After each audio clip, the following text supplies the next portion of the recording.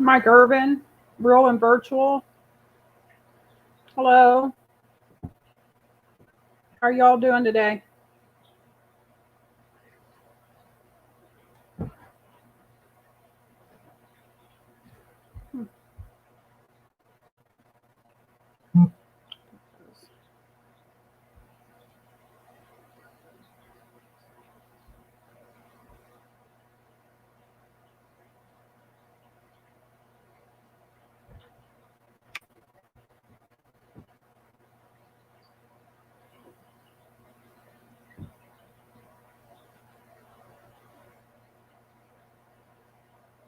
Ernie should be coming up in a minute.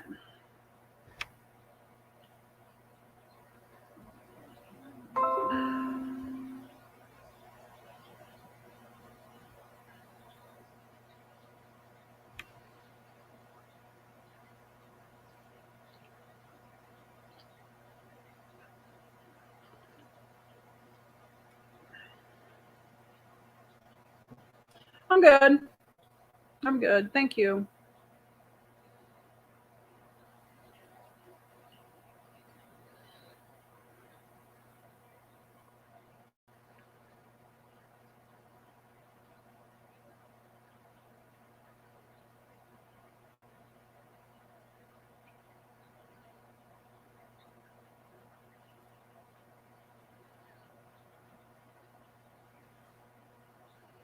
Ernie's working on making it in here.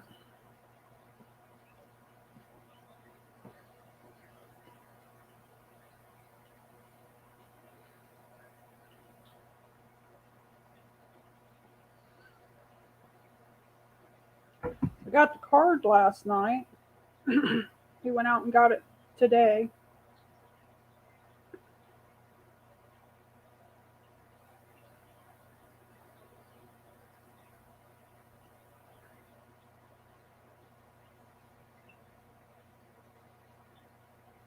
And that was at 9:15 this morning.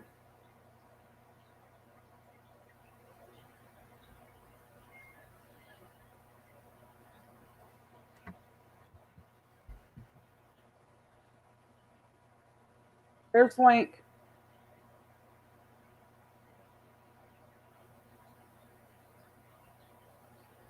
Boo Rocka, how are you?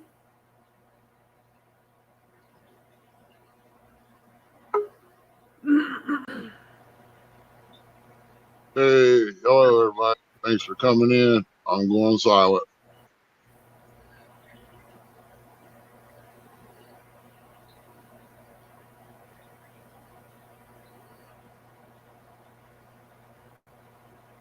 I'm good, thank you.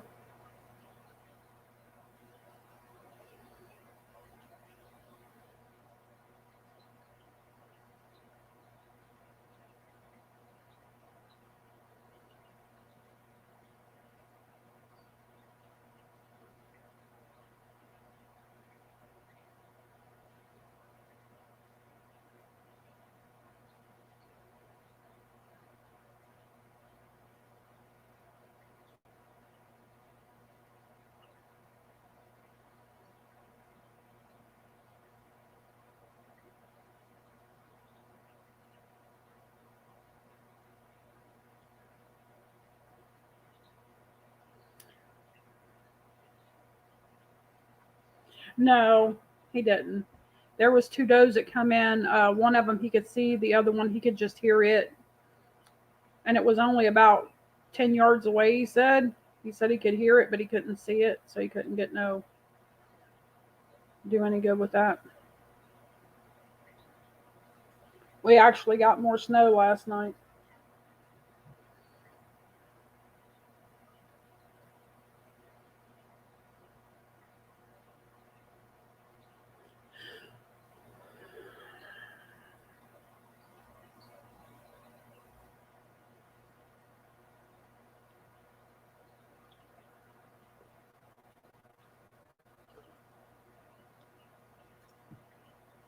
Want to be outdoors? Thanks for coming in.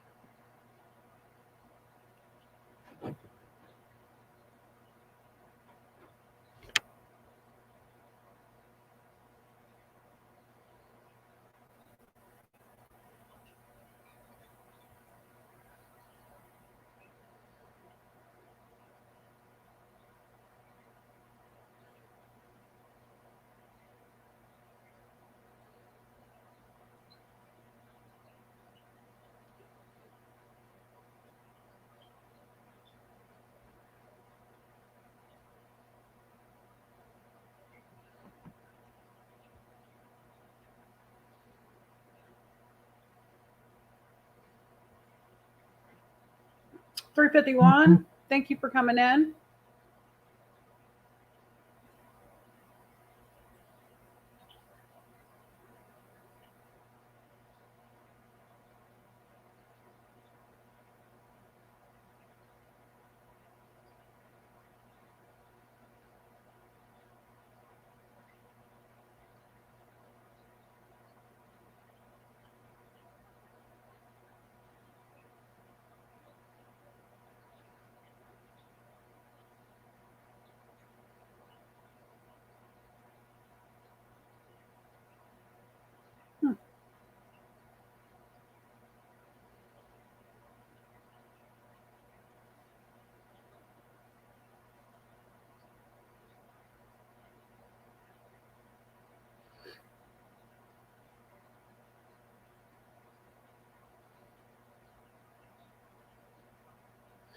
Hey, Joy, how are you? Thank you for coming in.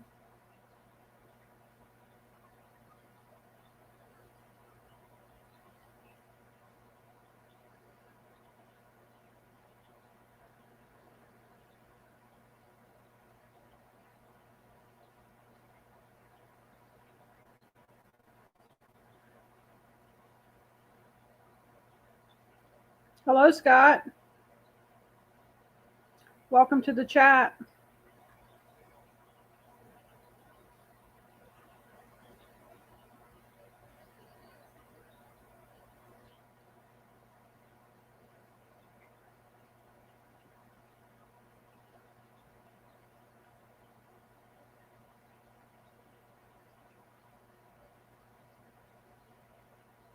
Oh, that should work nice, Joy.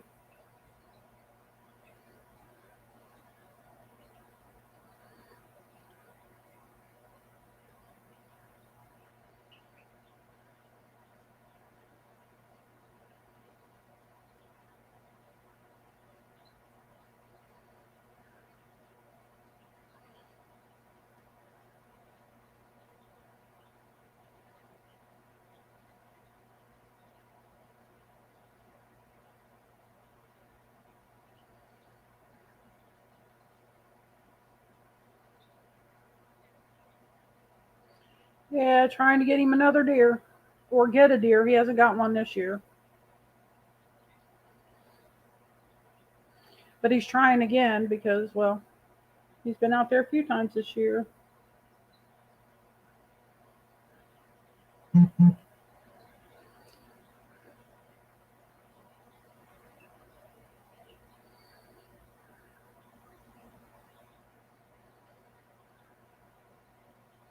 Hello, Lance. Thank you for coming in.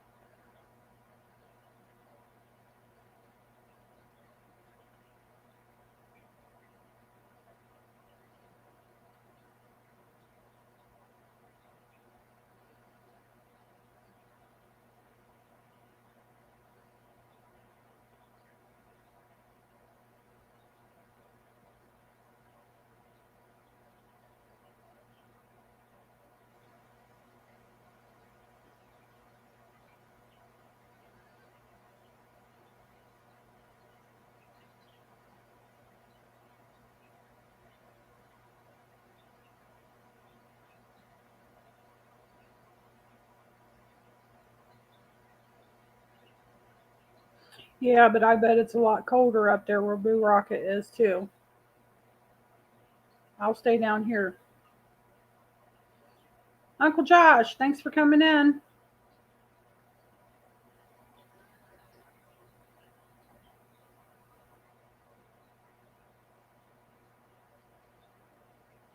What's the temperature there, Josh?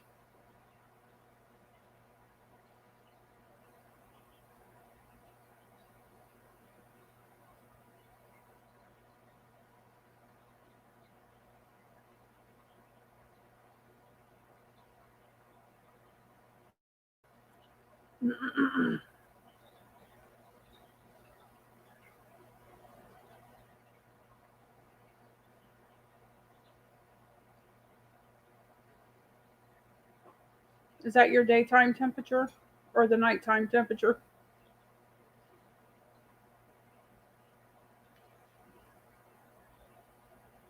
Oh, and you're going camping? It'd be 40 of a night, and I still wouldn't get out there and go camping. Besides in a camper. With heat.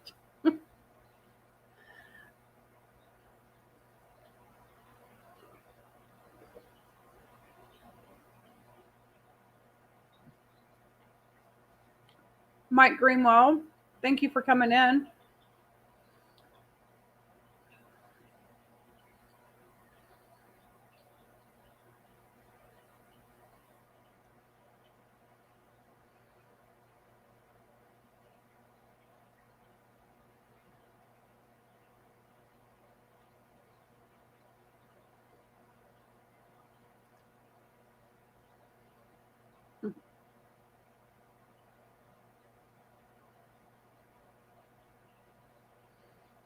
Yeah, I see that. Well, we appreciate it.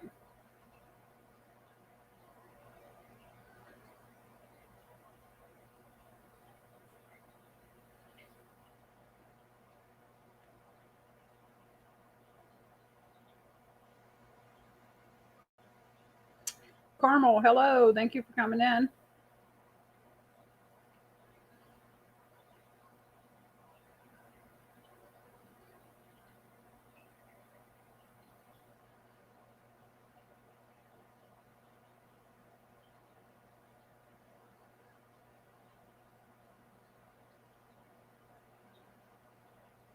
Ernie said we had 3 more inches of snow on the ground this morning.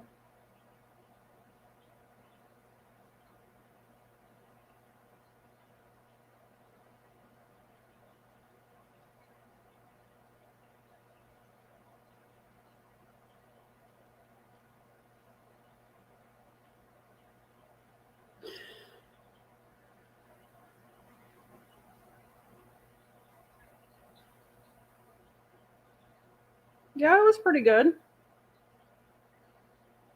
It was pretty good. It's kind of funny though. My supper was sitting in the microwave because it got done just about the time the show was starting, so I got to cut the pizza and serve it.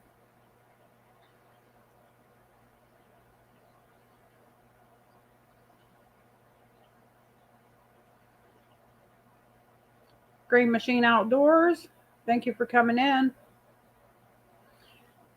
Ernie is in the deer blind, and we're hoping for a deer today.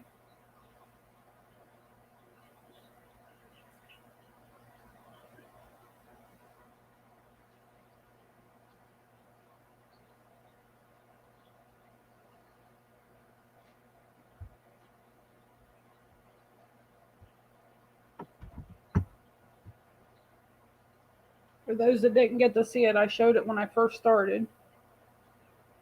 That was at 9:15 this morning. He went out and got the card today, and that's what we saw. That was this morning. So maybe, and they'll come in.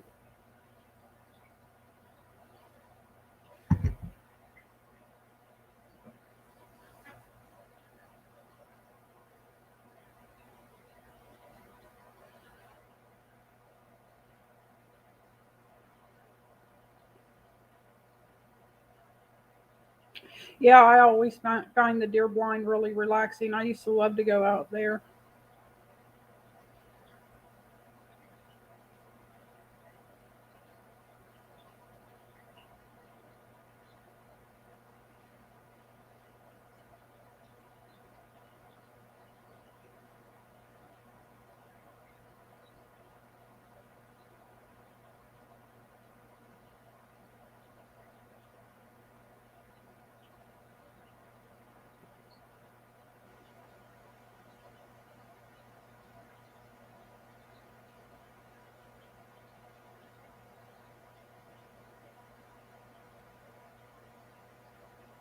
Okay, Josh. Hello, Alvin. Jones Nursery, thank you for coming in.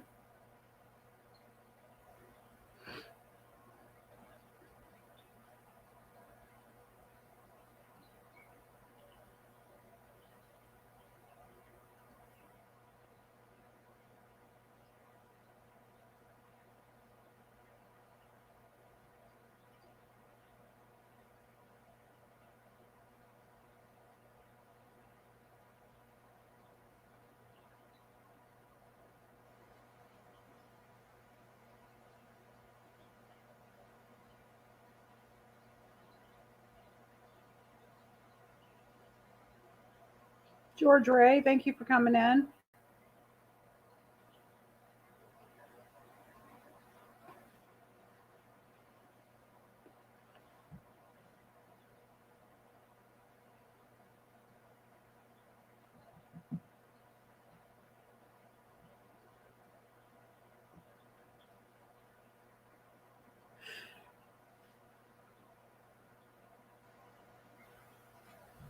Excuse me. Ooh.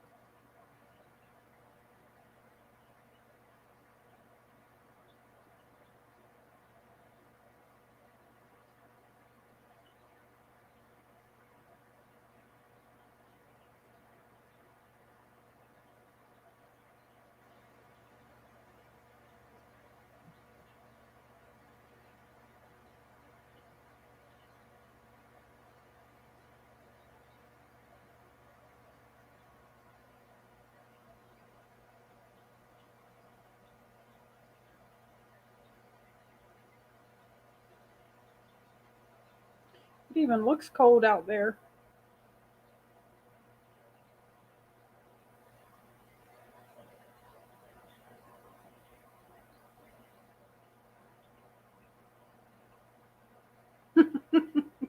That's funny, wannabe.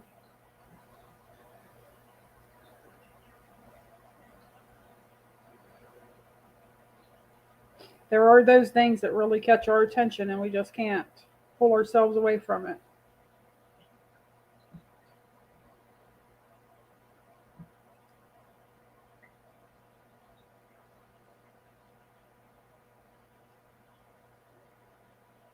Right, that's even a problem for me. I get mesmerized by those birds and stuff flying around, and it's almost sitting like in the blind, really. Except it's not as cold.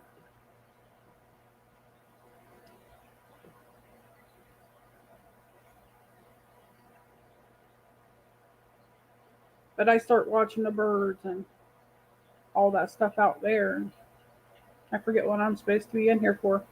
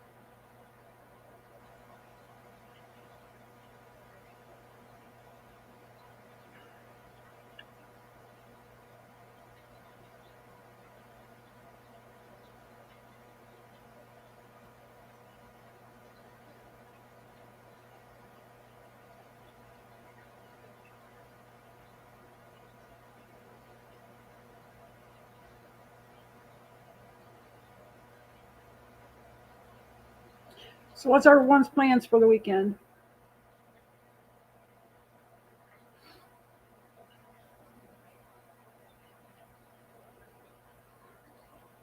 Hello, Clayton.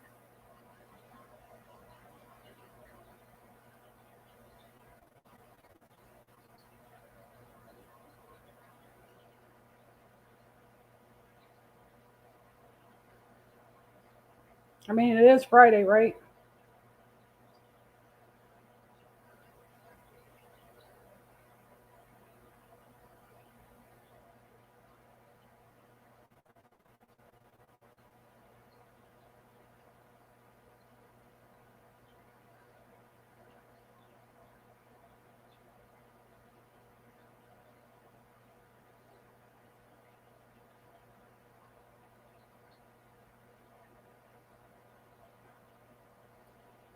Yeah, that's most likely what we'll be doing, real and virtual, watching Lance fish.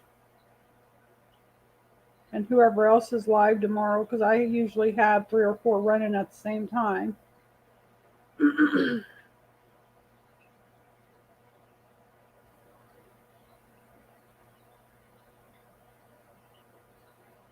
That's why I disappear in the lives, is because I'll have 3 or 4 of them going, and I'll talk in one for a few minutes, and then I'll shut the sound off on that one, and I'll go to the other one and talk to it for a few minutes, and I do that. By the time I get back to the first one, well, probably a half hour, 40 minutes has done passed.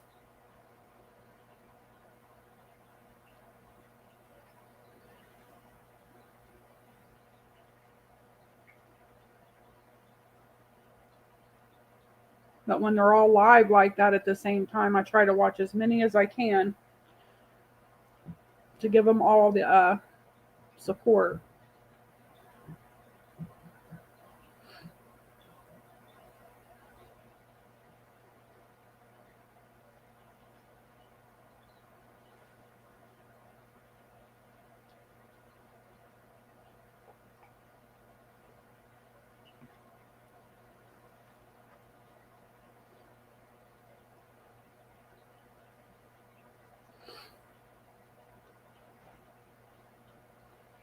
And I've been known to be in there and not say anything at all, too. So,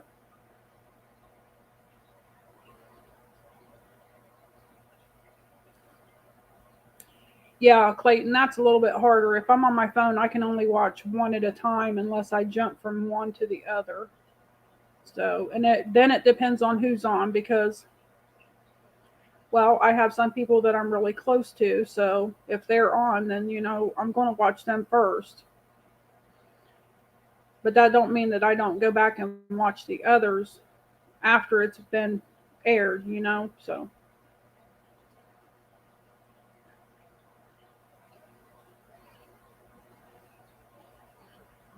I know when I worked, that's the way it went. I had my phone and I just watched whoever was live, and then it depended on who it was. If certain people came on, then that's who I watched.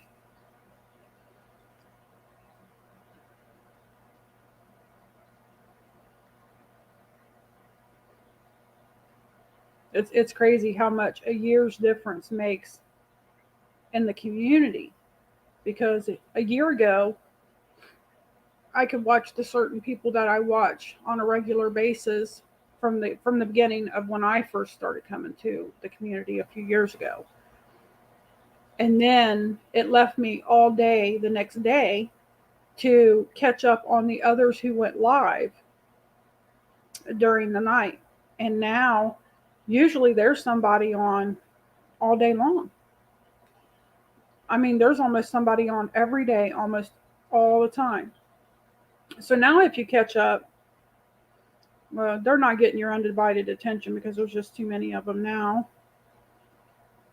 So I kind of play the replays like I do the lives. I put 3 or 4 of them on and I bounce back and forth.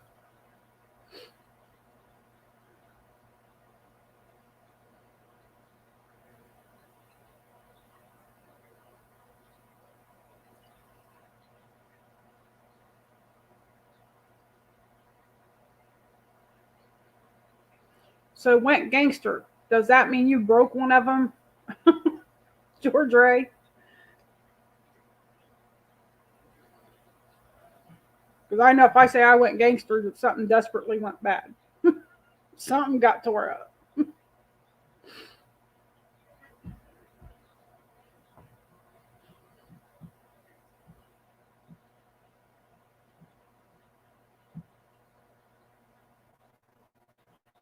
Woods and Metals, thank you for coming in. Yep, he's in the blind again.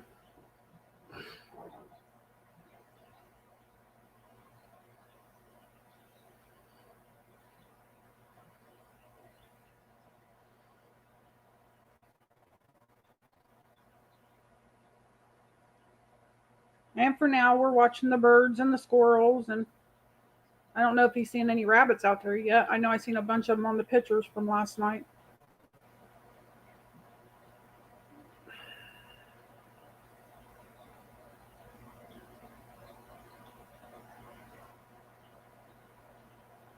Hello, Steve Mosley. Thanks for coming in.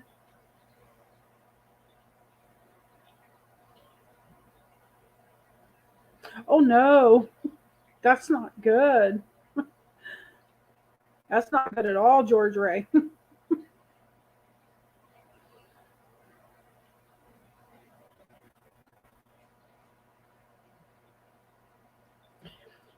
Well, where we live at, there is no cable.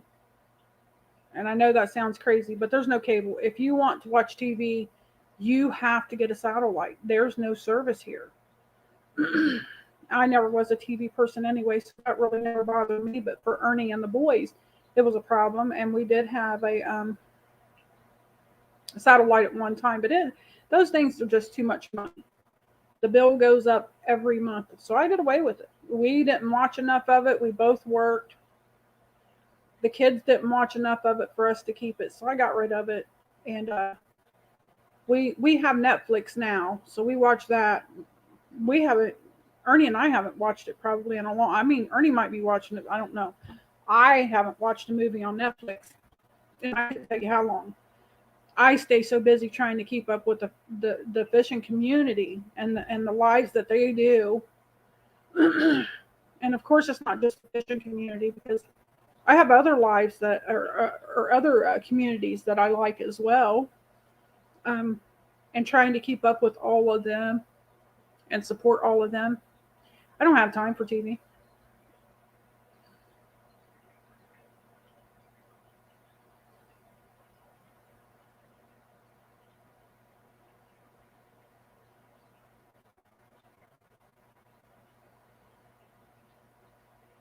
But there's nothing on TV that I miss either. So,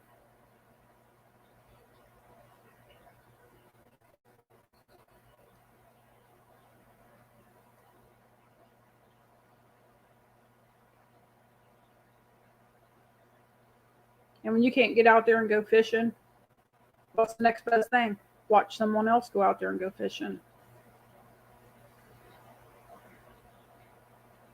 Yeah, that's what I got YouTube.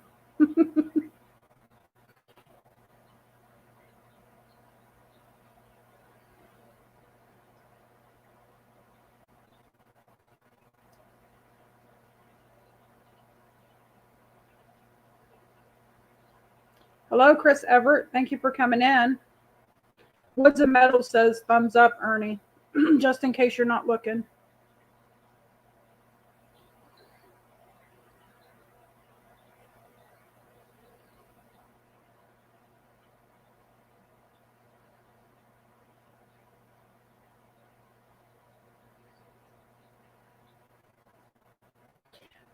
I will say if YouTube went down for a day, I would probably be lost.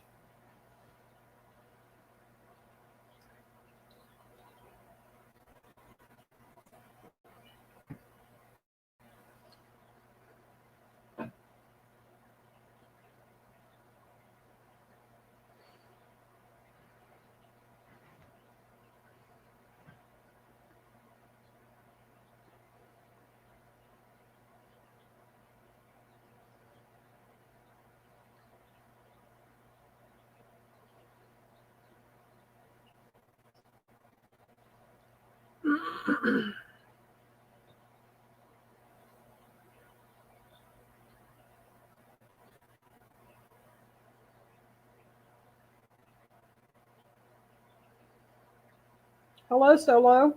Thank you for coming in.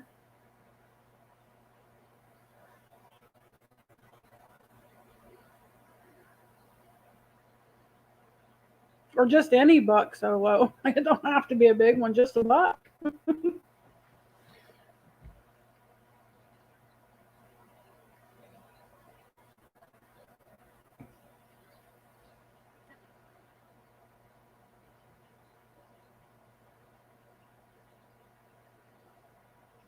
Hello, Kimberly. Thank you for coming in. He is out there again.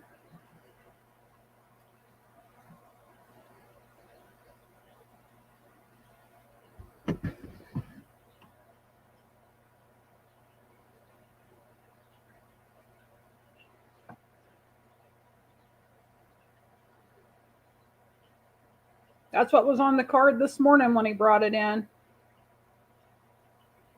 at 9:15.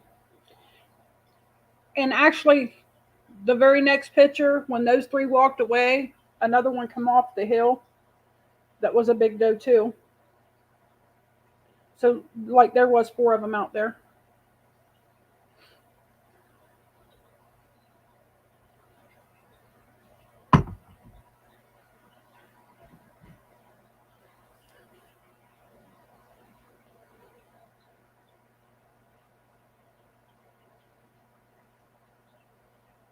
You had the icing down.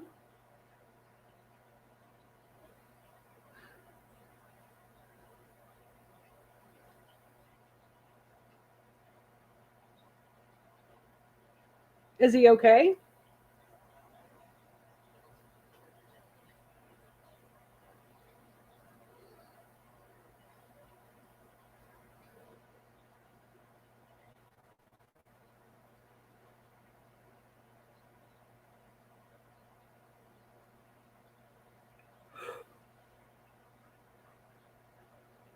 Oh, goodness.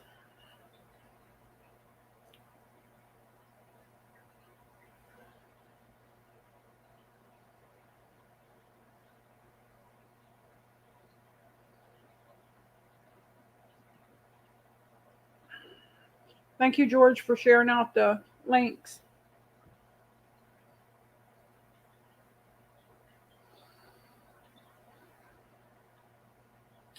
Hello, Randall. Thanks for coming in.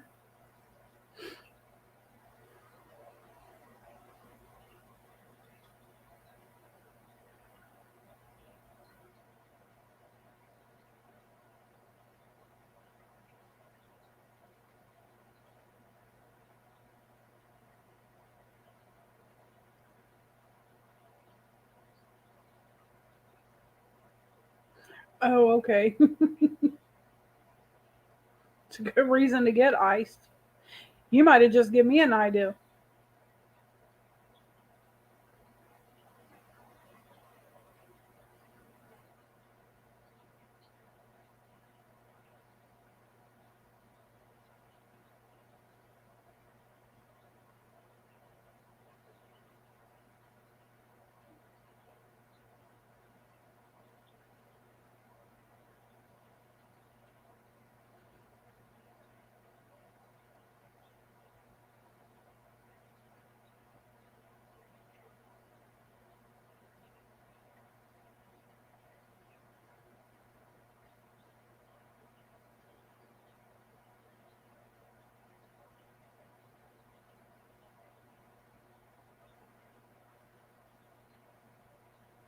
Hello, Mike. Thank you for coming in. Edward,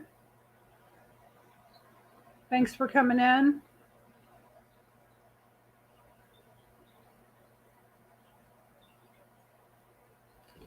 Yeah, Ernie said there was 3 more inches on the ground this morning when we got up.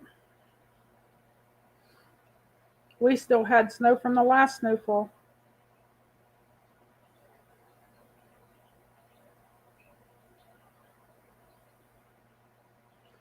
Johnny, hello. Thanks for coming in.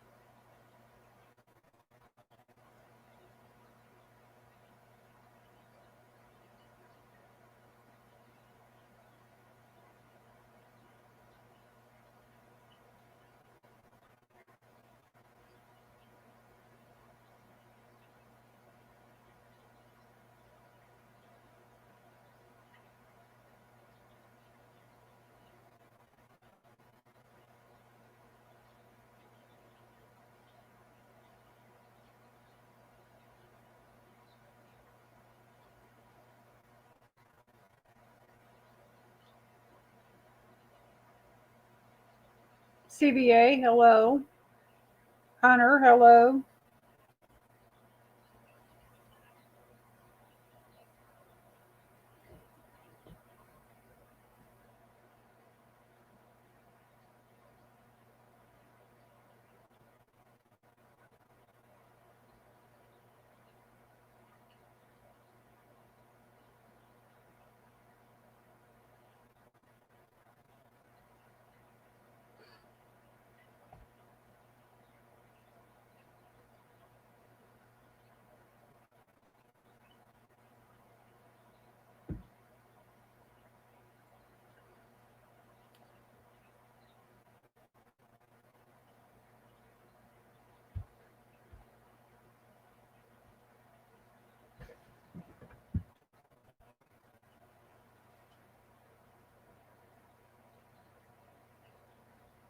That was last night's supper.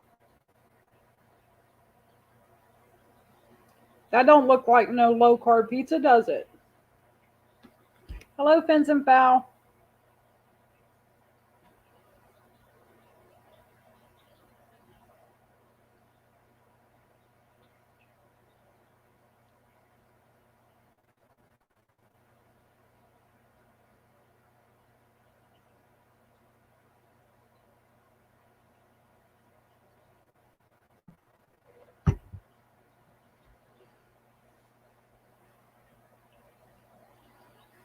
Yeah, I made a low carb pizza. That turned out pretty amazing.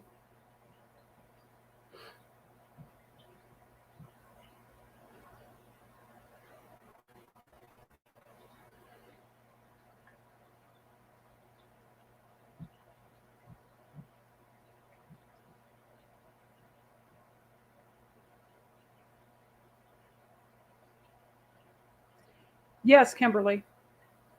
Did you just see the picture I held up there?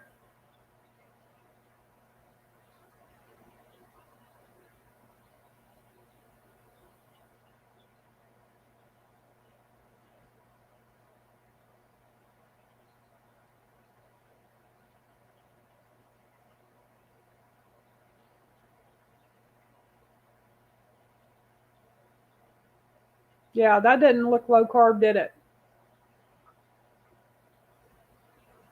That looked like a regular pizza. All right, Mike, thanks for coming in. We appreciate you taking your time to stop by.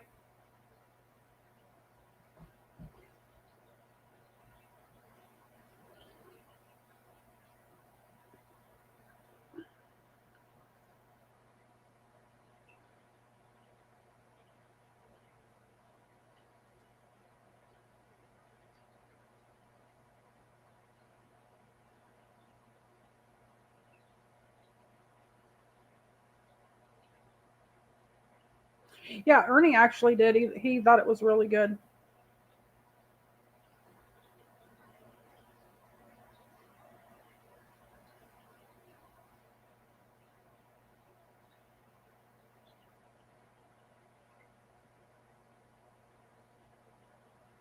Yeah, we are. We're doing keto, low carb to keto. Yeah.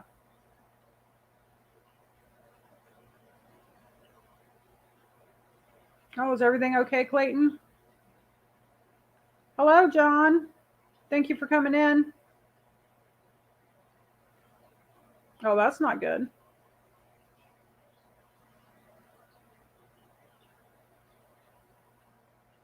I keep catching those birds moving out of the corner of my eye, and I just like my heart stops for a second because I think there's a deer out there.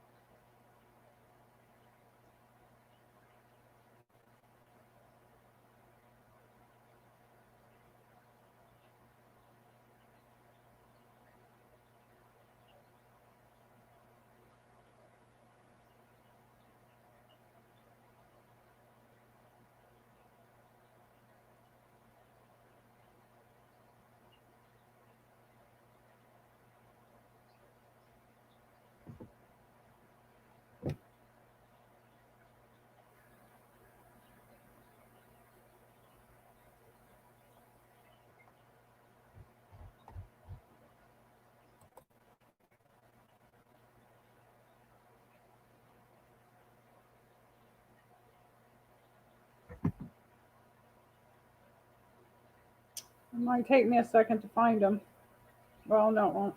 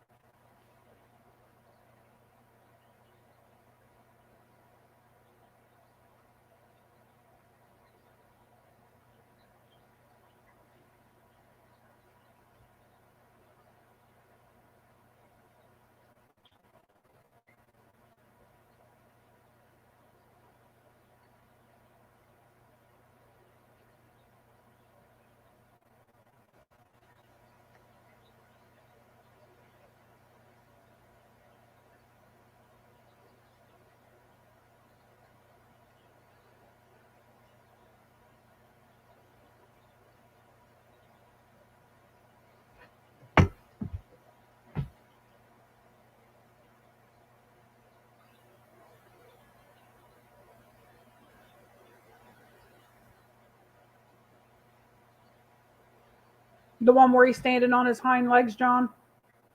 Is that the one you're talking about?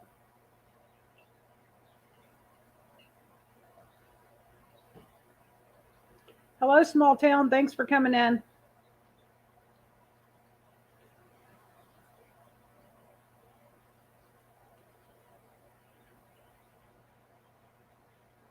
Yeah, that's probably my favorite picture of all the ones I saw lately.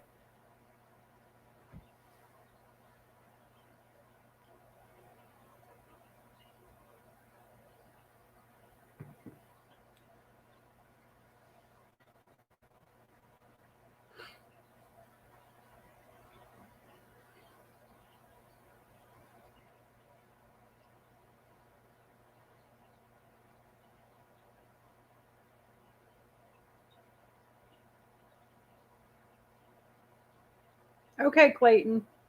Thank you for coming in.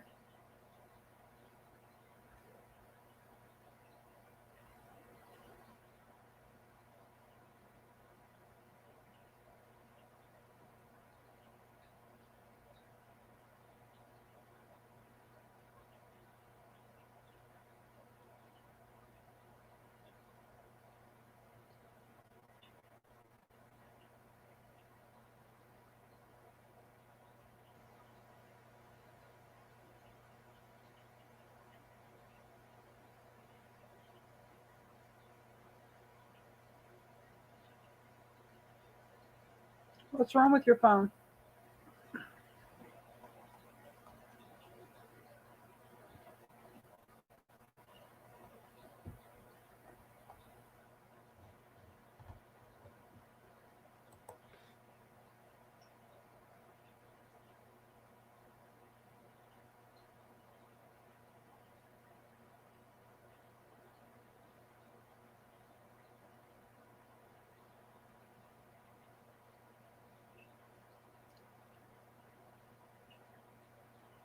Hello, Mark. Thank you for coming in. Zombie prepper.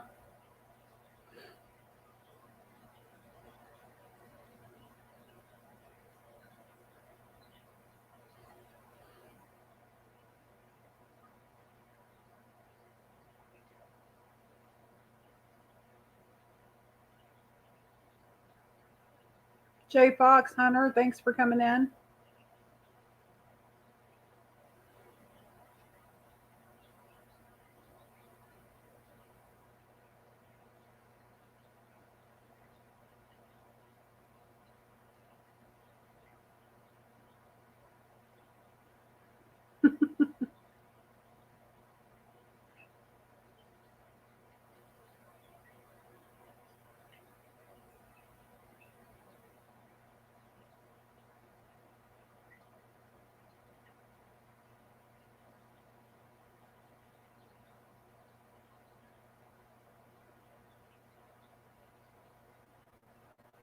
Yeah, anytime ice is involved, Kimberly, I'd run too.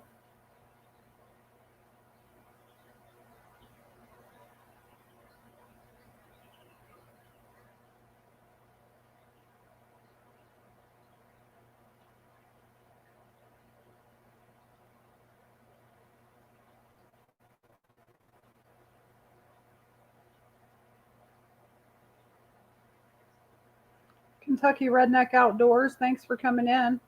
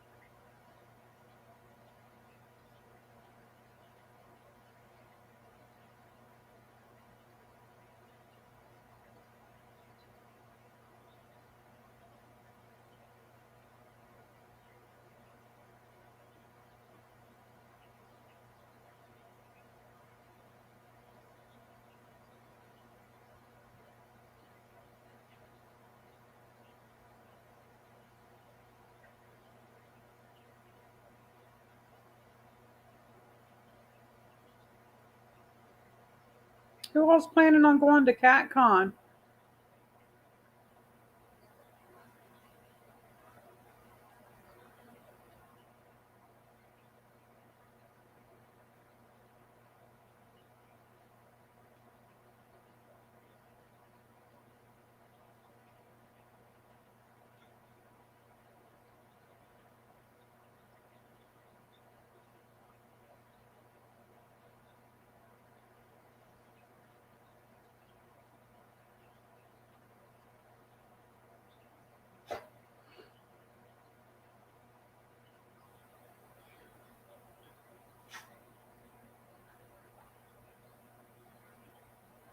Is he going to go in, Kimberly?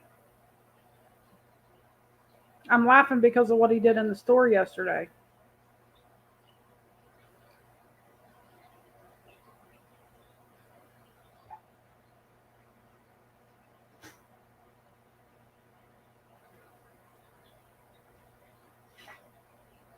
Welcome back, Hunter.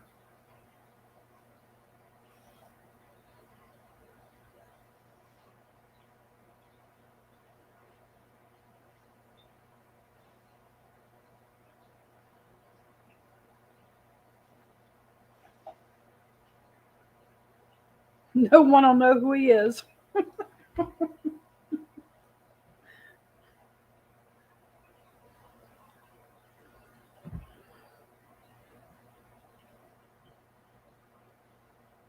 Welcome back, wannabe.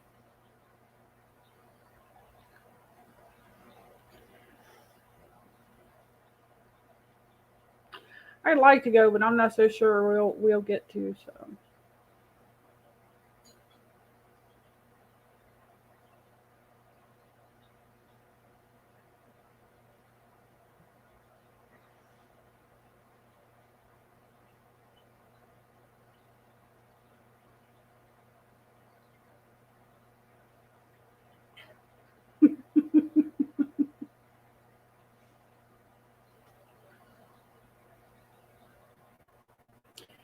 no real loss. Hey, thanks for coming in.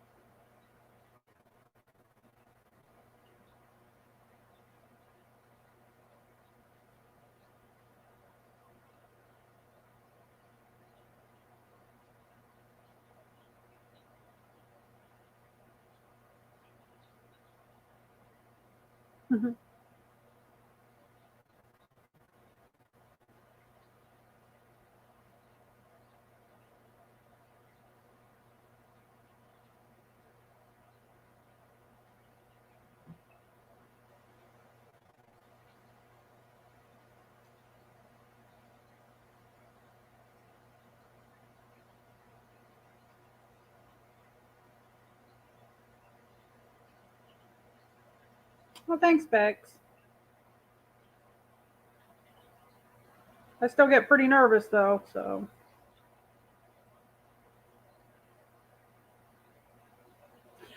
We have filled none, Mark. None. We usually take 3 deer, providing that we can legally take them, of course. And usually you can. But we've not gotten any this year. I usually take one and he usually takes two, but I'm not able to hunt this year, so.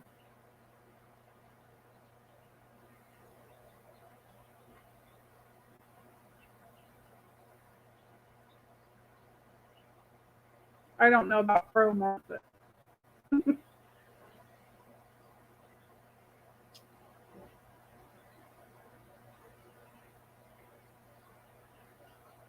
Yeah, they've just been crazy this year, the deer have. They haven't been normal for sure. And one day they'll be out there, and then the next day they won't. Mr. Duggar, thanks for coming in.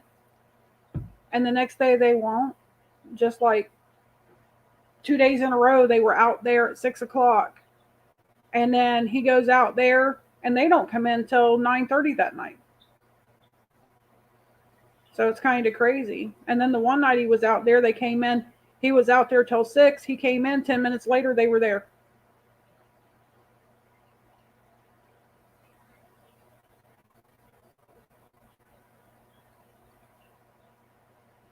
Need to bring some of them does down this way, John.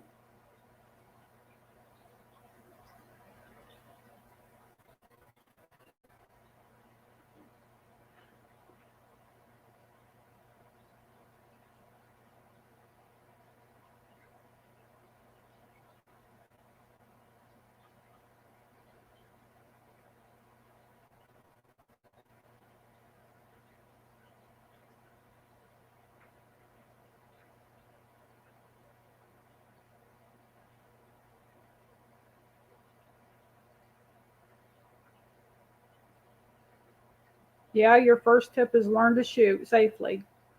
They have safety courses, and I'm sure they have them up there too. You could go take a safety course. Most areas they are free. I'm not sure if they still are or not. I know they were when my kids took them. But a safety course would probably be your first bet.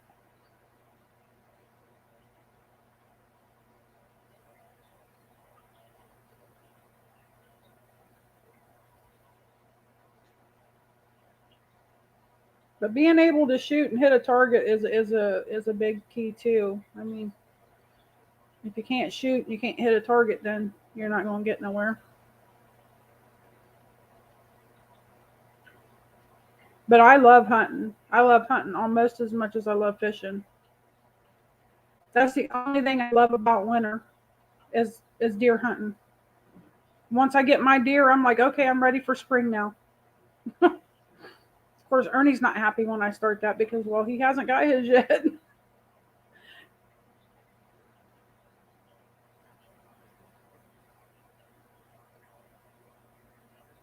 Oh yeah, you definitely need a hunter safety course then. We sent both of our boys to it, even though we had trained them and taught them safety with guns and stuff. They in the state of Ohio had to have a hunter safety course in order to get their license, which I was okay with that. I mean, they didn't teach them nothing they didn't already know.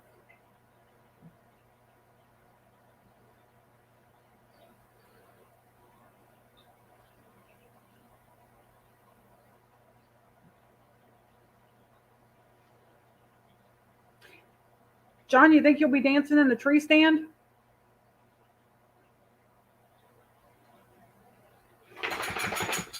That might get pretty dangerous in itself.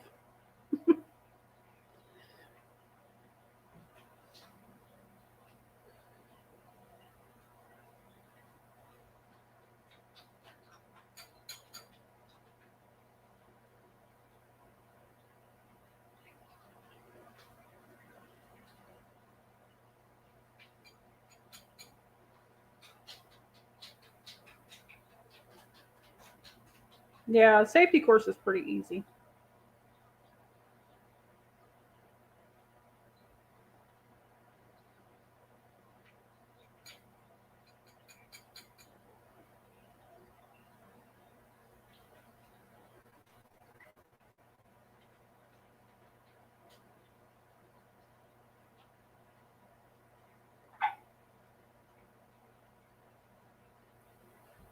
That just sounds too painful to me, John.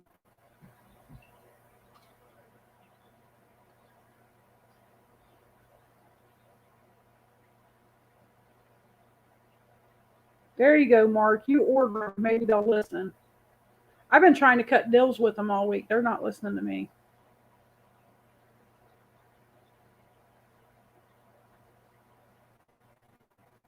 You're welcome. I can honestly say, I mean, if you're hunting your own meat and stuff, it's probably going to be a lot healthier for you than the stuff you get in the stores.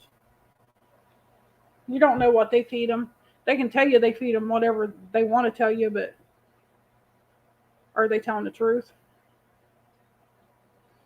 I would rather eat deer meat any day.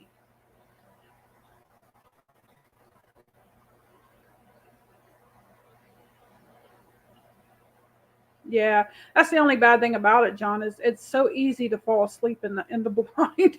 I used to get on Ernie. I'm like, "What'd you do? Fall asleep today?" That's before I started hunting, of course.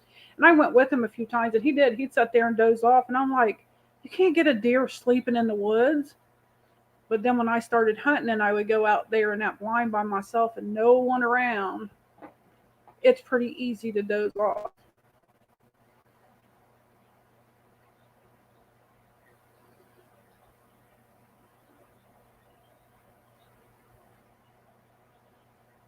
So, John, you woke up the other evening, at 5 minutes till 6, right before end time, just in time to see that deer to hit it, huh? I see how it is. Maybe that's what you need to do, Ernie. Go to sleep and then wake up at 5 minutes till.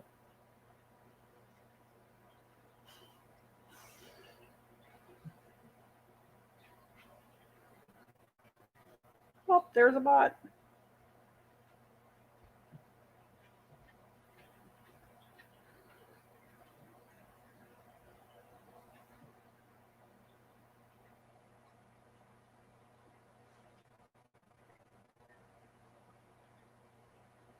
Oh, that would be really weird. Want to be outdoors, wake up with one right in front of you.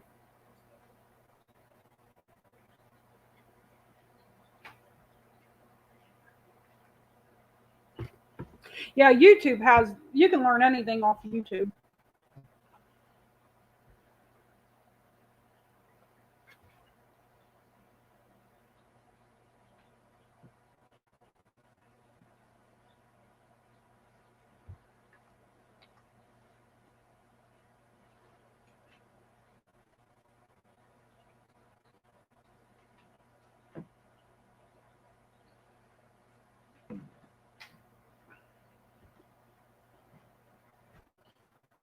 Well, I can't hunt with John then because I'm one of those people that I think you have to be like extremely quiet.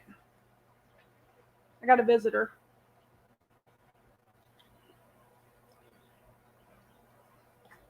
Ernie just coughs and I'm like hitting him, telling him to shut up or get out of my blind. She thinks she's a lap dog, but she's not.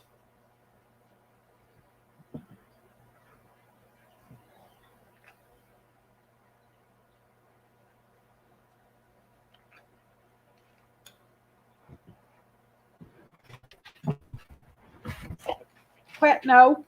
Ah, okay. I'll be right back.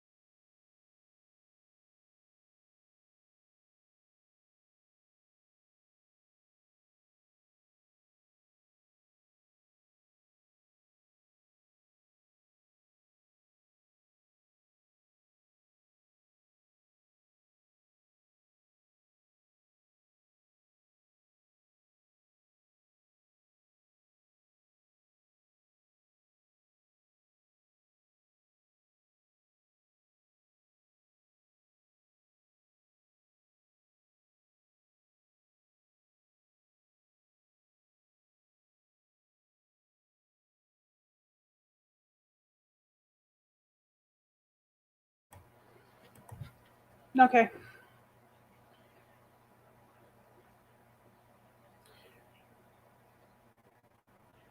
She is a handful for me.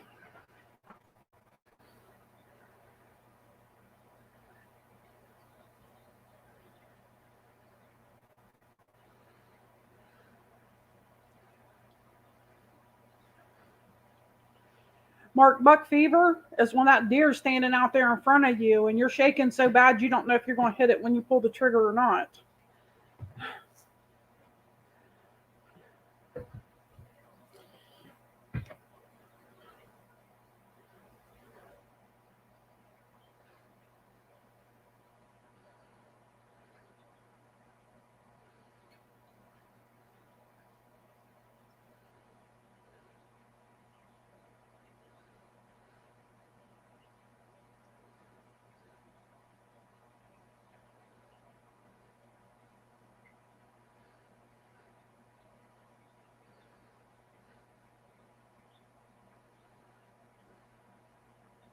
Hello, Lee. Thank you for coming in.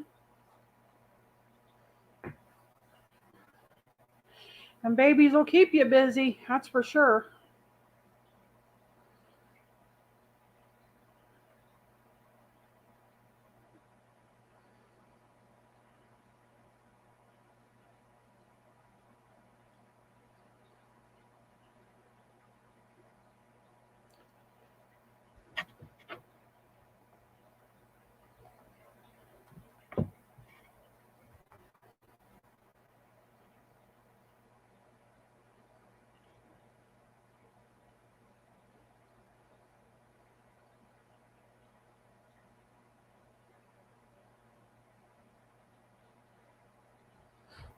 I had to scroll back to see what I missed. No, she's not a lab. She's bull mastiff mixed with boxer, and she's still not full grown yet, and she's already a handful for me. Um, where I had COVID, I get out of breath easy, and she gets me wore out pretty quick. So I can only handle a few minutes of her, and then she's too much.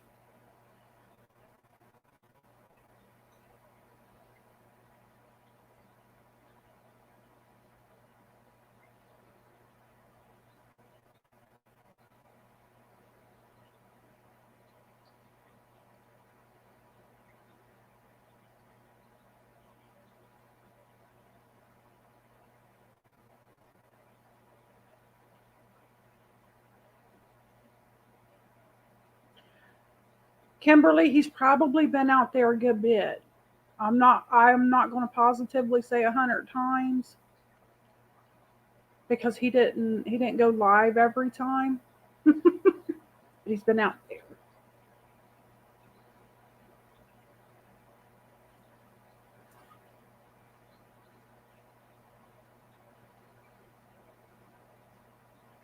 I don't know how much he hunted last year. I worked 12 hours a day. I didn't have time to hunt. I was too tired when I got home. Well, I went to work, it was dark. I came home, it was dark in the wintertime, so.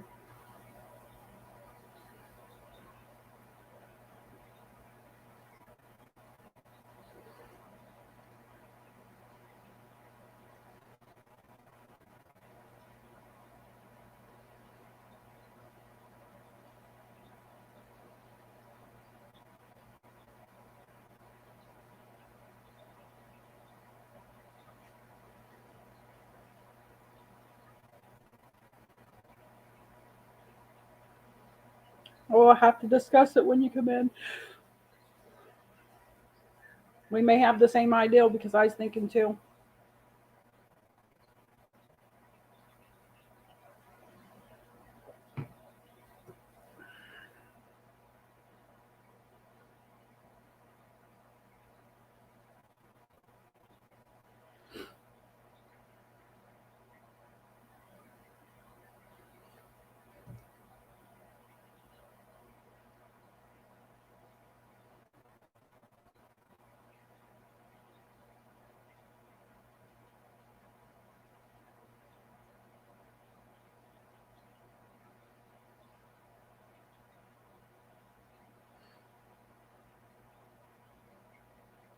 Yeah, I worked a lot, Kimberly. Hello, Wild Turkey. Thank you for coming in. That's my problem, Bex, is I start watching those birds and then I forget what I'm supposed to be actually doing. They grab my attention.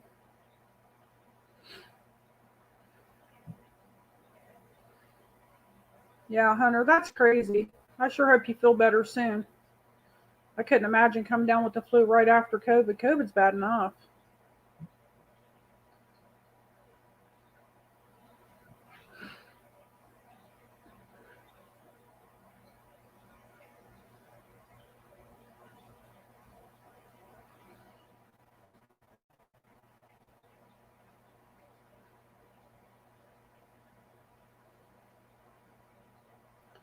Other than the birds and the squirrels, not yet. The girls were out there at 9:15 this morning. We got a pretty nice picture of them.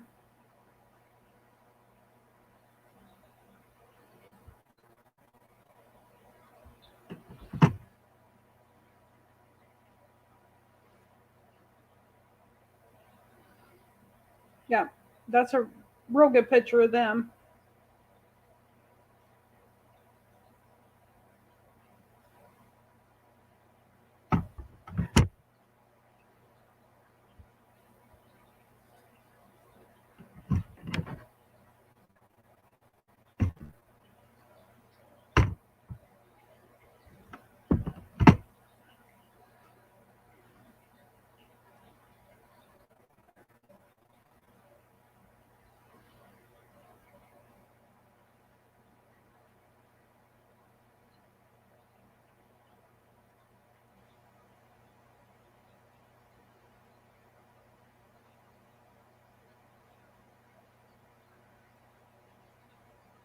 Yeah, you're pretty good at it.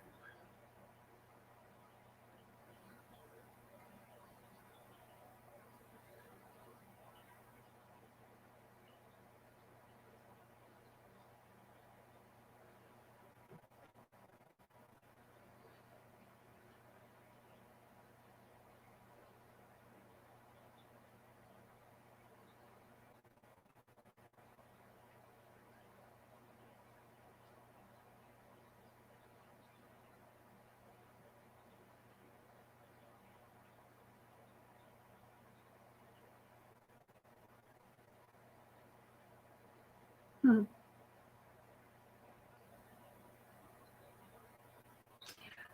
It'll go until, for sure, until Ernie can't be out there any longer.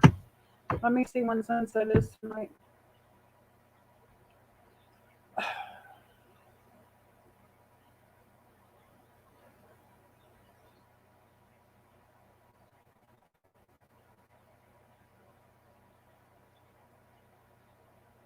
So sunset's at 5:47. So he has to get out of the blind at 6:17.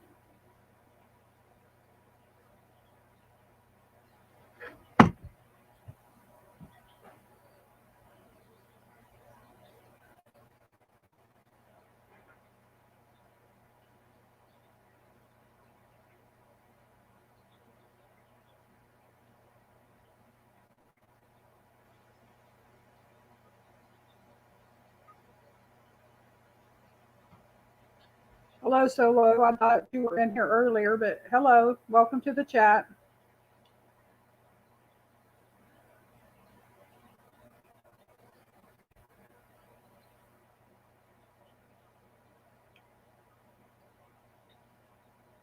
Yeah, that's what I was looking at too, John. I noticed that the other day. Every day it gets a minute longer, and then ever so many days it jumps three or 4 minutes. I can't remember what it was now. So for, I think it's 3 days in a row or 4 days in a row, it'll be 1 minute each day, and then that fourth or fifth day it'll be three or 4 minutes. I can't remember exactly. I'd have to look again. I never noticed that really before.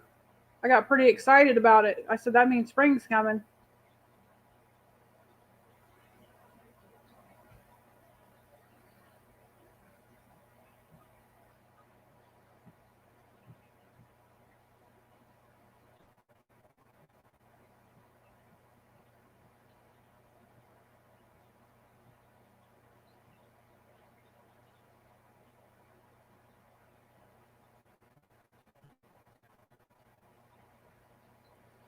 Well, they sure linger it out there, John. I wish it'd just hurry up. I'm ready for spring.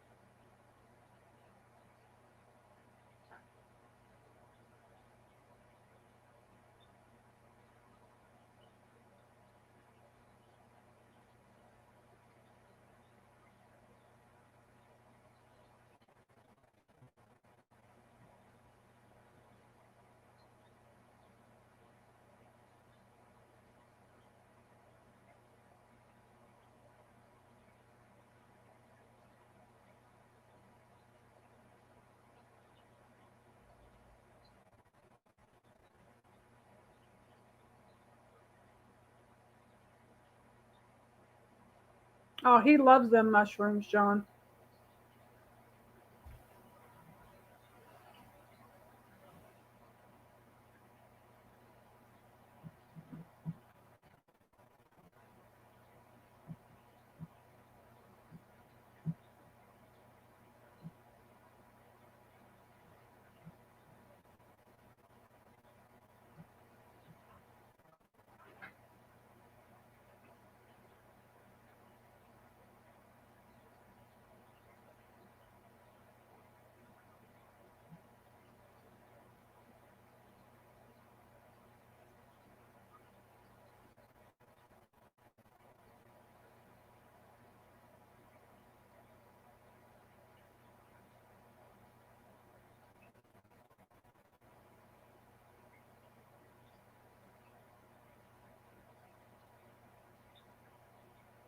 I remember going hunting with Ernie several years ago. I was probably 20 or 21 is the first time I went out with him. Of course, we had to get a babysitter to do that.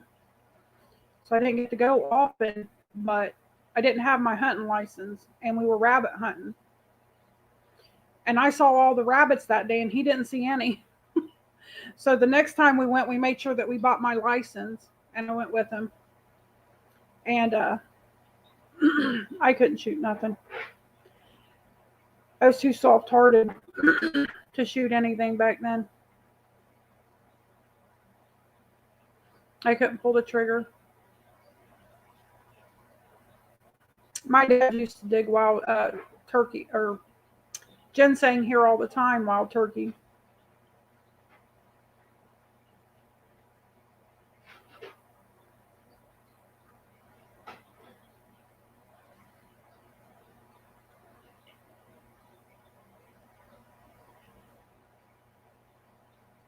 Hello, Cody. Thank you for coming in.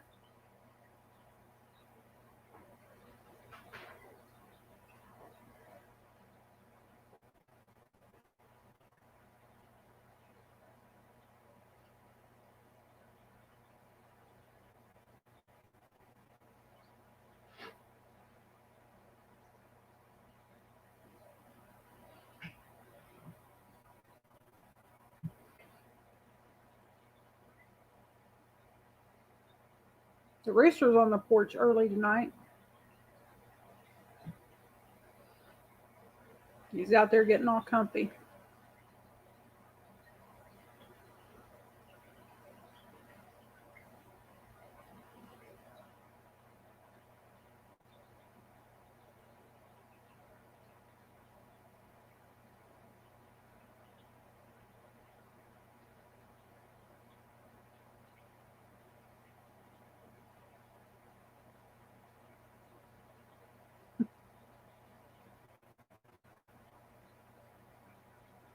Ernie, now just jump in front of the camera and point toward the sky and say the plane lost the plane.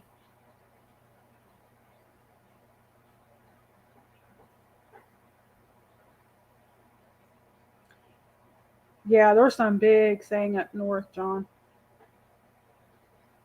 We have a friend that took Ernie up north somewhere, up by the zoo or something. And even just up there by the zoo, it was huge. Same like I'd never seen before in my life. And my dad's hunted it all his life. I'd never seen none like that. That's the way it was where Ernie went.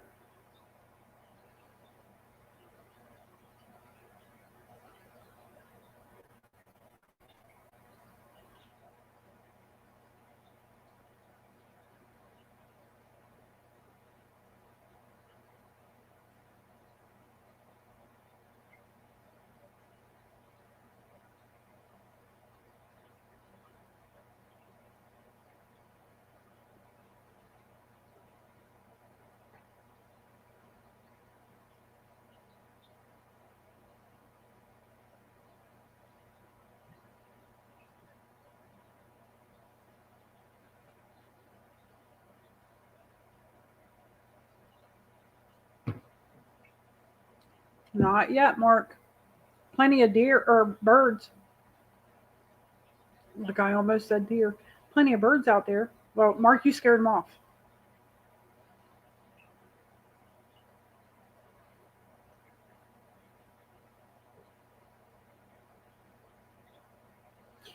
But saying that looks like at Kimberly, I'm sure they'll pay a good price for a good saying.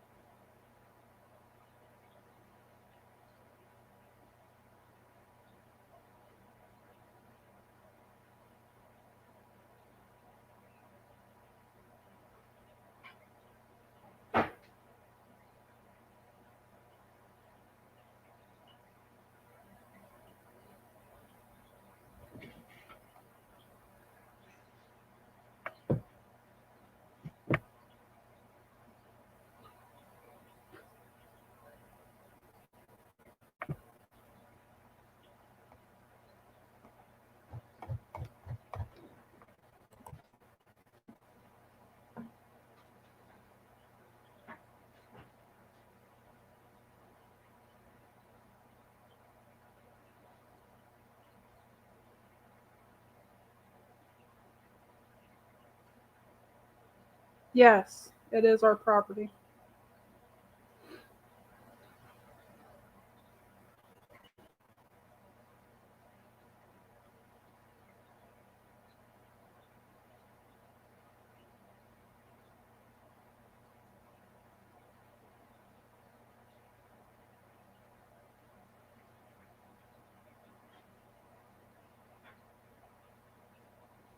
John Ernie's confused. I'm the one shot kill. His always has to be tracked. Mine go about 50 to 60 yards and that's done.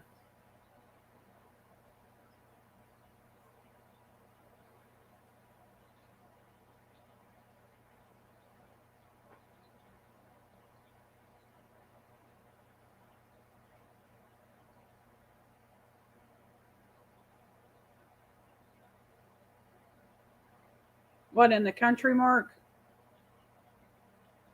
Oh, I love it here. It warms up. I'll take a video outside and just walk around and show you. There's hills all around, which Kimberly and John know because they used to live here, not too far from here. I know. Big jokes.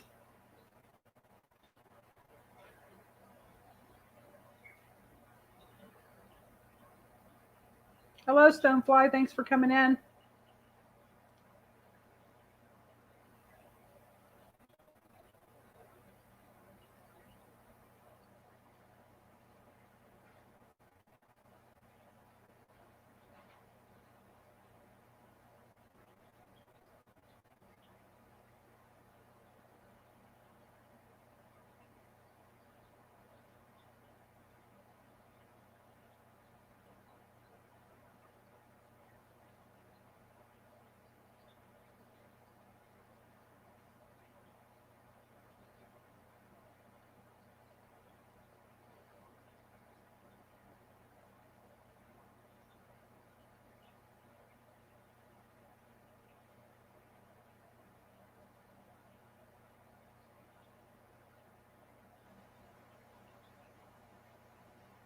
I missed it, Ernie. What'd you say?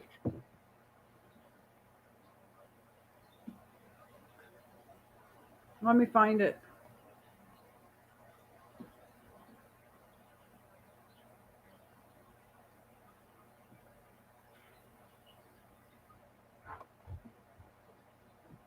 You did. You did. You did nick a deer one time, and it killed it. Yes, just once though.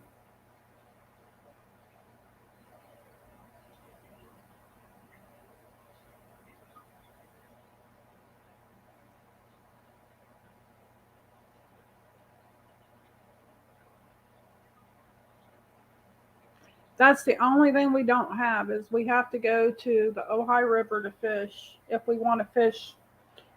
And you hear people complain about the Ojai River, but I believe they're in there.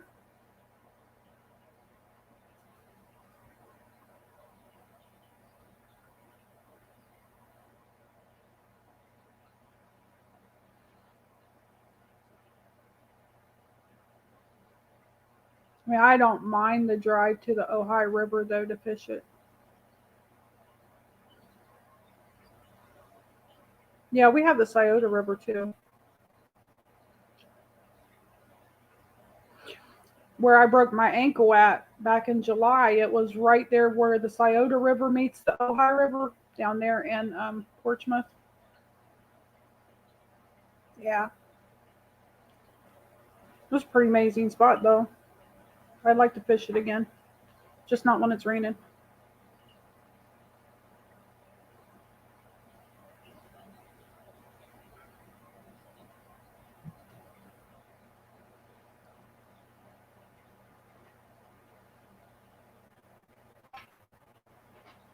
We're gonna have to find a spot to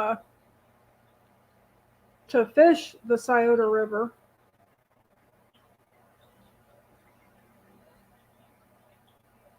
Yeah, Mark, I don't like Chicago either.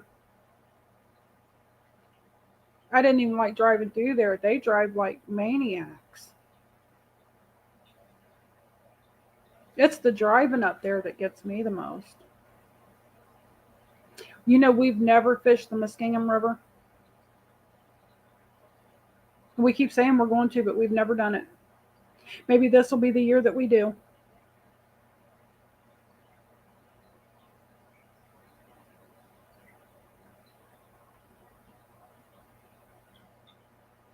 Oh, did they, Kimberly? Oh, well, we might have to check that out. Because I've been wanting to fish the Scioto River.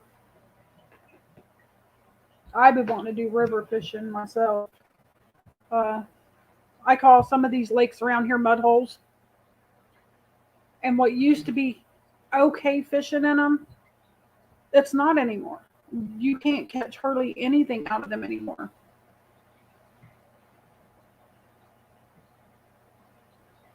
Never been there, Mark.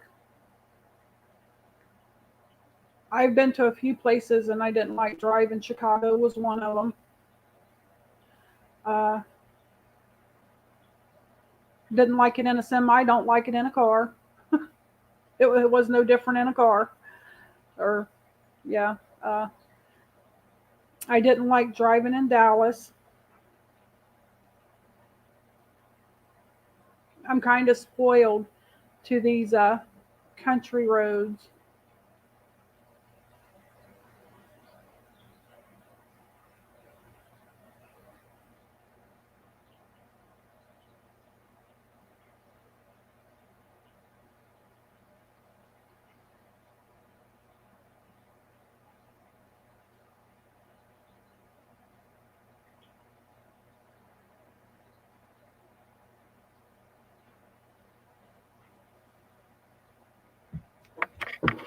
I'll be right back.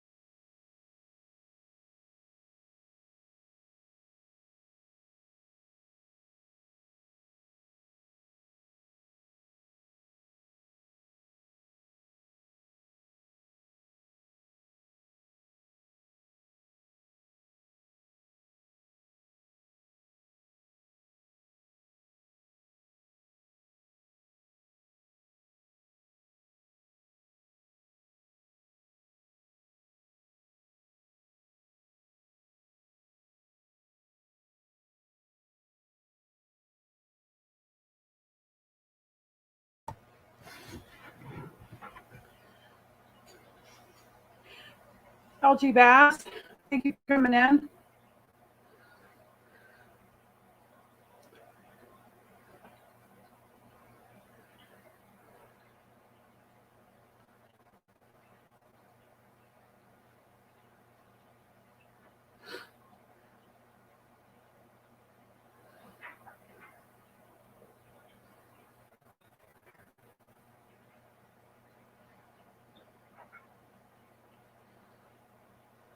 Yeah, I agree, John. I believe they have been hurt. I do. So I think that the fishing is a little harder there, but I still think they're there.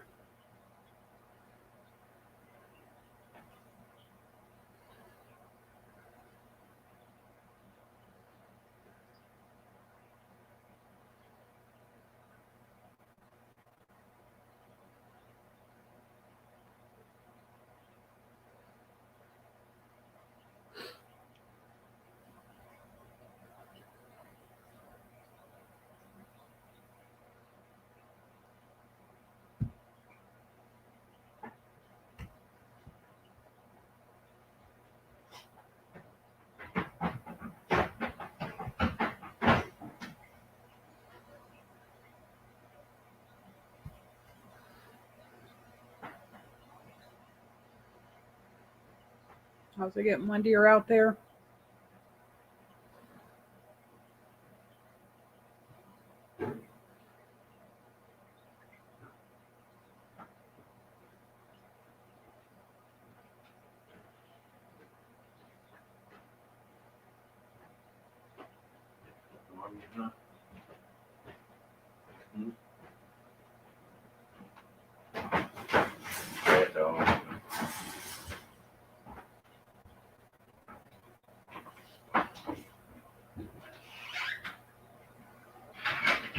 I've never had any luck in Hargis. Never.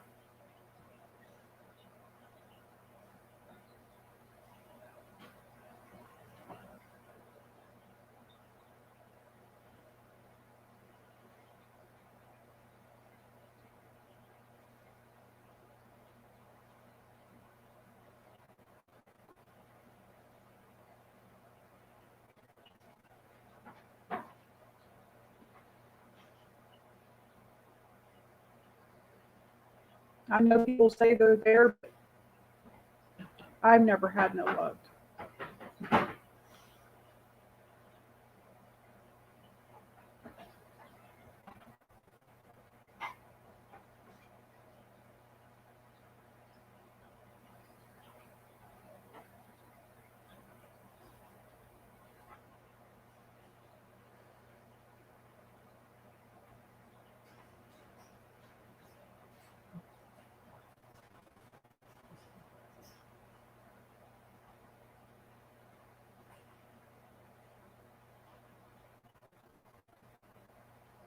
There's a nice spot to fish the Ohio River there at Gallup Bliss too.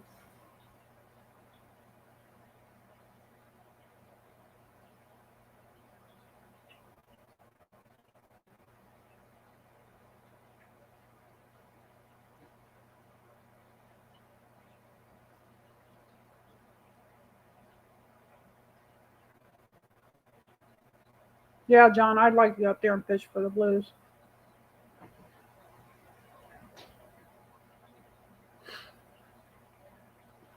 I think they're working on Hargis again, if I'm not mistaken.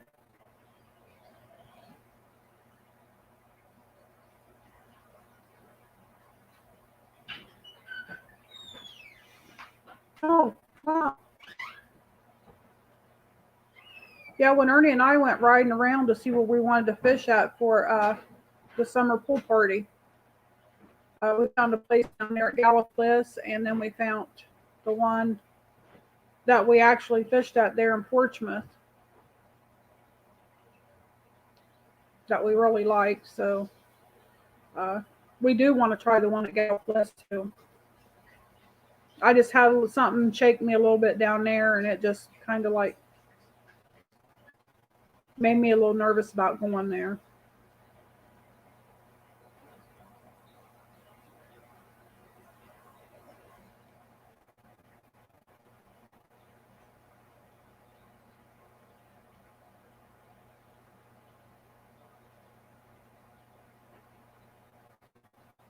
Oh, really, Stonefly? Never fished Hocking River either. That's another place we always say we're going to fish, but we never try.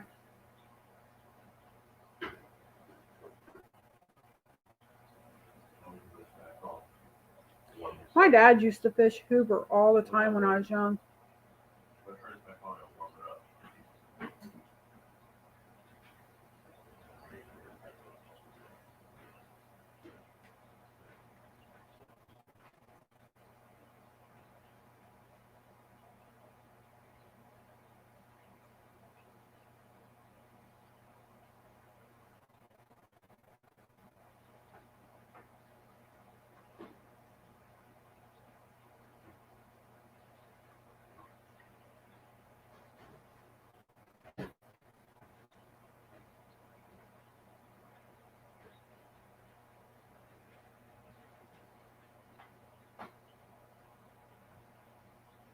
I don't see what they get out of cheating, though. Really, I mean,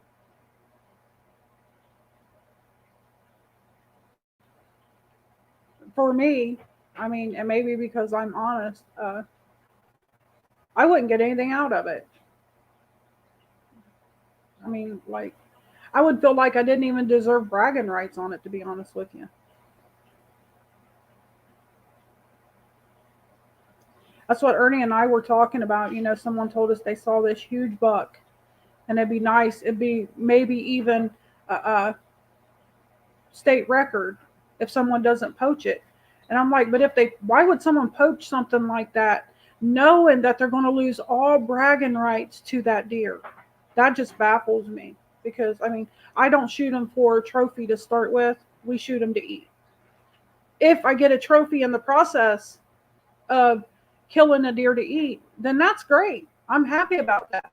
But at the same time, I don't go out just to shoot a deer because it has nice horns. I mean, I just don't. Hello, Philip. Thanks for coming in. We're sure hoping so.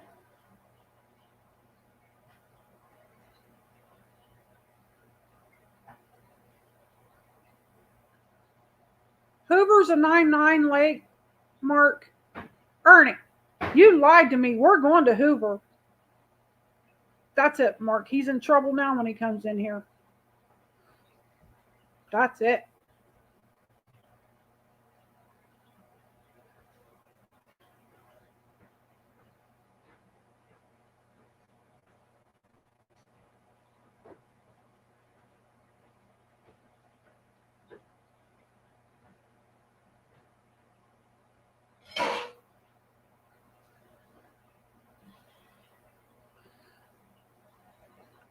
He's probably sitting out there sweating right now, Mark, thinking, oh, Mark just got me in trouble.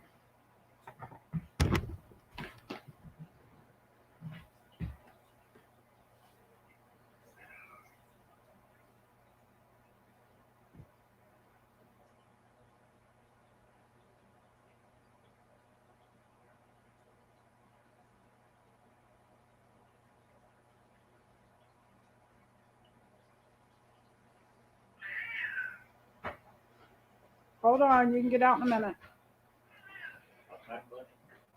You said that Hoover had big motors on it on them boats. We shouldn't go on Hoover.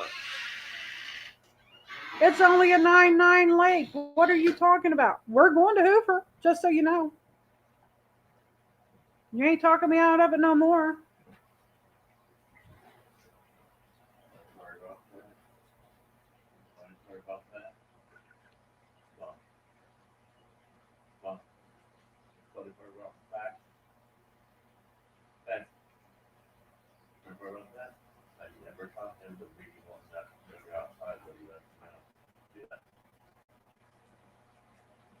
Yeah, but you didn't tell me that. You told me different. Don't even try to back out now. You are in trouble, dude. As soon as it warms up, we're going to Hoover.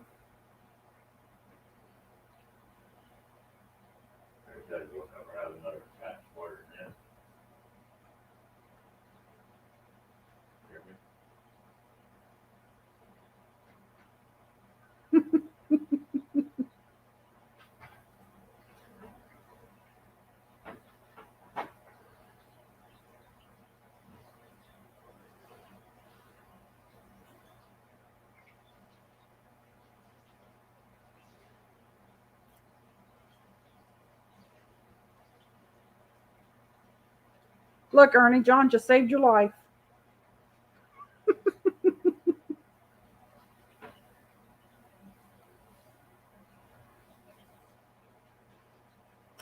We have canned it. Uh, well, I put it in a jar, not a can, but I have, yes.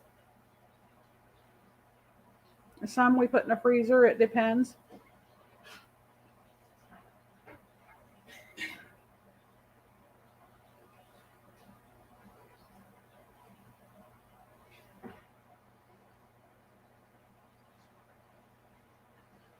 Yeah, I believe that stonefly. I do.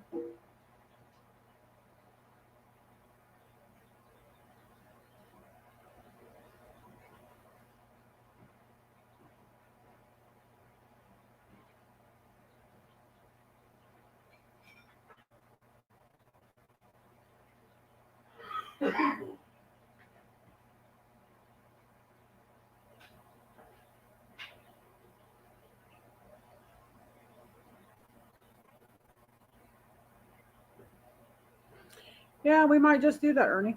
That sounds pretty good.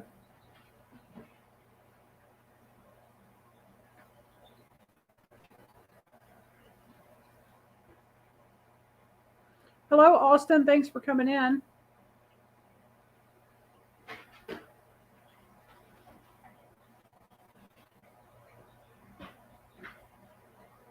Yeah, John, if he don't come in and he doesn't answer me, I'll just go out there and get him. I'll just get my portable tank and just go right out there and get him.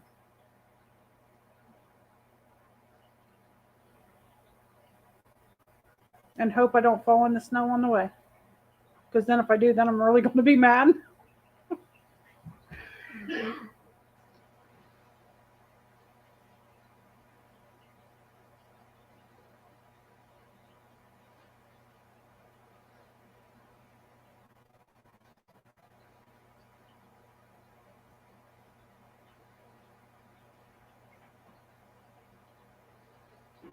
I could do that, John.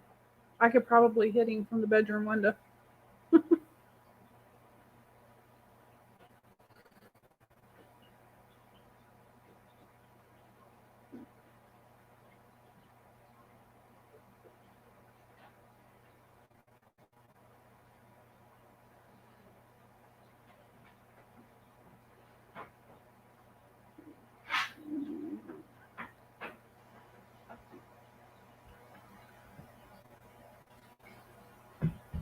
Probably about 20 feet from me, maybe.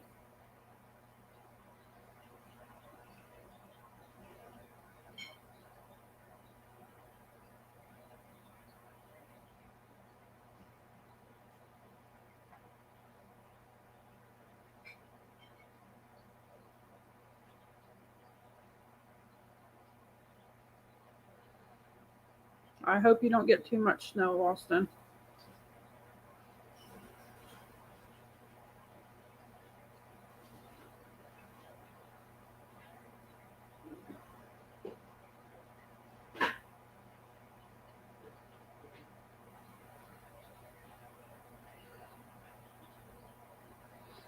Yeah, Sebastian just went out. They're on the porch. Probably one of them stray cats on the porch that he don't want up here.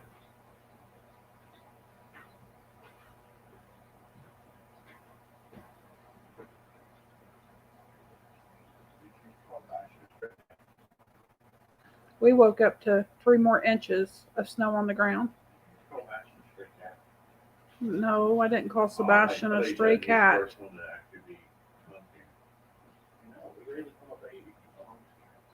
Technically, he was a stray cat.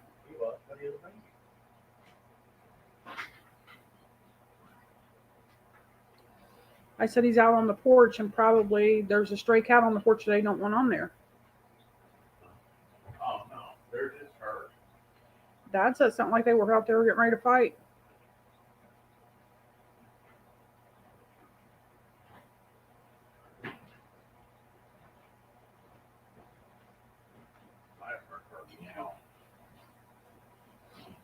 Yeah, it probably is, John. We've had a mild winter. We got a good bit of snow last year, but I'm just thankful that I'm not having to drive in it this year to work every day. Because I had a few days last year that were really, really hectic crossing that hill.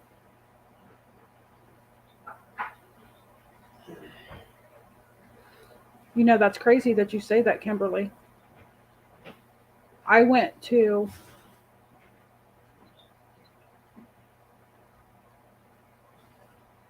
I had to go to two different Walmarts in two different towns and two different Kroger's in two different towns to get all my groceries last week. So I went in Chillicothe and in Circleville. Luckily, Ernie had to run to Circleville uh, the next day, so I ordered at that one too because, well, I just couldn't get everything I needed for the week. I usually go out every 2 weeks.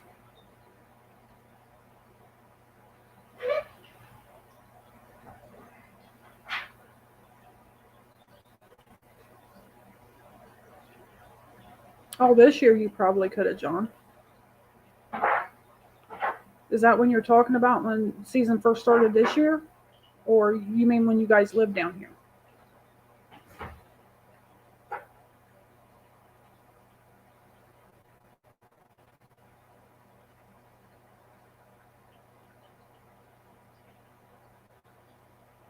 That'd probably be pretty good, Ernie.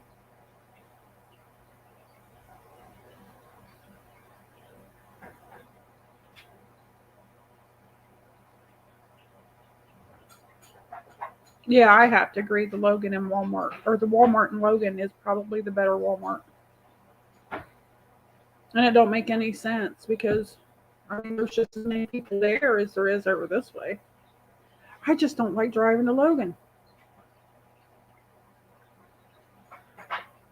It seems like that ride is so much further, even though it's not. I think it's because all the curves and hills and stuff make it seem that way.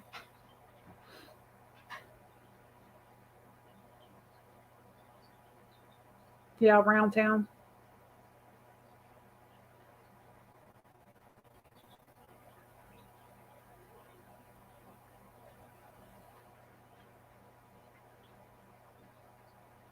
Kimberly, I don't care if you do a recipe. I got the recipe off the internet. My uncle used to do a white chicken chili, and it had beans and corn in it. But when you're doing keto or low carb, you can't have beans or corn. So I looked up. I happened to see a recipe that said keto white chicken chili, and I thought, well, there it is, you know. And I looked it up, and it looked pretty good, so I tried it, and it's pretty good like that.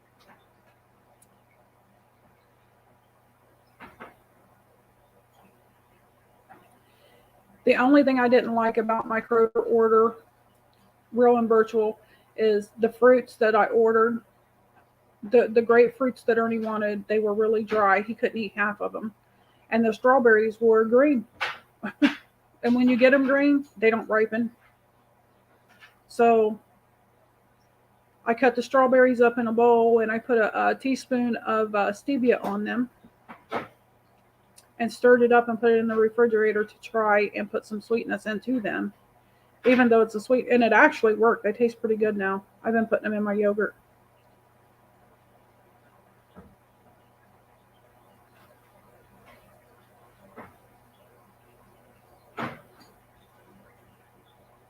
Yeah, chili bowl. Yeah, we still call it that sometimes, John.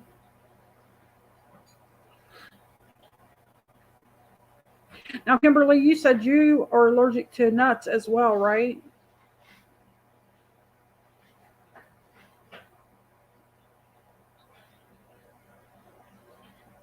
But you're not getting a zebra cake.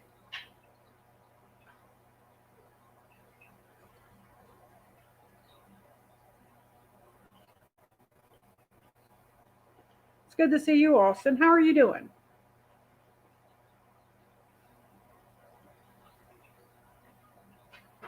Well, besides the nut you're married to, Kimberly, how's that?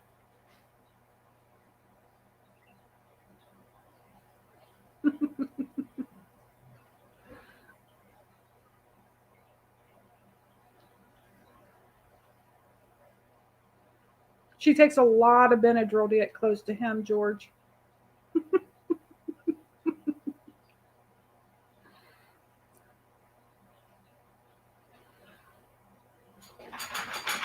I'm not allergic to nuts. I was just wondering if you were. I thought that you said that you was allergic to them and that there was certain foods that you couldn't have. So I was just trying to remember what you said.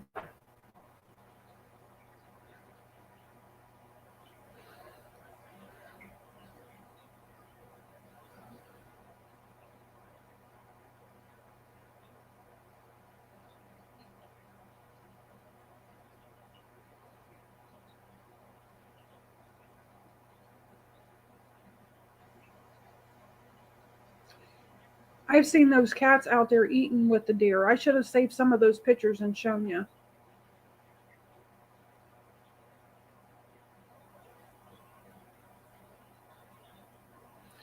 Oh, what happened, Austin? I sure hate to hear that. Hello, Bluegrass. Thanks for coming in. Welcome to the chat. Hello, Amy. You drive safe.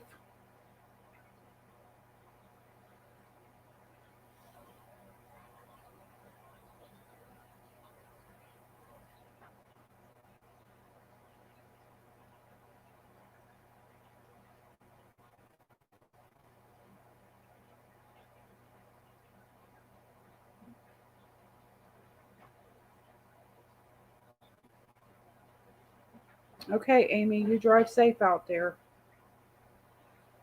It's actually quit snowing up here for now, so I hope we don't get any more.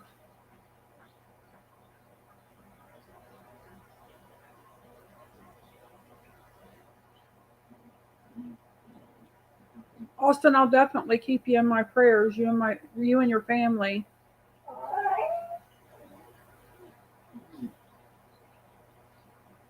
No, Ernie, she's driving on her way. They sent them home early because of the weather, so she's on her way home now.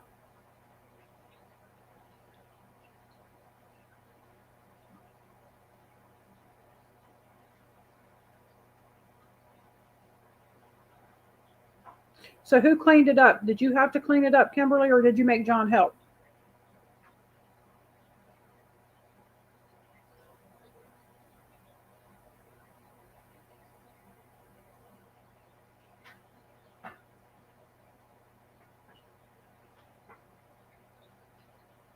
Ah. No. Ah. No.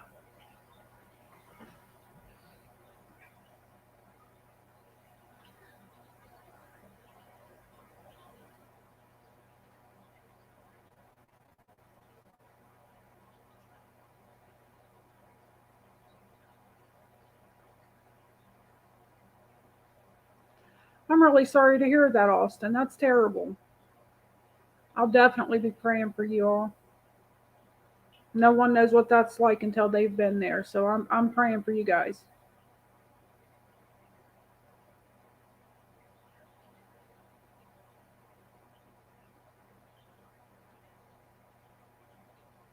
I've always heard cats are, even if they're fixed, they still do the nasty, so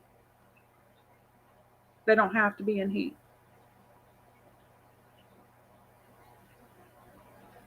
And that cat's been fixed, I know for sure, or there'd be a million kittens here already. Because I know for sure Sebastian is not fixed.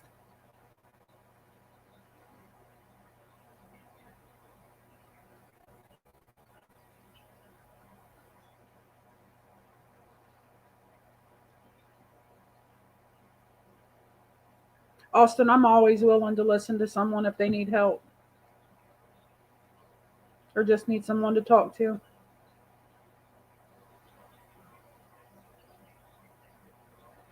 I bet it was John. Better you than me, though.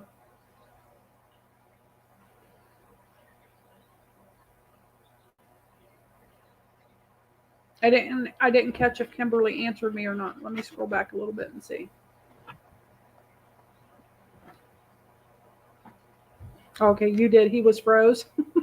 I'm sure he was froze. I'd have been looking for a heating blanket, electric blanket, or something to get warm.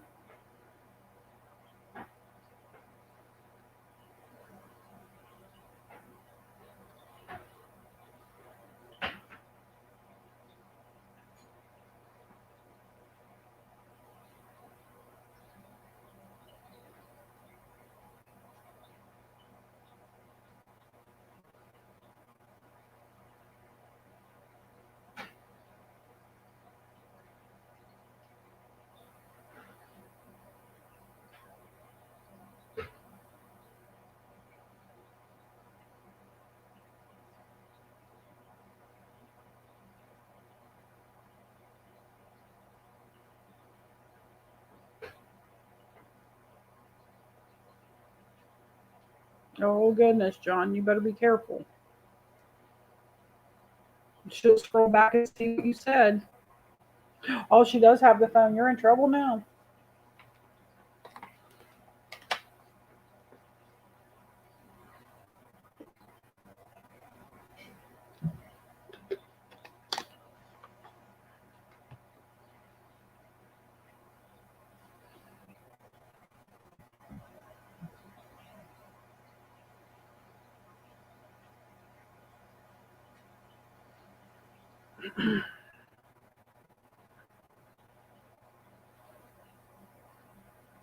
Ernie made cabbage and corned beef for lunch today. It was pretty good.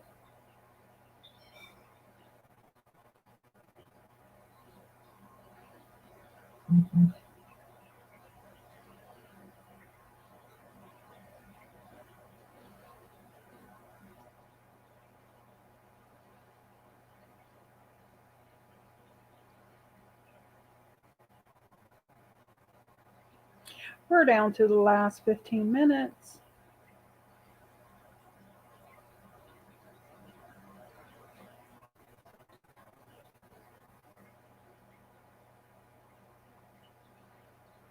John, you better be careful. She'll have another glass of ice water coming for you.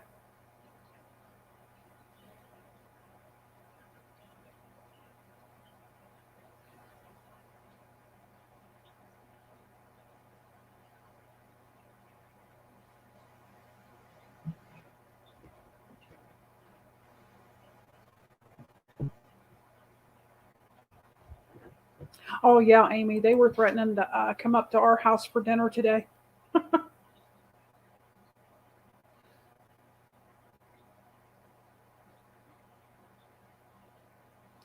That's what they did the other night, Mark.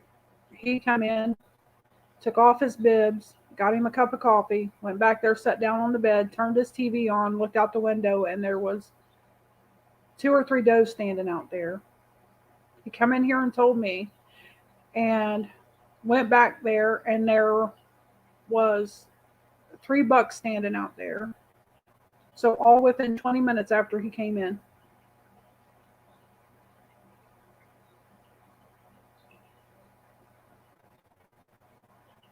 They won't buy that, Ernie.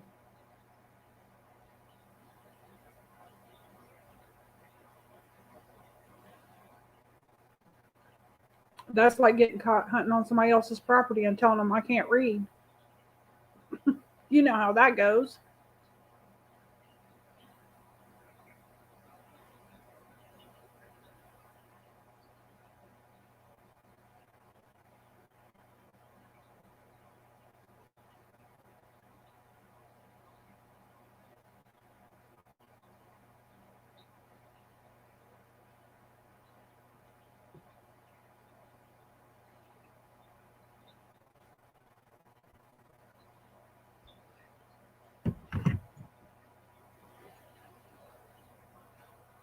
Those were out there this morning at 9:15, though.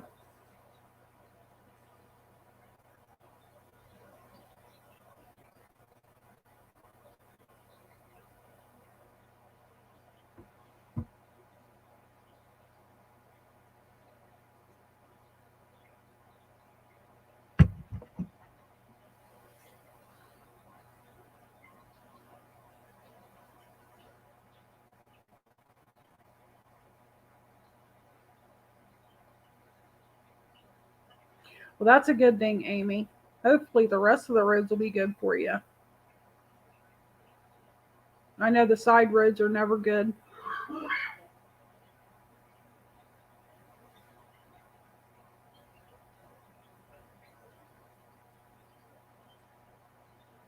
Hey, Brian B. Thanks for coming in. Yes, Mark, I can.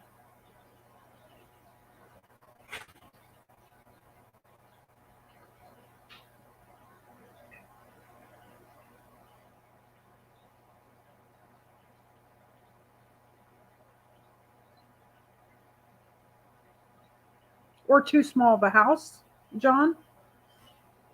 That would be my excuse. The house is too small. That's the reason the smoke alarm goes off.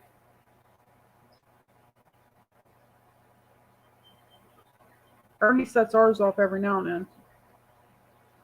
Ernie likes to cook everything on high, though, and it's electric, so he cooked on gas all of his life, so electric for him is taking some getting used to.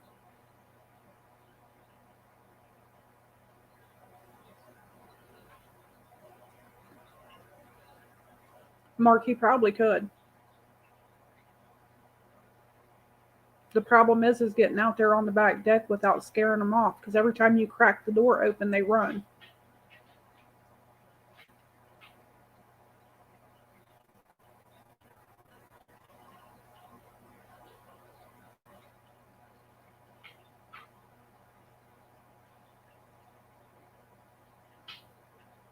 Yeah, John, I was kidding. Ours ain't small either.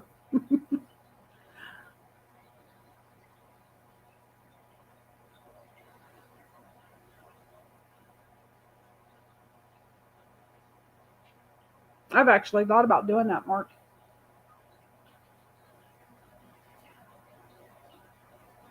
Because when those does left out this morning, they didn't go their normal route. They came out in the front yard. And that's crazy because we were up. I mean, who's always looking out the window, though? But that's the route they took, is down the front. So I would say they went out in the front yard for some reason.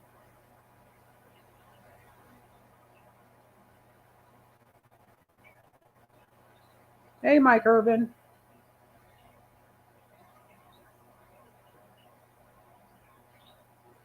But you're the better cook, John.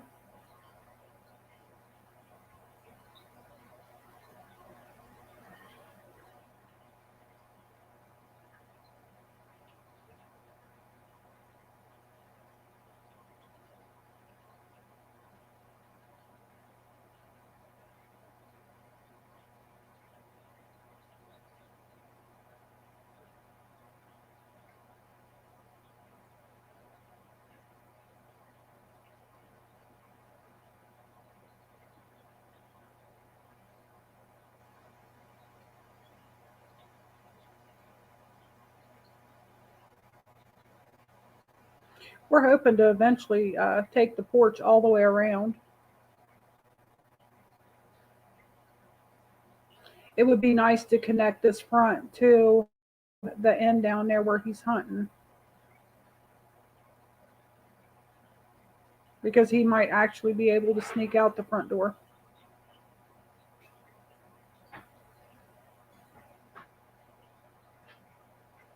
Yeah, it don't have to be at night. I've seen them out here of a day. I've seen the bucks out here of a day.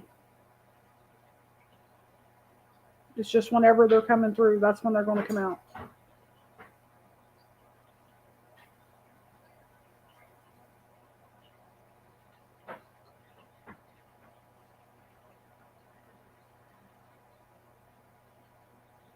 Put him a couch in his blind.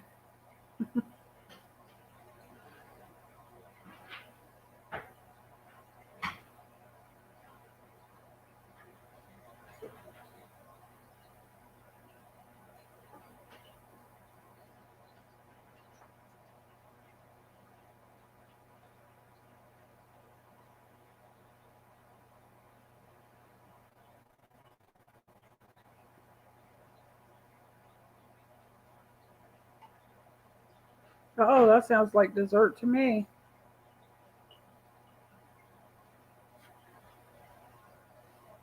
Well, maybe. It might be that chili.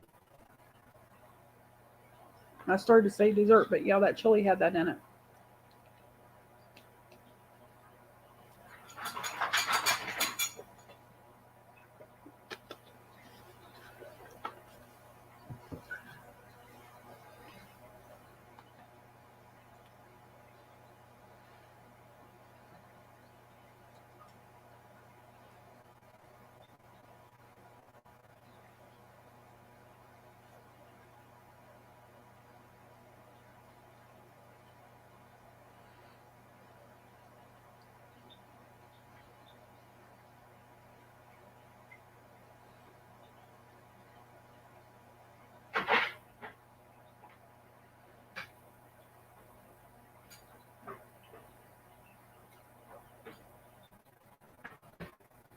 Yep.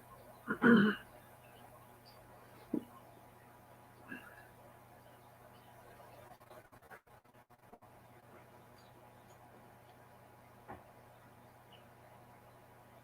still have a few minutes, Ern.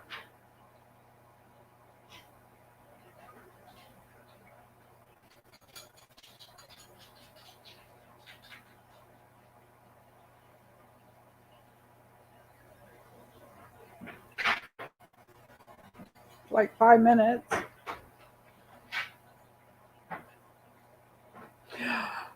John, no, we're not doing roadkill.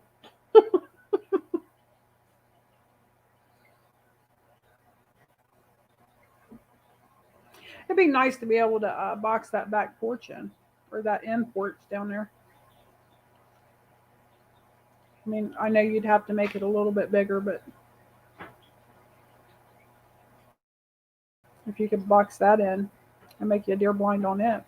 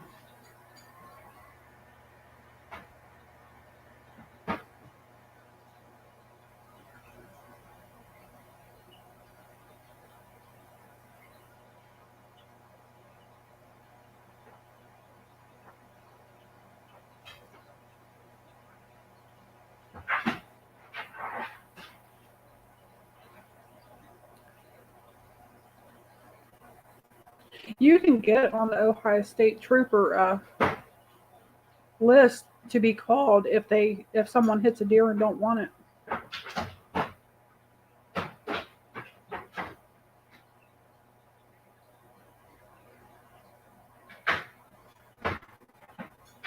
And if someone hits it and then they don't want it, then they call you to come and get it.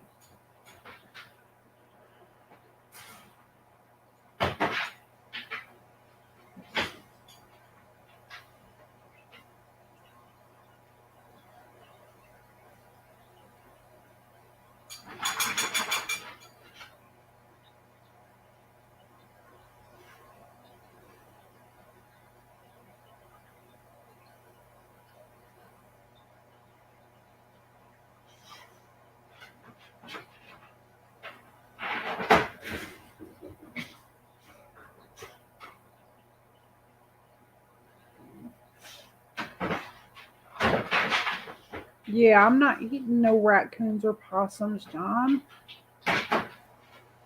Ernie can, not me.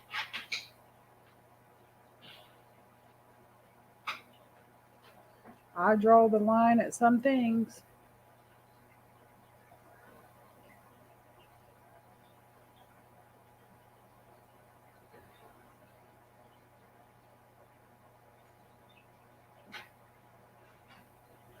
Toots, no. No.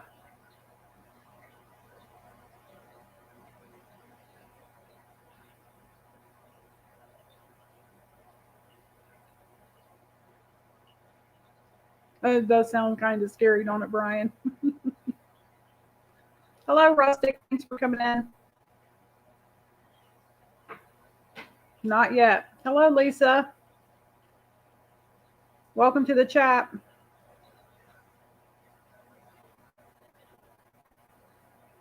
Now, and his time's up.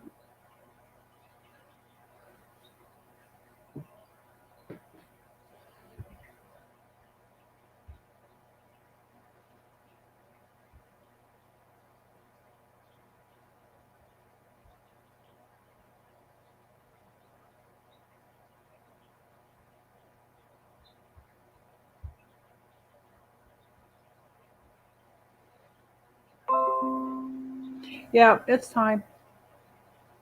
Your time's up. So close your phone off so you can come in.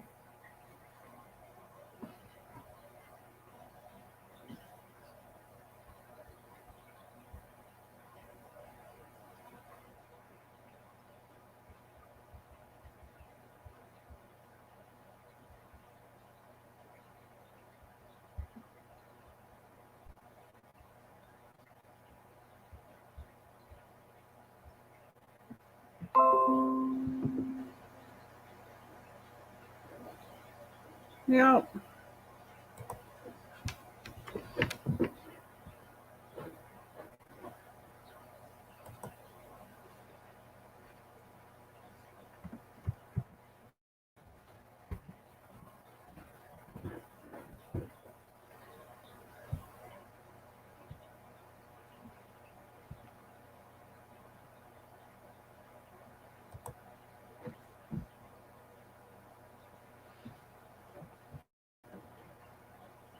I put the link out if anybody wants to come up.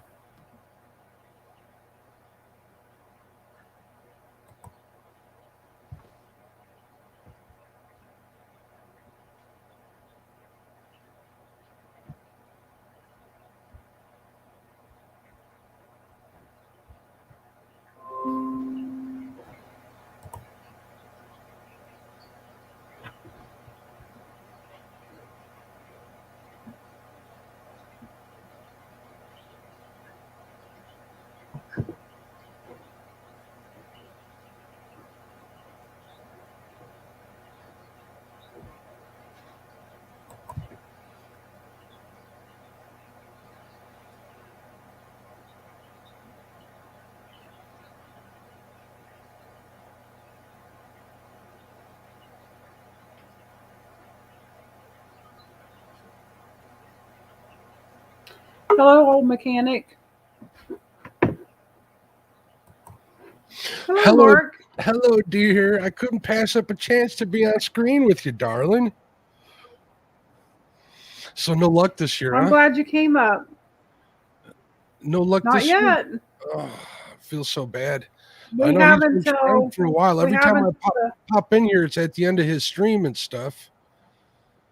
You guys will get on him. we When's have deer until season February over? 6th for him to get a deer.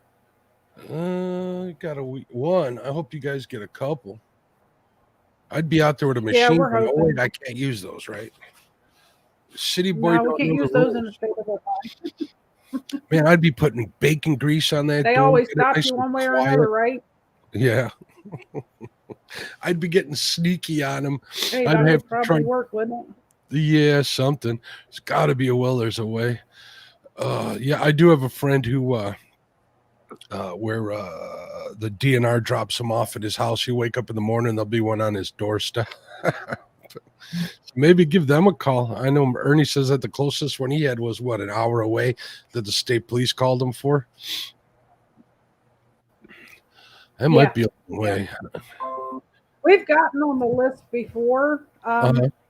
but we haven't been on it for a while now because, well, we've always done pretty good, about getting our own. So, Well, you guys been trying for a while.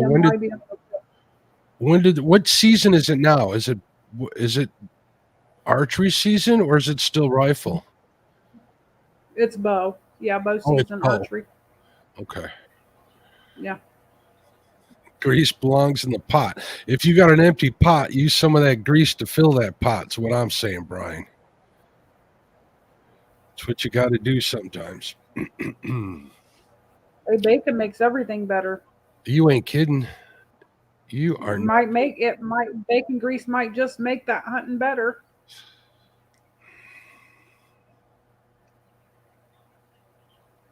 I don't know. I'm not a hunter, so I can't help you out.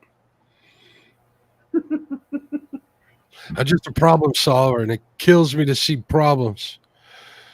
And also, you want to be But careful you what you say on YouTube Live, and yeah, especially that's me, true. since I don't know what's legal and what's not. But like I said, I'd figure out how to get sneaky and still stay within the line of the law. Right. Right. Now, You never know when they're watching. I mean, can you? Ernie said things jokingly before, and I'm like, don't say that on YouTube. Yeah, they don't know what's a joke or what's not. So Right. I can't believe that he saw 3 of those last year or this last morning. Yeah. There was 4. Actually, one of them I didn't get in the picture. There was 4 that came off the hill this morning. 3 of them were right together, and then they started walking away, and another one came in. So there was actually 4 of them out there this morning at 9:15. 9:15 now. Again, I don't know. I don't want to make any assumptions because I don't know, and I don't want to look silly in front of Brian B. Usually they're there usually first thing in the morning or end of the day, right? Yeah. Yeah, they're bed up almost all day. Is that odd for them Well, to come by at 9 in the morning? no, but it's not odd for them to come by at 2:00 in the day either, because I've seen them out here at 2:00 in the day as well. And that's the does, obviously, right? So The rut's over, so no, the guy. actually, we had a buck out here at 2:00 in the day, and I think though when I think he was out here at 2:00 in the, I think rut was in. So I think they were in rut when that happened. So. Yeah, because that's when they'll run during the day. At least that's everything that I've been Yeah. told. I listen pretty carefully when people are talking to me about stuff that I'm interested in. So it But doesn't we've had that buck out here in the day just last week. Huh. It was about 8:00 in the morning. Well, you said the 6th is the last day, right? Yep. So you guys got what? Probably about a week, maybe. Week, a couple of days. Week and a couple days. Well, I hope you get 3 in that time. Hopefully. I usually do 1 and he usually does 2, so. Now, how does that work? So like you actually have to what's the word? You actually have to shoot the deer, right? He Yes. can't shoot 3 Yeah, as no, for a no. household. Okay. I don't know what the limit is this year. I mean, one year we were allowed to take 6 each. We still didn't take 6 each. Yeah. We only took what we needed. And 6 deer might have been, 12 deer. That's a lot of meat. It is a lot. I don't care. I mean, unless you got a family of 20, that's a lot of meat. You know? Yeah, how much do you get from one? How many pounds of meat from one, like the size that you saw on the cam or the picture you showed me? Really, it depends. Now, the one that I got, my first buck was 281-pound field dress.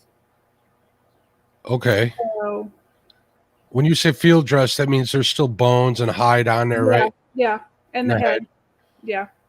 So they've just been gutted, basically. Okay. And I figure you probably lose 75 pounds maybe with the head and the skin. No, do you maybe close to 100 pounds? I could be underestimating a little bit. It could be I'll say between 75 to 100 pounds, in the skeleton and in the skin and the head.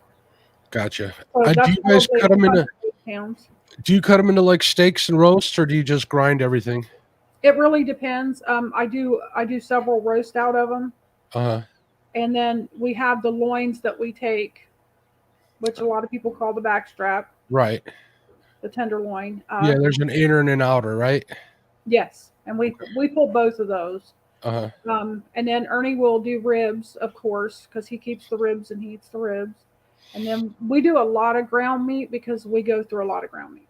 You know, I got a friend who says the neck roast is pretty darn good too if you know how to cook it. We fix the neck roast. Yeah, they're pretty good. I usually will do the neck roast and I'll cook it till it's fallen off the bone. That's what he does. And then I'll make pulled pork. Well, not pulled pork, obviously, but it's like pulled pork, but it's deer. And it's amazing.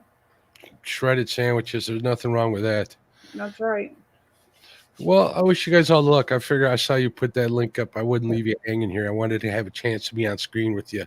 Hopefully we'll get to hang out together very soon if you know what I want. I think we're going to stop talking about the trip, but you know what I'm talking about. Oh, yeah. I'm hoping. I'm sure hoping. That would be cool. We'll see you out there. Yeah. Are you guys going to CatCon? I want to, but I don't know if we'll get to. Me too. I'm in the same position. I waited a little. I was not sure if I could make it that weekend, and now that I found out I probably could, I went to go get a hotel room, and they're all booked up at the what is it, the Royal Crown or Crown Royal, whatever. Yeah. That's where we stayed the last time we went. And Me too. Early, and they tell you if you're going to book there, you got to book early. Early. You could walk to it from there. Yeah, I wouldn't do all that, but I know what you're saying. You could. Yeah, the first when I went there, it was right downstairs, so I just had to come out. I think we paid $10 a day for parking. Mm. And I mean, it's not bad if you consider the price of getting in, and you know what I mean. John, thank you. I think we only paid $20. Awesome. John says, "Come to Ohio. I take you hunting this fall. That would be cool. I may get a call. I got to figure out what's going on this fall. I do have a fishing trip planned or in the works this fall. Jerry Parker says I can come out with fish with him, not fish with him, hunt with him. So I don't know what's going on yet. I'm playing it by ear, and right now with the way COVID's been the last 2 years, it's pretty much put a hindrance on my plans and stuff. So not for any other reason that it's hard to get away when your business is affected by it like it has been. So Crown Plaza, that's right, Brian. If I go down there, it's going to be for the day. So we'll see to CatCon that is, guys. We'll see. I'm still trying to figure it out. It's a 5.5 hour ride for me. I've done that before. So we'll see. Lisa, yes, we do have PayPal. Philip Williams is only 75 miles from there. Philip, I'm 2 hours from there south. I'm guessing you're north, Philip. So I'll be there. I might even go the weekend before and do a little fishing in Mendota this year. I really want to get that 30-pounder this year, and I want to get some more. I want to get some more video footage of that. Just because that place is so cool. I know. We had an amazing time up there, and I just can't even imagine not being able to go this year, to be honest. And I didn't even get to catch a fish, but I had an amazing time. Yeah, it was fun. It was a heck of a good time. I met a lot of good people for the first time there in person. It's great, which is one of the reasons I want to get down to CatCon. There's so many people that I want to hang out with and stuff. So we're going to try and make that happen, definitely. You build a lot of bonds with people like I did with you and Ernie. Ernie makes a mean cup of coffee. I'm looking forward to sharing coffee with him at 4 or 5 in the morning again in a parking lot. Oh, yeah. Every morning, him, and Brandon were hanging out there. That was a good time. He does make good coffee, don't he? Mm-hmm.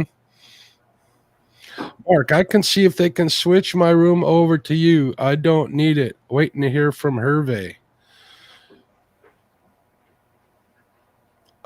We'll talk tomorrow or we'll talk this weekend, Brian, bud. I appreciate you, man. We'll definitely talk this weekend and see what happens. Or we'll talk once you find out what's happening. But if Hervé is going to take good care of you, let Hervé take good care of you. So I came this close to winning a room on one of Palmetto's feeds, but that didn't happen. I was like the one, it went right to my name and then clicked over. I know, I seen that night. It stopped on your name and then it jumped. Gun. And then it jumped. It did me like that on it too. I'm like, that sucks.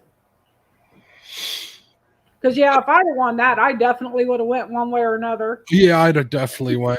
I'd have had the room at least to go. Like I said, it's been up in the air for a little while now, so we'll see what happens. If I can make it, I can make it. If not, there's always next year. There's so many trips that I want to make. I want to do that East Coast tour like I've been wanting to. That would be cool, but that's a long drive for me. I got to get out and fish with Lyle, or else he's gonna disown me as a friend and quote unquote so-called son. But we'll see where we can do it. There's a whole hotel 6 miles.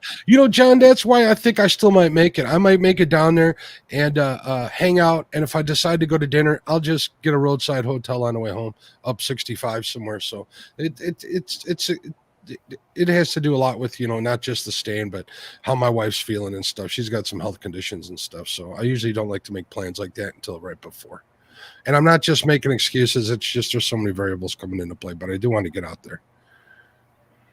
Lisa, I'll let you talk to Ernie about that, okay?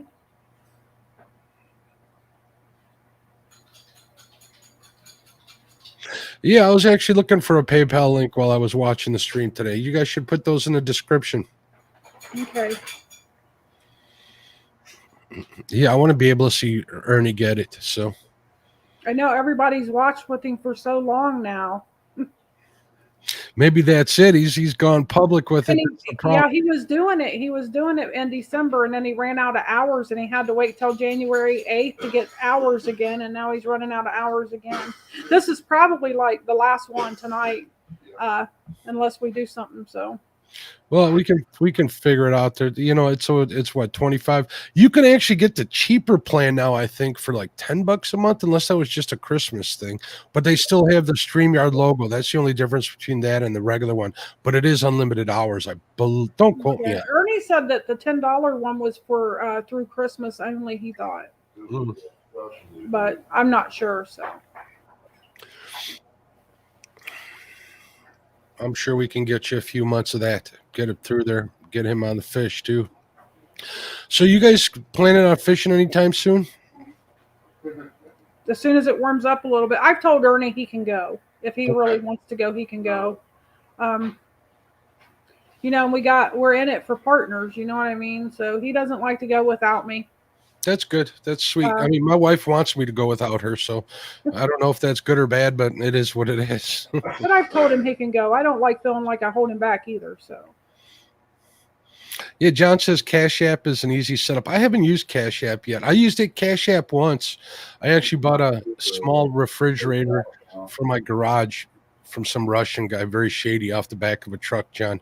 But I like the darn thing. It's pretty cool. You guys may see it in here now that I moved the couch out once Coco destroyed the couch. How's Coco doing? She's doing okay. I was actually just checking my email. I'm waiting for an estimate on the surgery that they want to do for her. She's got not kidney stones, but she's got bladder stones. She's got calcium built in the bladder, so they want to scoop that out. That's what it's causing her a little discomfort, and they're worried about infection. But at 13, she's just going to be 13 years old. I really don't like operating on dogs that old, because when you do, it's usually always downhill from there. Yeah. As long as she's comfortable and not in any pain or anything, and we could control it if it does. I'm not in no hurry I'm not in a big hurry. I treat my dogs like they're farm dogs, as long as they're not suffering, why cut them open? We've been down that road, and it's done nothing but shorten their lives and make them live in pain for that, short period of time it extends, Okay, Amy, thank you for letting us know that you made it home okay. I'm sick of winter too, Amy. Me too. I'm ready for spring. Let's go fishing. I hear you. I'm really ready for spring. Come on, March. Yeah, we had a little Boston Terrier. She was probably 12 years old, and she had a big knot on her side. And I let him talk me into removing it. She didn't last 6 months. Yeah. And of course, I was heartbroken because I let this dog sleep with me. She was like a kid, She was well behaved, well trained. She slept with me. I give her half the food off my plate. I mean, she was the baby, man. And when she died, I was truly heartbroken. I mean, heartbroken. Yeah. Sheila's still mourning Woodrow, which was her dog, pretty much, a little dachshund, little wiener dog. And he was the same way. He lived till he was 16. He was around for a good long time, and they slept together. She gave him half his their food and everything, and they were like friends to the end. The only thing he liked from me was he liked going fishing with me once in a while when I could talk her into it. But other than that, yeah, they become such a big part of your life. I hate to see them suffer. We've had dogs. We've had a lot of dogs. Like Coco's, I think, like my 13th or 14th dog since we've been together. So we've been through this a couple of times. They're not meant to live real long, so that kind of No. helps me think about it when I think about it in that way. It took me a really long time to get another dog. So this one that we have now, she's just turned a year old, but she's not done growing yet. And it took me a long time to get a dog. Yeah, She's wearing on me. she's my wife's been hinting at another dog, and I'm like, nah. We're getting back out into the working world outside of our business. Oh my God, I just got lit up with a bunch of calls. Sorry about that. And I don't think now's the time for it. Especially like she wants another wiener dog, and they're so darn expensive. I don't know how our first one. I think we paid like $300 for him for Woody, and now I was looking, they want like $3,700. Crazy. That's crazy. I used to have That's this. crazy. Our vet moved. She retired and moved away. She used to be sweet on me, and she'd always give us most of our dogs were through her. She'd call me up and say, "Hey, I got a bulldog. Do you want it?" I was like the bulldog guy. She would always ask to do it because they're a different breed to own. She trusted me with them when she was giving them away. So I wish she was still around. Yeah, we've always had dogs, except for that few short years that I couldn't bring myself to do it. You know what I mean? And when I got this one, I wasn't real sure I wanted to take her. I mean, but our friends wanted to desperately get rid of her, and well, they talked me into it. Yeah, John Euler. I guess him and his wife had a Cavalier King Charles. My wife loves those dogs. The Spaniel had a lump. Coco's had a lump on her tummy that was removed twice, but it was just a fatty deposit. It was right on the outside. So, there's a bot. Somebody crush him. Squash the bot. Somebody will get him in chat. Oh, somebody done got it. Yep, they're good. I just like to call them bots out. Sylvia Hannah. That's a pretty name for a bot. I guess it's for 6 years before it passed away in December of 2017. Yeah, pets become a part of your life. They do. All right, I need to answer these calls. There were a couple of business calls, Chrissy. Okay. So I'm going to let you go. Coming up. Yeah, anytime. Ernie, get on him tomorrow, bud. I have a good feeling. All right, buddy. All right, man. I'll probably be out there. I hope so. Get the job done. He's coming this I way. will. Mark, it's like this. Country boys get that meat one way or the other. That's right. Country Even boy if will survive. Even if it is, maybe or maybe not early. I don't know. I know nothing. I like getting it early in the He's morning. joking. He's not getting it up when he's not supposed to. No, the time I get up and have my coffee, it's daylight. Yeah. Yeah, you're always up early. I see you in the chats in the morning. There's no reason why you can't go out there in your pajamas and shoot one of them blasts. He's up, Mark, but he's not moving. Yeah, I can It relate. doesn't take a lot of effort to sit down at the computer and type. I work hard to get that coffee made. Guilty as charged. All right, next time I want to hear the story about Hoover, but I do got to call these people back before they're done. Okay. For the day. Okay. Later, guys. Bye.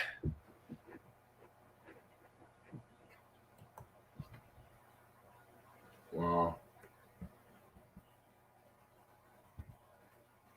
I put the link up again if anybody else wants to come up. You want your seat? No, you're fine. They didn't come see me. They come see you. No, they come to see you kill a deer. But you've let them down again. No, Ain't I'm my kidding. fault. Blame that on ODNR.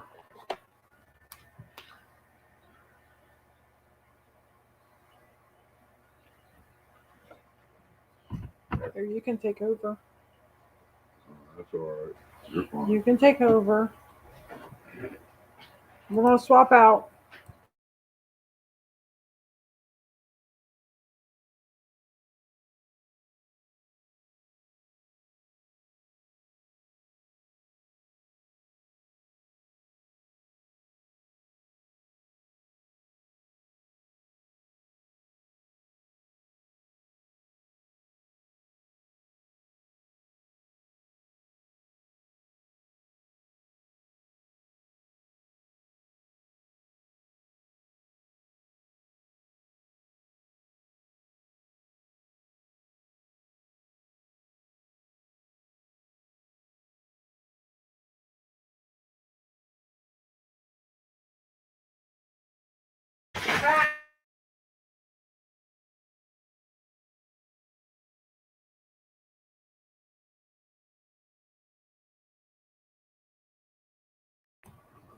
Well,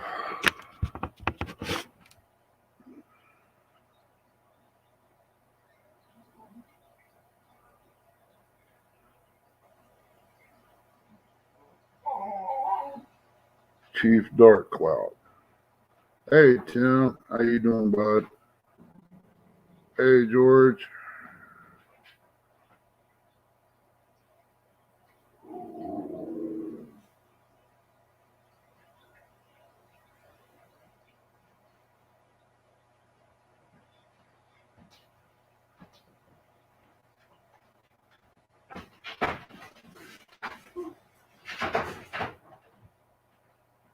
Wow, John.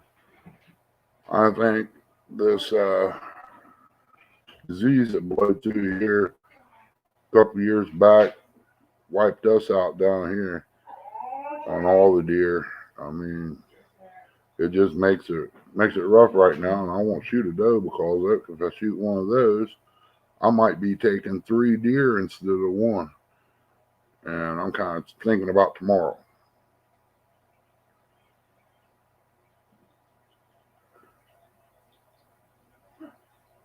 Is Lisa still in here? What was she asking?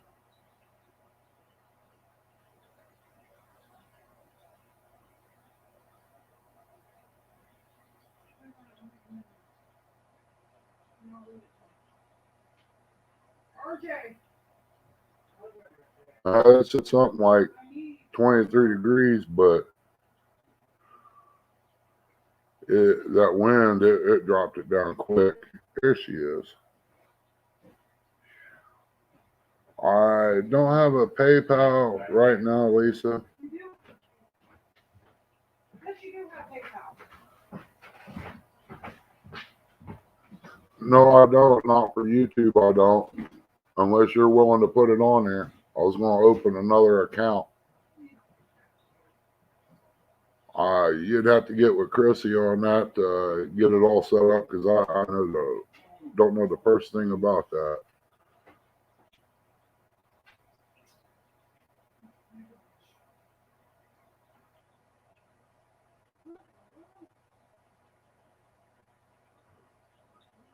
I appreciate that. But we ain't got but maybe 7, 8 days yet. And that's about all we got for is hunting here. Unless I go mafia style. I mean, never know. I hate to do that.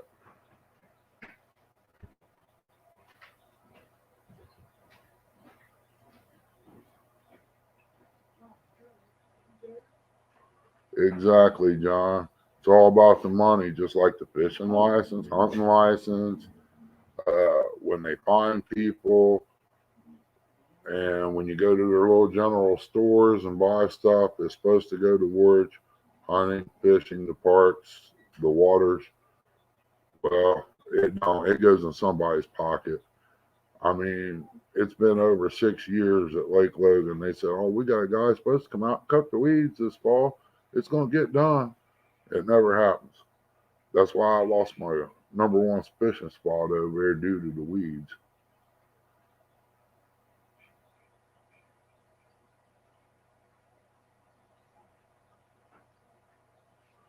Oh, Lisa, doggone it. We care about y'all too.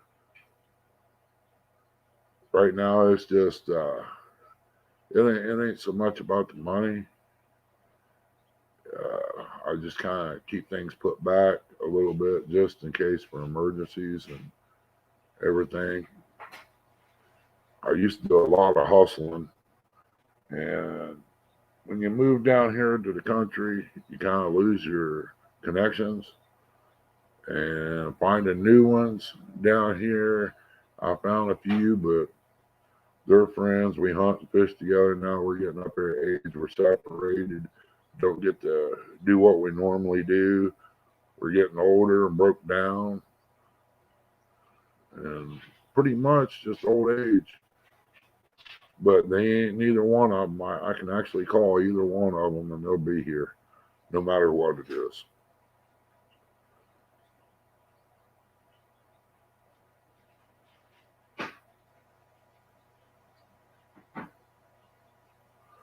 John, I didn't know if they would say anything about that or not, because when I go cutting wood down here, sometimes I use a weed eater around here. You get into it the creek bank, but down on state land, I've never tried it. I would walk out there with an idiot stick and cut them weeds down because I've done it before. And I just don't know what they would say about that. Cut me out a big hole and make me a path all the way back over to where I fish. Who knows? I might get lucky.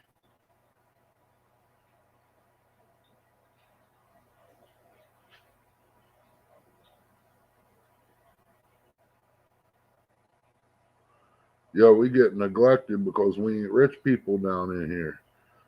That's what they're doing. They're taking that money, putting all the stock fish into them rich neighborhoods and everything where they are. But what they fail to realize is when they're doing that, they're stocking with 10, 13-inch trout down here, but that's not worth wasting my time going to catch. But they take and they'll spend money putting putt-putt golf courses in, game rooms and all that stuff that fishermen and people go to camp. They go to camp. They don't go to play games. I mean, yeah, it's nice to have, but that's what you're there for. And hang on a second. Go. I'm going to get you. Now go. Once they figure out the problem they're about ready to have by stocking all them places up there with good fish and everything, when they take away from down in here, they're going to get the people from down here they don't want up there. Like the people that's doing the drugs, doing all the heavy drinking, causing problems. They're going to go to where the fish are. They just ain't using their head right just yet.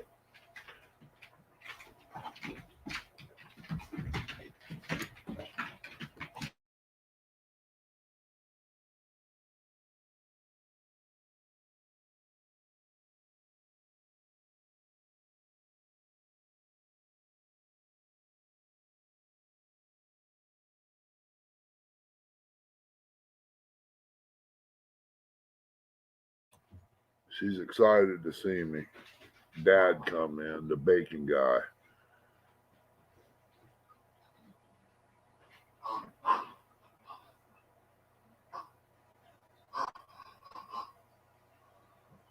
I don't know. I ain't never been up there. Closest I come to Lake Erie was going to Maumee River, and that is a sweet place up there.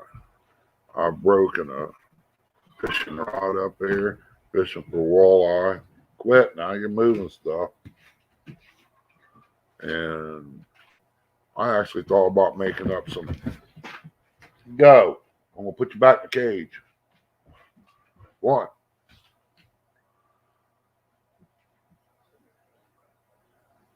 No, don't look at me that way. Go over to your mom.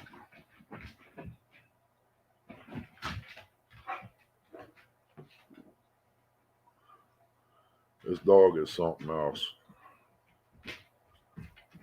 11 miles from you. Oh my goodness, son. I wish I was that close. Got some cats in there.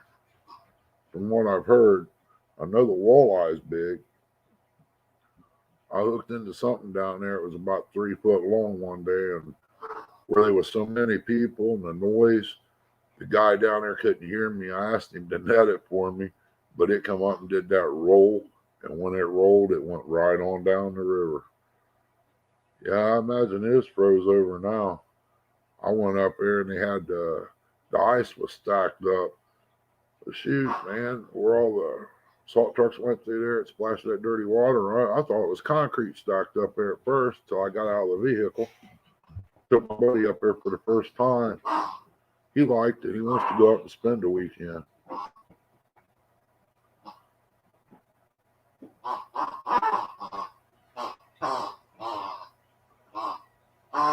Yeah, I figured there'd be some flatheads in there.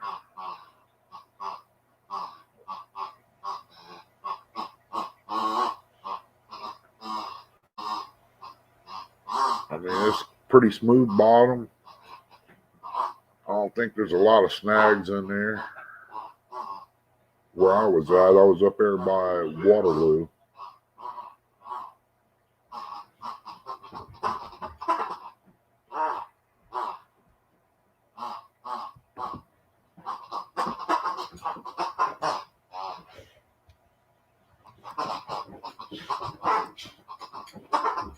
I think that's the link she had copied. If anybody wants to come up. Yeah, old mechanic. She wants to play. I got her a yellow pig. And actually, I got her 2 or 3 of them. This is the last one she's got. She just turned a year old. Bull mastiff and boxer. She just gets worked up too much.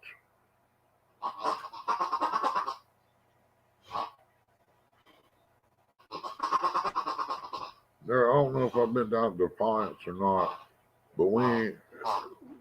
Mommy bait and tackle right there at Waterloo is where I usually fish the River Road. It seemed like a pretty good spot there, but you ain't allowed to use minnows during the walleye run. Yeah.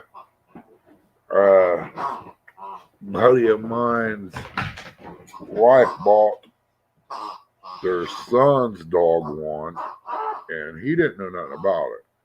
And he was laying in bed that night, and all of a sudden he raised dead out of a dead sleep, told his wife there's a pig in the house. She just busted out laughing at him.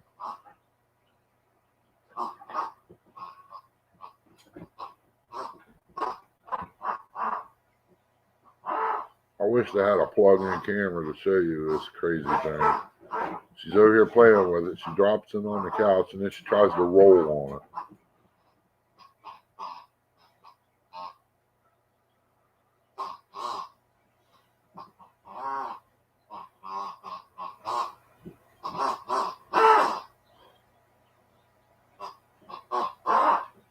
Yeah, I've been telling Chrissy I was wanting to get a PayPal account, get a new bank account and stuff over there so I can have it set up to where when I sell merchandise and stuff, when I get set up on it, that I want to have it made to where there's nothing coming out of it.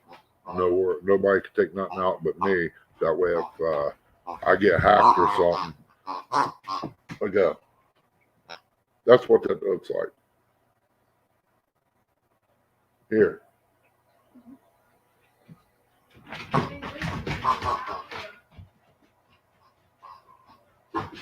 I can't hear you for that pup.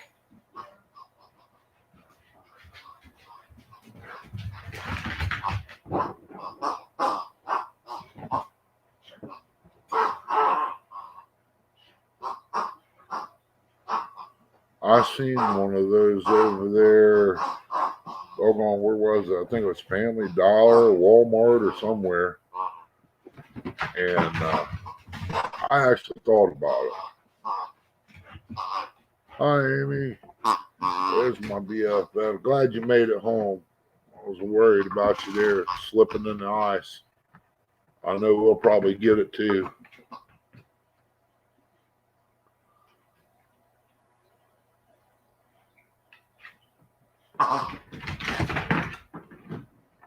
It's about took my laptop off there. Now go on. Get through there.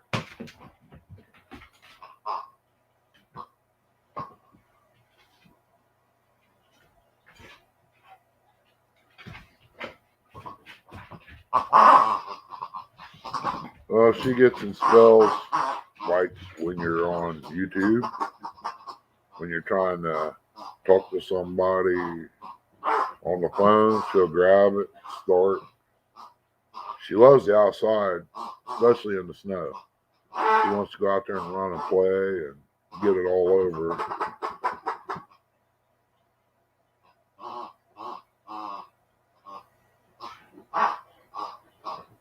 You know, they get like that sometimes.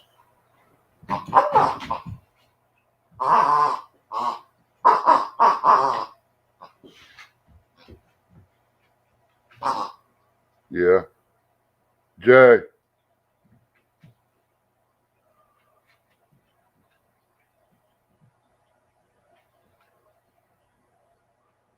Hang on a few. I'll be right back here. I'll let John up here entertain you for him. Hey, Ernie. Hey, how's everybody doing tonight? I can't see the chat. Let's see if I can find the chat here. Find it here. Here we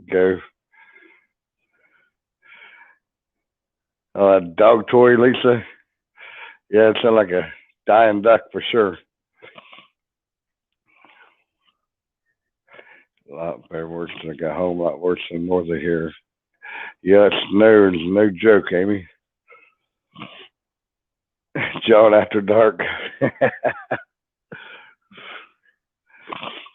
Rubber Chicky. What say, George Ray? How you doing, buddy?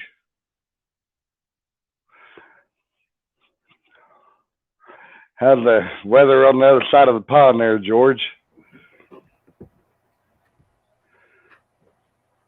Try to get this thing turned up here.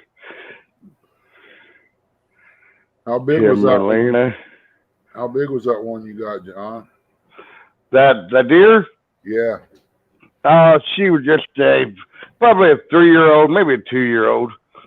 That's not bad. No, I didn't. There was 8 of them that come in that evening, and she was the third one that was there. I thought, well, she's not a big doe. You know, some of them bigger, older does got the longer face on them. You know what I'm talking about? Yeah. Bigger ears. And you know, they're probably pregnant anyways, them type are. But this one here was a little younger deer, and she wasn't pregnant. So, but I always know the bigger deer are always in that pregnant first before the smaller ones do. Yeah. Yeah, all the ones we got here is pretty well ready. Gonna have their babies. You can tell by looking at them. They'll be standing there. He's looking at them one day. A couple days later, man, their sides start swelling. Oh yeah, definitely. Yeah, sometimes they have triplets. Some of them they had twins, and then maybe only one of them survive out all 3 of them. Yeah. You know, these guys around here, they want to bring a gun down, and they live up there in Columbus. Nah, we ain't doing no guns. I said, boys, if you're smart, you use a bow during gun season to find you a quiet spot. Because the deer's going to go where it's quiet. Till next time, Ernie, John, peace. Got to leave for work. All right, Solo. Appreciate you watching there, buddy. You have yourself a blessed night also. George says, cold, but not as cold as you guys got it. Yeah, it's definitely cold down here right now, George. Oh, Lord, who let the dancing pimp in here? I see you, B. You peeking around the back there. You know what that B stands for, don't you, John? No, what's it stand for? Bullhead. Bullhead. I didn't know that. Yeah.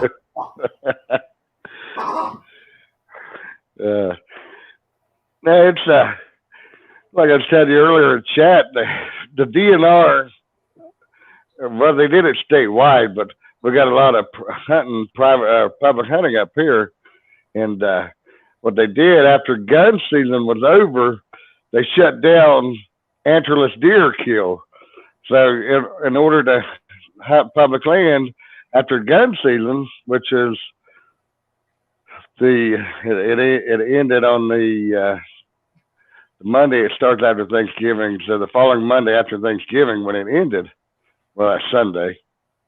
So you were only allowed to hunt bucks only from the rest of the season. So they had a good 2 months left of hunting season and you were only allowed to shoot bucks only. So, you know what? Everybody went in there, and I'm sure there was people that didn't know the new law and ended up shooting those, but it did build up the population of the herd, but it also wiped out the buck population.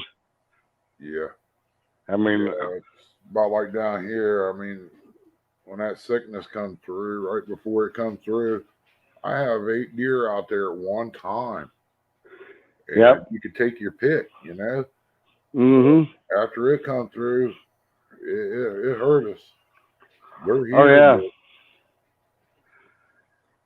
Yeah, there was, like I said, there was 8 that came in that night, and I knew there was one buck in the herd because you could just tell, but he'd already dropped his antlers, but you could see the the knots on his head, that where his head was made, it wasn't a doe.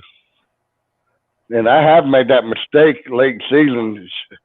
Thought it was a doe to end up being a buck. By the time you get to it, like, oh man, and I have big old bald spots on its head. Yeah, me and the guys went out one night fox hunting, and we always went to the farm out here on Snorton Ridge, and we was down there calling, and we seen a set of eyes. I swear it could have been it had to be as wide as a horse, and Right. we didn't know if that guy's pony was out or what, so we didn't take it no further. Let's say we went back up to the barn, and there stood his horse. Oh wow! So whatever it was huge. I know you mentioned fox hunting. We used to fox hunt all the time, and them deer will come in to that fox tape. They'll come running in. Owls will come in, fly over your head. You don't even hear them coming till they're over top of you. And that was a lot of fun back then. But back then it wasn't a big deal to drive around, jump in the back of a truck, put your tape player on the back, and jump in the bed of it. Yep. And no one would ever say anything to you. But now you do that, you shoot, man, you're going to jail. Yeah, they want you away from your vehicle for sure. Yeah. And we hunted a lot of gray fox back in the day, and back then there wasn't no coyotes. There wasn't no such thing. But once the coyotes got started in the area, they're here to stay. They're not going anywhere. They've done adapted. The coyotes, they're going to be around for a long time because they've done adapted to humans. They've done adapted to the residential areas. Yeah. They'll be here for a while. Yeah. They're going to have to put a bounty on if they want them wiped back down. Oh, yeah. And I don't know if... Go ahead. And I don't know if a bounty would actually wipe them back down or not. They got so thick because, when you see, like I said, for example, I was going around 275 around Cincinnati where one day I got off the ramp, and there was a fox, or not a fox, but a coyote. He was just bedded down right there in the grass outside the ramp. Like it didn't bother him any at all. Wow. What's that, Tim? You ain't allowed to shoot does down there? Wow. Well, it ain't been legal out. I killed doe as long as you can remember. I don't know where Tim's from. I'm sure they got a heavily doe population. No doubt about that. Yeah.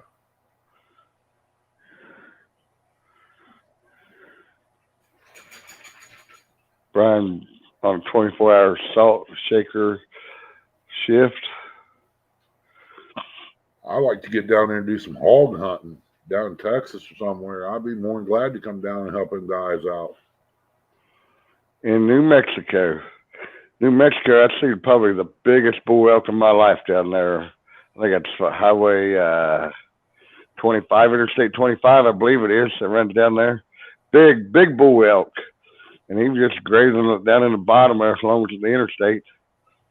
And he was huge. Yeah, I was out west there.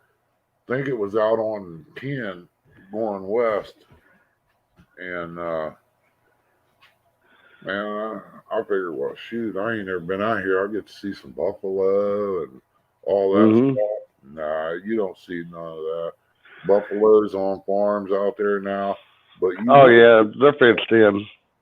you'll see a lot of elk and everything. Seen one whitetail walking the fence line, but the elk out there lay around in fields like cattle.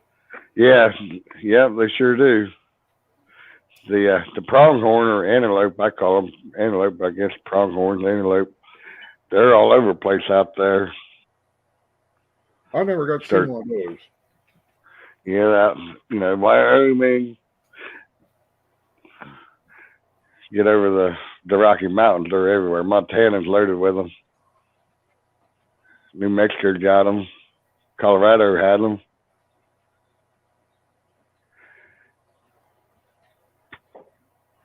My wife, it was in Utah. She seen a cougar Wow. in the. I spent a lot of time out west for running back and forth, East Coast to West Coast, and then run from California to Washington, back up. And I've had enough of that West Coast.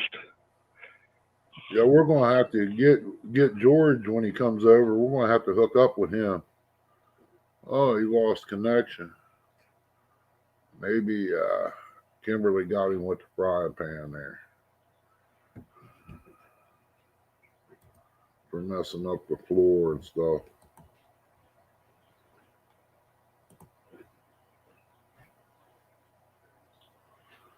Yeah, hats off to Brian for taking care of the roads up there. That's a rough job. A lot of people think he's just sitting there, but he's got to put up a lot of idiots out there on the road.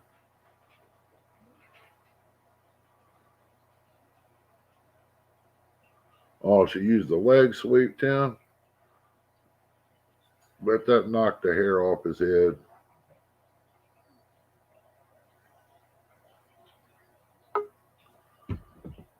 There he is. I went to hit the chat button and hit that leave button. Can you hear me?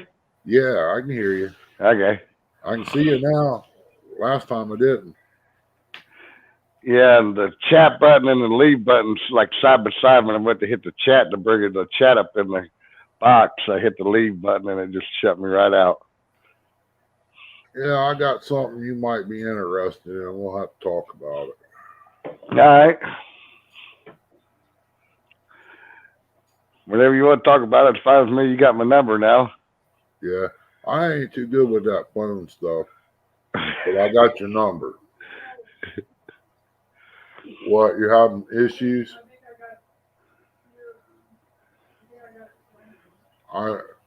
She said she thinks she got the PayPal put on there.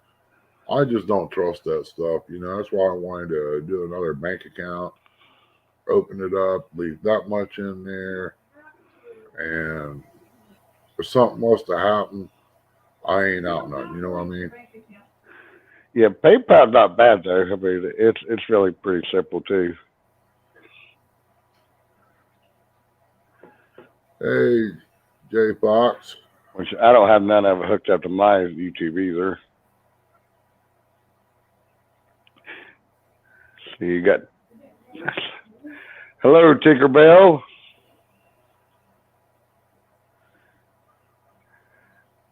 You're going to need help with setting that up. J Fox, LG. Yeah, George said something about he Yep. might be coming over this year. Drained my bank account today. Tim says he drained his bank account today. That's not good, Tim. Well, Mama did say she wanted them Uncle Lou rods. No less than 150 of them. Oh, Hi, Tinkerbell. Thanks for coming in. J Fox Hunter. Now, I used to trap a lot, and I didn't really trap any this year. Matter of fact, I didn't throw one trap out yet. I put some leg traps out down by the creek, and I ended up with a biddy that one-legged. Yeah. Yeah, he got in it. I've caught rabbits in them, squirrels in them, and you don't catch them early enough, or they get caught. the evening prior to the nighttime, they usually don't make it through the night. Yeah. You get some kind of predator that's going to peel him out of the trap and get him a free meal. Yeah, well, that's what happened to most of our rabbits. We could have sat on the porch and drunk coffee and take a good pellet gun and shoot all the rabbits we Mhm. wanted. Right. Now we got one or two here and there, and that's it. It's kind of like groundhogs. They kind of getting extinct down here too. Yeah, you know, but I used to love the groundhog out back in the late 80s, mid 80s, and used to shoot them with a SKS 7.62 round.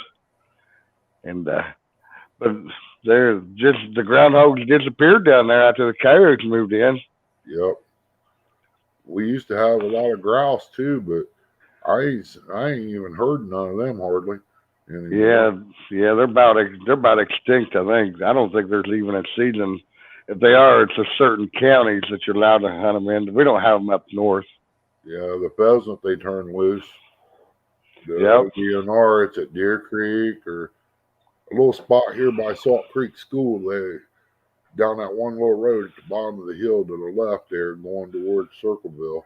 They used Yep. to that little place, but I took the boy over there one day, and I heard lead pellets hitting the guardrails. I said, "Get back in the truck, man. We're out of here." That's over there at Kingston, ain't it? On 159, out Kingston on 159 there by the cemetery. No, this is when you're on 56 and you bypass Salt Creek School going towards Circleville. Yeah. You know how you go down the long. Yeah, go down, then it starts. At Yeah. the bottom there, if you make a left, go down to that little bridge. And as you cross the bridge, there's a pull in there at this weedy field. And Okay. stock out there, but there ain't many out there. Every once in a while at 159 and 56 on the corner there's an great big old tree sitting out there. Mm-hmm. Pheasant there and that little sage grass and brush and stuff. Oh, I think it was last year. And he's been seen a couple times.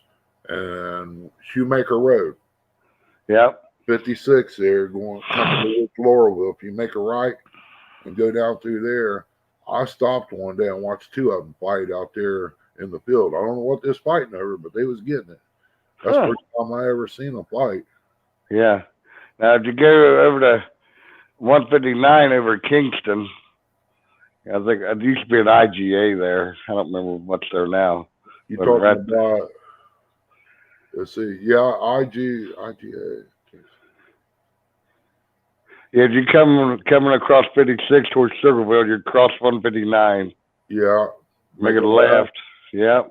And you'll Okay, come into now- town, and then on your other side of town, we should be going like towards Chillicothe. Yeah, you gotta go through under that railroad trestle there Mm-hmm.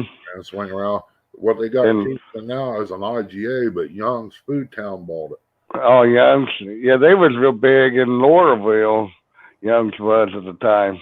All that little store at the gas station ain't there Mhm. anymore. He Really? Yeah, right behind there, he built a big building, got a big grocery store there. Well, it ain't what you say big, but it's big to us. Big part of that town, yeah. Yeah. Yeah. I kept through there because I delivered a load over in South Bloomingville on top of the hill, 56, where you go to Concourse Holler, drops down over the hill. Down to Concourse Holler, had to deliver a log cabin kit up in there. Wow.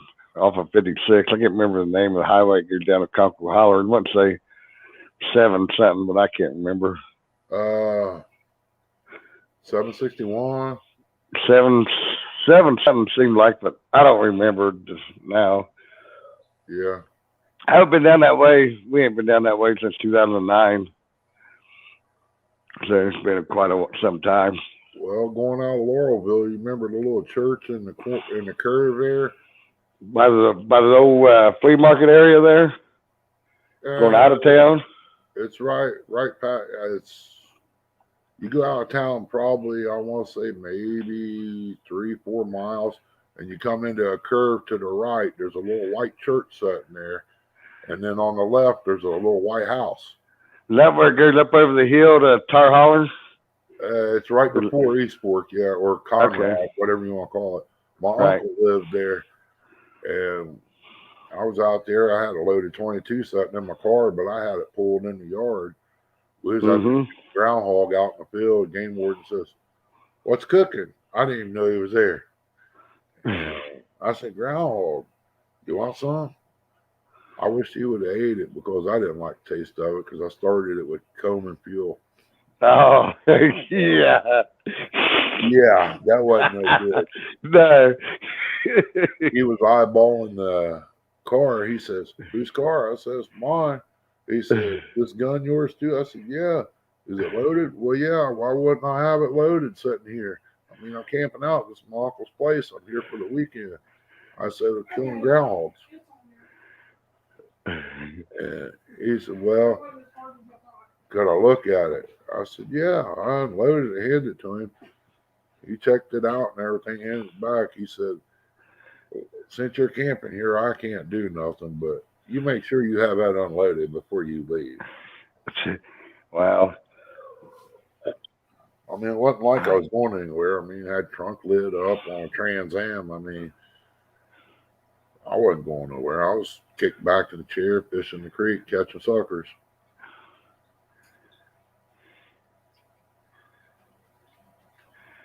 Yeah, that creek that runs through Laurelville, Hocking River there. It's got a lot of smallmouth in there. Yeah, A lot of there were smallmouth in there. a lot of rock bass in there too. Yeah. But yeah, I don't know how good it is anymore. It got a bunch of gar in there. Oh, really? Yeah, Like I say, I used to fish that river from. Man, I've waded that whole river pretty much all the way to Logan. yeah, some spots there's pretty good. Yeah. Yeah, I found some old school buses back in there that's buried up in the banks. Yep, they're still there. Are they? Yeah, And actually, it's pretty deep around them. right there at Moccasin, go. We used to fox hunt that and coon hunt it. And Mm-hmm. we walked over the bridge and walked down over the bank and was wading the creek going out there to where the dogs was. Right now, a couple fields over, it's called Spotted Horse Ranch now, but we was walking the creek and I shining the light down in the water looking. I seen something wiggling around down there. I stuck my hand down there and scooped it up and looked at little old baby catfish. I was like, cool. I I'll didn't be have, daggone. didn't have nothing to keep it. I was gonna go Right. home and put it in the fish tank. Yep. Yeah, there's all kinds of fish. You just never know what you're gonna catch in them streams, and they don't really get a whole lot of fishing pressure. Not at all, really. Well, down here on Eagle Mills, 317 and 327 down there, them couple of real sharp curves going towards Londonderry. Mm-hmm. Used to be a place there at that second curve called High Banks. Yep. Everybody fished that. And I was down there, me and my brother, he was drinking. And we sitting over there. He kept getting this bite. He didn't know what it was. He was like, "I get him this time." Yeah, he got him all right. It come walking out of the bank. It was like a 1.5 foot long water dog. Yeah, I've heard of them water dogs. Yep. I said, "Man, that's the first time." He hung it over in front of my face. If it wasn't for the lantern, I was reaching for it until I seen what it was. She's like, no way. I've never seen one. That was my Yeah. first time. I said, "Man, this thing's got teeth." Clip, let him go back in the water. Yeah. I looked around. My brother's halfway up the bank. He's like, I'm out of Dodge. Yeah, he's scared. All right, Philip. Appreciate you stopping in, buddy. Have yourself a good night. And we'll see you in another live also. Yeah, Rustic, I'm still hunting, buddy. I'm hunting right here in this chair. Welcome back there, Hunter.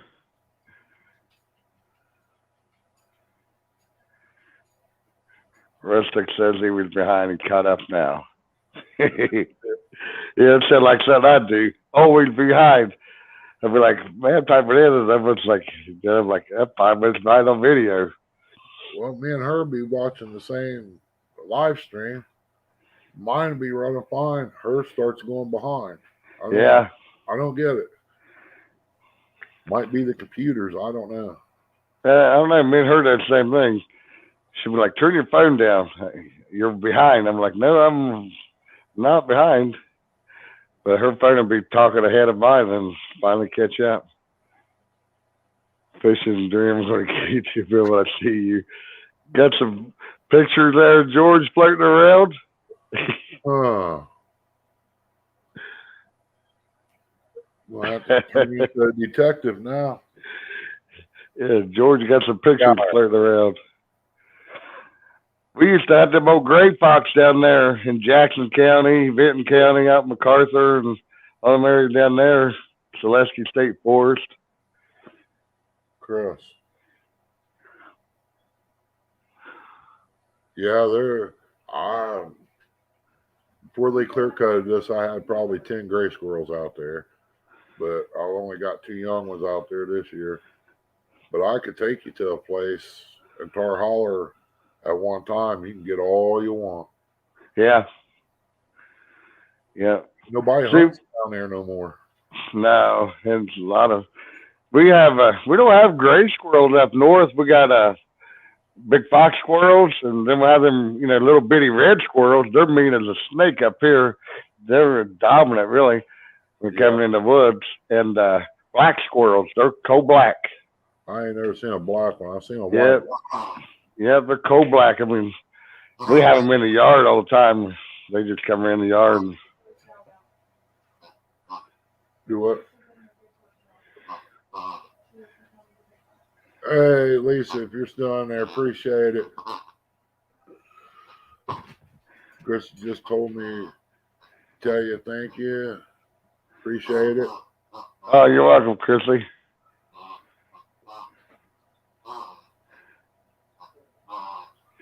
Didn't know if any of that stuff worked or not. He said, I hope it's there. I don't know.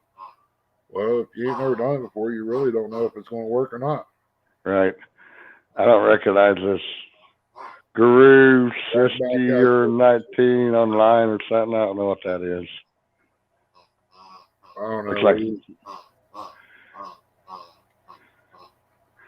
I don't know. Sound like a dog, or like the duck, or the leopard chicken.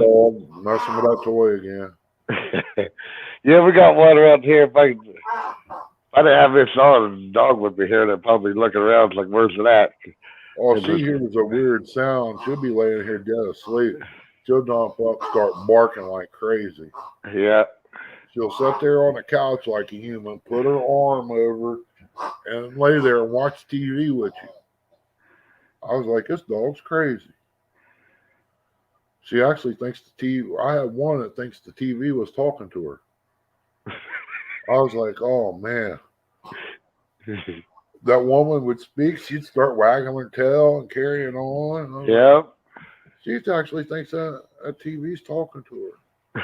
That lady on there.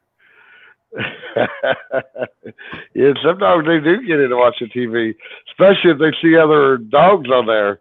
Yeah. They see other dogs on there, man, they go crazy. Yeah.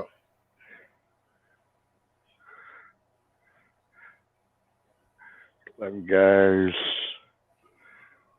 The Mentos are still good. I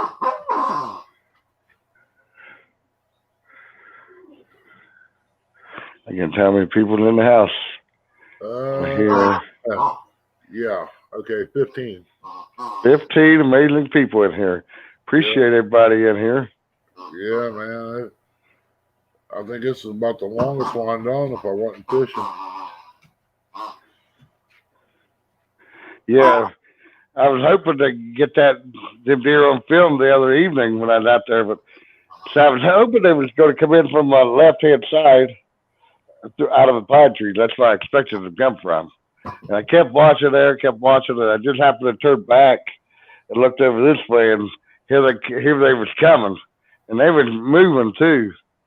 So I had my camera up here above me, and I couldn't reach up there and turn it on without them seeing me. Okay, Lisa. Appreciate you coming in. Thanks a million there, girl. All right, Lisa, have yourself a good one.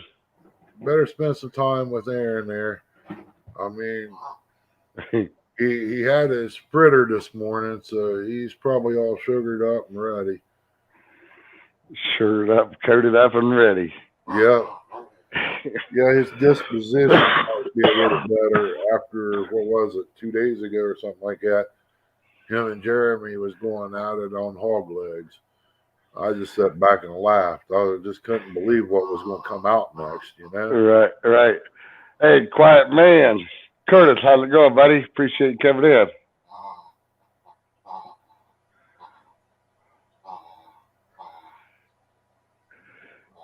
That's a duck, a rubber duck there, or rubber chicken there, Brian. Dog toy. It's a pig. She stretched out on a couch chewing on it. Maybe she'll go to sleep. But now, if I was sitting at the table, say bacon, everything would stop. She knows what bacon is. Yeah. It's like, oh yeah. And bacon strips, she loves them. Mm-hmm. But the little Boston Terrier Chris was talking about, she didn't tell you, but she dotted my I's and crossed my T's for me. I had her up in my arm. She was just a little bitty squirt. Yep. And I had her laying on her back, scratching her belly and all that. And I pointed my finger and started laughing at her. I don't know how that dog got up there, but she got my lip, my nose, my ear, by my eye. She let Wow. and she wasn't playing. And as she got older, I give her a little bit of beans and cornbread. Oh boy. Okay. And that's all fine and dandy. She loved that. But just some reason, one day I held a spoon up, said, I'm going to eat your beans. That dog flipped out, dude. She tried to eat me up. She's up to eat your arm before you. I had to lay the spoon, actually lay it down. And she would quit. But she'd still watch me. She was smart. And I tell everybody, don't mess with that dog about her being cornbread. She will bite you. So it said, don't bite the hand that feeds you. Yeah, she didn't care. She She'd put that with her beans. Yeah, some dogs, man, their dogs are really smart. Oh, Curtis, he been waiting to see that deer too. But the pictures I got, I got something planned for that one. That would make a sweet T-shirt. Oh, the one standing up on his legs and Yeah, had that doe down there hunkered down, and yeah. he was up there. Yeah, that's something you don't see every day, and you got it on video. I mean, that's awesome. I mean, I got it on the cam, but Yeah. I've got a couple of them. Like I even had a couple of does fighting. Mm-hmm. See that one looked like she was playing quarterback. When she hit that one, it looked like she knocked her over. Yeah, they're fighting over food right now. There's so much shortage of food for them to eat because of the snow that's packed in.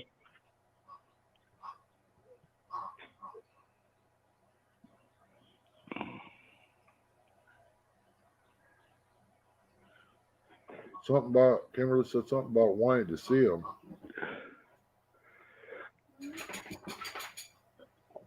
I think we're talking about George Ray and his pictures. Oh, Somehow, I'm not sure of what I could tell. It looked like Tinkerbell got some pictures of George. George. George getting ready to be famous. You may be black belt or something.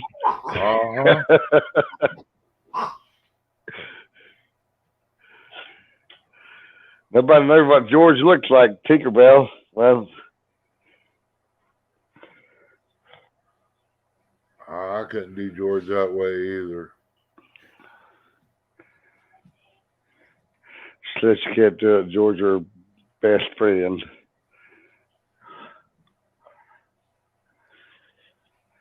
It'd be all Tinkerbell to do it. So you thinking about going out tomorrow evening? Yeah, I'm thinking about it. depending on the weather. I'll tell you that breeze, bud, blowing in that window, that heater, you don't feel nothing but on that leg. That's it. Oh yeah. Yep. That's why Yep. That's for sure. that's why I'd like to get a building done up. That way I can put a little heater in there, go out Yep. turn it down on low, and have me a small window to shoot through. Oh yeah. That blind's got like a 3-foot window, and it goes down into like a V shape, and you have to have at least half of it open. Right. They'd stick your bow through to get the area clear. Well, with the phone, I have to have it open like that, but I can close it up halfway and move things around, put the heater on the other side. I can make the hole smaller, but they got one small window on that blind that should have been there. Let's see Right. where they put it. Them blinds are nice. I never have no luck out of a blind. They're good for about 2 years, 2.5, but the birds will pop holes in the top of them from landing on them. Oh yeah, but that makes sense though, with them landing on them and pecking at them with their beak. Well, it's just where they land on with their feet and their claws sink into it, and it pops little bitty holes in. I was And sitting, then- looked up and seen it, and couldn't figure out what was causing it. I thought it was a defect, Right. and I was looking. It looked like a little rip. That's the first thing that hit me when I seen that bird fly in the window and land there. You got any kind of like branches you can throw on top of it where they can land on the branches instead of the blind itself? Well, keep it from caving in, I have to have me a big branch over top to hook rope to it. Yeah. Because, you get too much snow on it and it'll collapse the whole Glass top of it in. Yeah. And I don't like that idea myself, but Yeah. I guess that's the way they have to make it to get it to do what it does. I can get them to open up easy, but when they go to fold them, close them up, I end up breaking something. Something always ends up breaking. Them fiberglass rod sticks will break, or I'll poke a hole through the side of it. I'll just leave it up there. The old one I got, I broke one of the ones that crisscrossed the top, and I made me a pole for it. It won't break. I made Yep. a 1/4-inch PVC. Oh, that'll do it. I got 2 pieces, and I cut them down and put me a connector in the center of it Mm-hmm. and used it. Kind of thought about doing that with the boat, using like probably a 1-inch or 1.5-inch PVC and building me a thing to where I can box it all in and put a heater. Right. Yep. Yeah, you got it. What's that? 24-foot pontoon, isn't it? Yeah, I got 18 too. I'm thinking about trading it off, but I don't know nothing about the motor that's on that other boat. Cause They got a trailer. What, the 18? Yeah. Yeah, it's got a trailer. It's single axle. I get $1,500 for it, and Gilbert, West Virginia, brought it back. It was all piled up, Mm-hmm. strapped to the floor. I bought 2 new tires for it before I could bring it back, Yep. and I redid it, and it sat out there. We used a 7.5 tiller motor on it. That was fun, but Oh yeah. I made do with what I had. Yep. But I want to redo it, get it cleaned back up, unless I can get a chance to check this motor out. It's a 90 Merc, Oh nice. and when I looked at it, that the boy had it over there, it was super cold that day, Yep. and the fuel line snapped on it. And he said, "Oh, they had it out." The guy I got off was my buddy. We had it out They had it out last year, and when that fuel line broke, my finger got wet, and I kind of smelled it. It smelled like varnish. I said, "That boat ain't been out in a few years." Right. Because if it was last year, I burned the same fuel. I dump it out on my boat in the cans, and I use it for chainsaws and stuff Mhm. like that. Yep. So I don't know. Sound like it's separated, and if it's separated, smell like that, it's probably in the carburetor. Yeah, You if know. I can hear it just cough, anything, that would give me a sign that, yeah, it's possible it could run. Yeah. But my buddy went over there. I told him, I said, this guy lies. I'm going to tell you right now. Watch what you do it. He dilled him out of the boat, trailer and stuff. Now he's wanting my pontoon boat. Right. He don't know nothing about boat motors. So I'm going to try to check it out a little bit, because when I checked it out, that guy had, I didn't want to stand out there that long. It was just freezing cold. But if I could get it to belch or whatever, the day I was there, it grunted. So I don't know what was going on. It may need a starter. I don't know. Yeah. True. She's going nuts. She's doing that because I'm over here. Tinkerbell thinks I can make a comedy variety show on his stream as a substitute on fishing stuff. I don't know if I consider myself a comedian or not, Tinkerbell. Hey, Snake River, appreciate you coming in, bud. Say, Snake.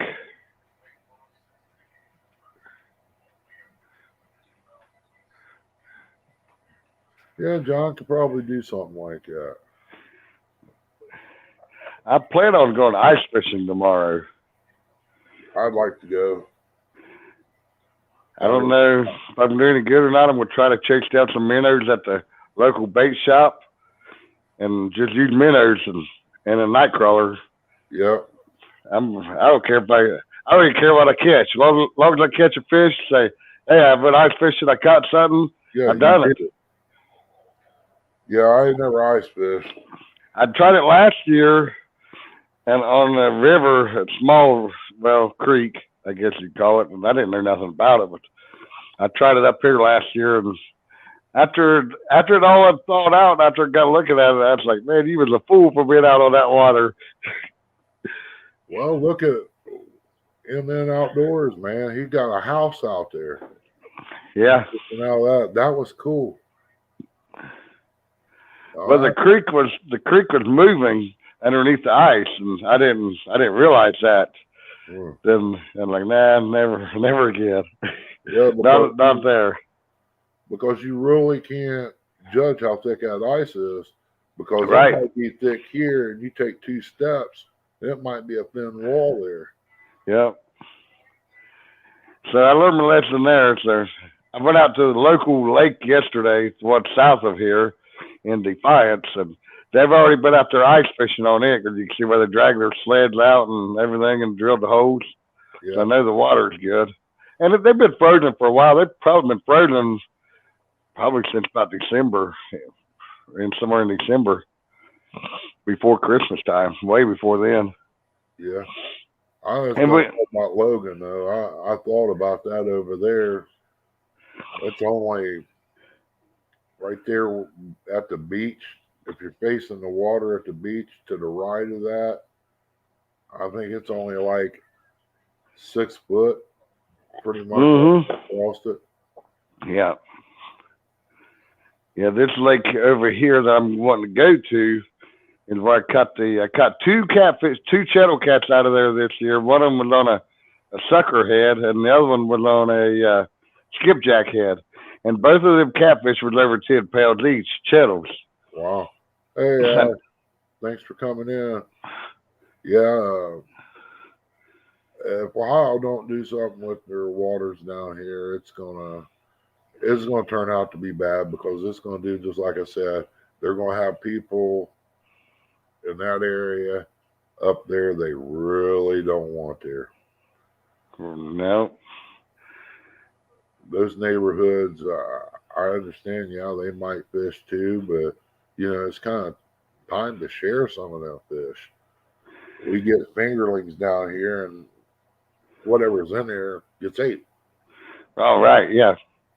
Yeah, that Hammertown Lake over in Jackson City Reservoir, Hammertown. Yeah. They stock them with trout every year. Every spring year they track them, and that's a deep water, big deep. I think it's like in the 50s, 50-some foot deep. Yep. Is that the one you pull off to the left there to go to the boat ramp? And it's got a decent little parking lot. The only boat ramp that I could think of is on the back side. It's the only boat ramp that I could think of even on there. And it's a gravel boat ramp. Jackson City Reservoir, right? Yeah, yep. Okay. Yeah, that's the same place. You got to go under the road to get to the other part of the lake. Yeah, you got to go around and then the road actually on one side of the road actually goes through the woods and wraps back around and comes back out along the lake. Yeah, I do know they've got some big fish in there. It's real clear. I was sitting there, me and Chrissy was one day. She was over playing with the bluegill, and all of a sudden I latched into a bunch of them golden shad or shiners. Mm-hmm. And they was decent size. I mean, they'd make a real good catfish bait. Yep. I thought about trying that out too this year. I mean, it was a hot day when we was down there. I was lucky to catch anything. Oh yeah, we had a shad kill up here this year, Huh. and we're talking 9-10 inch size shad, big shad, and Wow. they was killed. And the last live I did, I picked a bunch of them up that was next to the bank. Picked a bunch of them up and kept them. Hey, it works, man. Oh yeah. Yeah, I tore my cast net up over at Logan at the boat dock before they put the docks in. Oh yeah, them. Yeah, another one. That grading, see, we got grading for the boat docks up here in the lakes. When you back in, it's grading all the way down to wherever you got to stop at. And if you throw that cast net on that grading, them sinkers will go down in them holes. And when you go pull it, if you got it all stuck, it's a nightmare. I was throwing out right where the dock was supposed to have been at, and I got 3 little fish. I put them in the bucket, you know. I ain't never seen none before like it, so I took a picture of it. And when I got home, one of them was kind of addled up, was dying. I give it to a boy down there at the pier at Logan, and he fished with it. He got a nice crappie off of it. Nice. I just threw the rest of them back, the other 2 back in. Right, yeah. And I get home, me and Chrissy looked it up. It was a baby gar. Huh. I was like, wow, I didn't know they was in here. Right. And then I've caught a lot of small fish out of the through net. You can put on this picture right there. I know if nobody's killed him, there's a turtle in the spillway at Lake Logan. I'd say he's been around as a 5-gallon bucket. Right. I mean, We're saying Lance McCoo guy.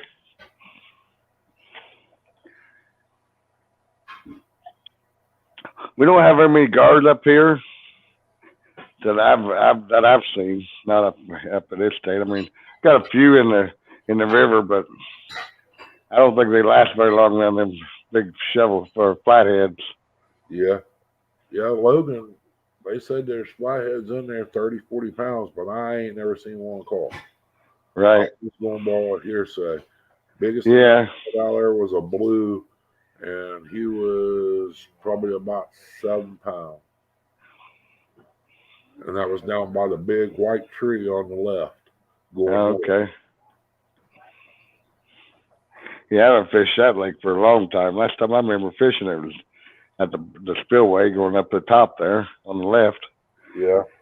Down at the lake on the north end of the lake, the 2 little, I don't know what you call it. It ain't backwater. It's just, they just spill right there. There used to be a decent little spot there to catch yellow bellies or crappie and stuff like that. Just kind of like a little bait holding place. Yeah. That leads into the lake, feeds into it, but that's all solid weeds and lily pads now. And from there all the way up to pretty much the beach is nothing but weeds. Right. And the backside of the lake's worse than the front. Yeah, the state's just neglected the lakes and stuff down south. Yep. Lake Rupert, it's took over with. If you don't like snakes, don't go there. Don't go there. I heard Lake Snowden was doing pretty good, but I don't know for sure. I was down there one time, had my grandson with us, and we didn't even get a bite that day. Wow. I heard there were a lot of small bats in there, but Yeah, old boy said there's bass in there. yeah. No, I like the river up here, you know, the Maumee River you was talking about, the walleye. They can only go so far up the river before they meet the first dam up there at Grand Rapids. That's where the first dam is, so the walleye can't get above it. Yeah. But I was reading on Ohio Fish and Game that there was one caught somewhere between there. Somehow or another, it got above the dam. So either somebody turned it loose above the dam, or if the water was up real high and it swam over and went on up in there. Yeah, I'd say somebody probably turned it loose. Logan's supposed to have saw guy in it, but I ain't never seen nothing with any size here lately come out of it. Right. Maybe pound and a half, 2 pound I've seen, but That's probably pretty good eating, though. I mean, he'd be a young fish about, 14, 15 inches long? a little bit longer than that. Yeah, he'd be a good eating fish. He'd be a meaty little rascal. Yeah. Yeah, Chrissy put the hurt on them small ones over there. Between that and little bass and crappie, she Yep. 20 some of them one day right there. Nice. But I did learn the lesson about the perch. I had some that was probably, they'd probably pound, maybe 2 pound. That's a nice fish. Well, I throwed it back in. I thought they were small. And Right, that was like big. Yeah, he said that's the normal size. Yeah. I said, well, I throwed them back in. I had like 3 or 4 of them that day. I was looking for something a little bigger. Right. Yeah, that's a big old perch. You call them jumbos up here in the lake. You allowed, I think, 30 per limit. Yeah, I think it was like it was at least a foot long. Yep. Yeah, that's what they call jumbos up here. You find them in a lot of the above ground reservoirs. We got a lot of above ground reservoirs up here.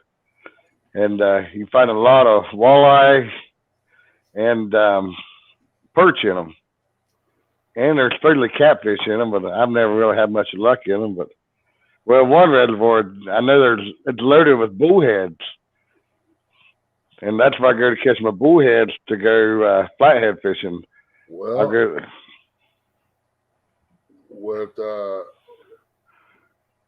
South Drive-In being where it's at, right across the road, they had like, I want to call it swampland, but they had Yep. 2 little pond-looking things back here.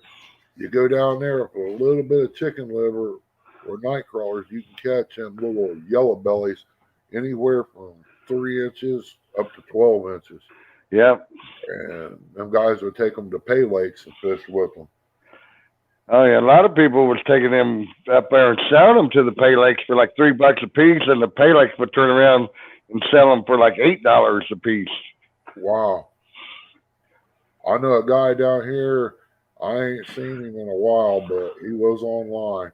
He said he'll pay $1 a piece for every one you can catch up to 12 inches. Oh wow! Hey Kelly, appreciate you stopping in, buddy. Hey, Kelly. Yeah, I know there's a bait shop down here called Muddy River, some catfish and Muddy River. I can't remember what it's called now.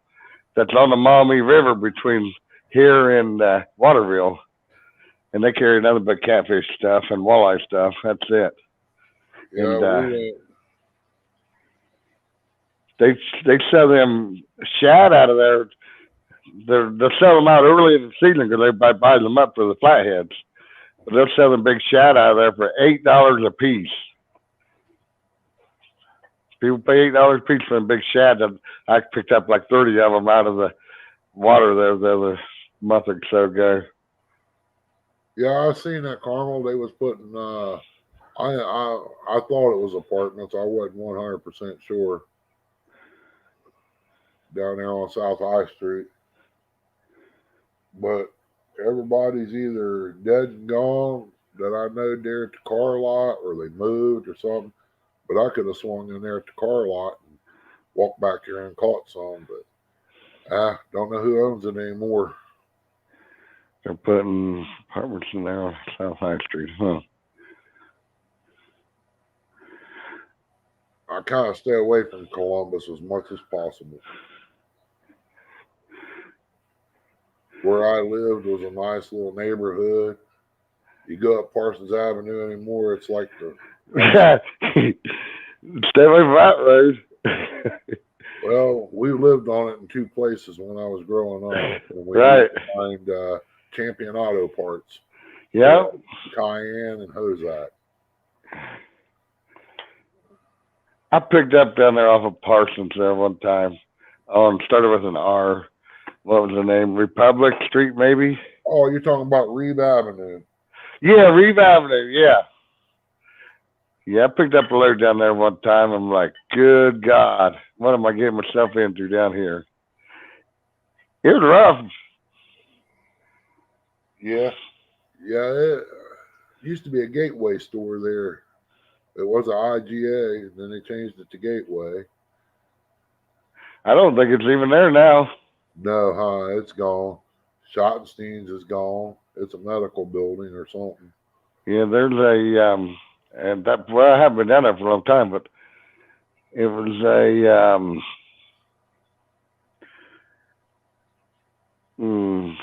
something dye, some kind of dye company for automotive dyes, stamping dyes. I think it started with a Q, if I remember correctly. Oh man, I know there was a die casting place out there on Marion Road, the Superior Tool and Die. Superior, that's the name of it, Superior. I used to work for them out on Marion Road. Yeah, I don't know if that's the same place or not. I don't think Marion Road, but it could have been. Was that too far off of Reeves? Reeve Avenue's the next road up. Yeah, but it's Superior Tool and Die. That's the name of it then. Seemed like in some other kind of building right next door to it. Looks like got a bot in here again. Let's see. And someone might already got him. I can't do anything with him if it's a bot. I don't know. Half the time you get some in here that ain't bots. I was in, I think it was Hog Legs one morning, and I busted one that wasn't even a bot. Muddy Water Bait and Tackle. I'm not sure that's the name of it or not, Kelly. Muddy Waters down in Kentucky. Yeah. See, there's maybe in Muddy River Outdoors. I don't know. There's something up here. I know I had to do something muddy.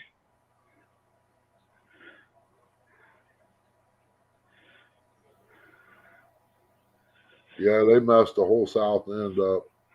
It's went downhill bad. I grew up on that area of town. Yeah. I just delivered this past Monday down in Lockbourne. Go down 23 off of 270 there before you get to South Bloomingville and turn left on 752, 762. Man, going down too far that way. Just not past the stone quarry there. You know, the deadly intersection there at the red light on the south side of 270. Go down there go past the old hotel on the right, and then you go past the casino. Go past the casino. It's Pickway Road. Pickway Road. Is that the name of it? Yeah, I know. It's before you get to the cemetery. Yeah. Yep. Pickway Road, it makes a left and you go back there, and they're putting crane mats down for some big electric company coming in there. I guess it's for them solar power or the wind turbines. I'm guessing what it's for. Oh, wow. That's what why the road was messed up back in there. I seen a bunch of dirt and stuff being moved. Yeah, it's a. Then my solar panels are taking over everywhere. Or the wind turbines, one of the two. Well, ain't nothing wrong with clean energy as long as we benefit from it also. But right now, we don't benefit from nothing. No, that creek back there, if you keep going back there towards Lockburn, that little creek right before you go up the hill there to Lockburn, old boy used to live there on the right. He coon hunted, and then my motorcycle repair guy lived right down the road there. Them boys said they catch some nice crappie out there. I used to stop at Big Walnut and catch soft crawls and stuff. Big Walnut, yeah. I've never been in that body of water. Oh, it Never happened in there. Used to be able to pull down the water, but since the drugs and stuff happening, people pulled down there, trashing the place up, and Yeah, city blocked it off now. So, yeah, that's usually what happens. You know, you find a good place to fish.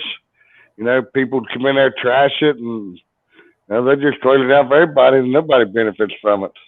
yeah, me and Dad and Mom was fishing there one day. I'll never forget. Dad hooked into something. I don't know what it was, but he had some of the good equipment. He reared back on that, and that pole, he fought it for a few minutes. It snapped, come back, and busted his nose. God. I busted out laughing. That just made it even matter. Yeah, I'm sure. We laughed at, boy. Yeah. His She nose- said, laugh back. Come here. I don't know what it was, but it was huge. Catch a lot of bowfin in Lake Logan. No, I ain't never seen one. Really? You know, them bowfin, they kind of a real dark color fish. They got a big fin across their back. Yeah, They're, I seen Rustic caught a nice one out of the river down there. It was beautiful. yeah. Had real good markings on it. Mm-hmm. I ain't seen nothing like that over at Logan at all. No, Jackson Lake out in Oak Hill. You're down just outside of, go south on 93 out of Jackson. Takes you in Oak Hill. 93 goes straight towards Ironton. Then you take, I think it's 139 or 140, and out of Oak Hill and take it out there to Jackson Lake. And they got a bunch of bowfin in that lake. And there's a lot of big bass in there. I used to bass fish that lake all the time. But there's some big bowfin in there. Big bowfin. Yeah, we backed down the boat ramp there at Lake Hope for a few minutes just to check it out. Chrissy put the whammy on a couple little bass there on the dock. Somebody come in wanted to drop the boat off, so I pulled back out of there. We called it a day. But Yeah. it ain't bad. It's just hard to get into fish if your legs and stuff ain't good enough to trust to go down over the bank like what they had to. Right. Don't even attempt it because it'd be too dangerous. Yeah, we got two lakes up here that's right on the Indiana state line. So, I mean, literally right on the line. And the state record Northern Pike come out of one of them. And it's the one they said that one come out of was 75 foot deep. There are two old stone quarries. And one of them's on one side of the road, the other one's on the other side. And there's a river called St. Joseph River that runs in between them. Well, when that river comes out of the banks, so whatever kind of fish in the river come out of the bank and it floods into its first stone quarry and it all floods the bottom. Yeah. Them 4 quarries there on Frank Road there on west side of 23. They There you go. fish in there too, but they're filling them in. There you go. Show you something here. Oh, that's nice. Yeah, they like I said, they released them in this one here. I pulled a double that day. I got this one here. Cut them on a rainy day in the late evening time. Yeah. Yeah, my first experience out pheasant hunting, I shot a hen by accident. Oh yeah, that's a big no-no, ain't it? Yeah. I didn't let it go to waste though. Oh no, I mean, I did get me one of them one time Yep. down in, down by South Bloomfield. A buddy of mine lived out there. I walked out in this field out there and busted one. Hey, my largemouth bass I caught. Put my tag up there. Yeah, that's nice. Oxbow Lake, it's got some big bass in it, but it's only a bass, bluegill, and a crappie lake. That's it. No other fish are in there. Wow. Yeah, that's nice. I got this driftwood right here, the wood. I got it out of the Maumee River. Went to looking for driftwood to put him on. So I got him out of the Maumee River, the driftwood. Better put that up, John. You're gonna make Kelly cry.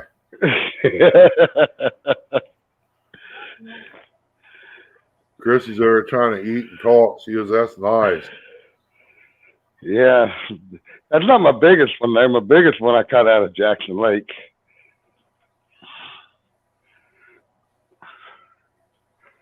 Yeah, I used to deliver for Budweiser going up through by what is that, Indian Lake.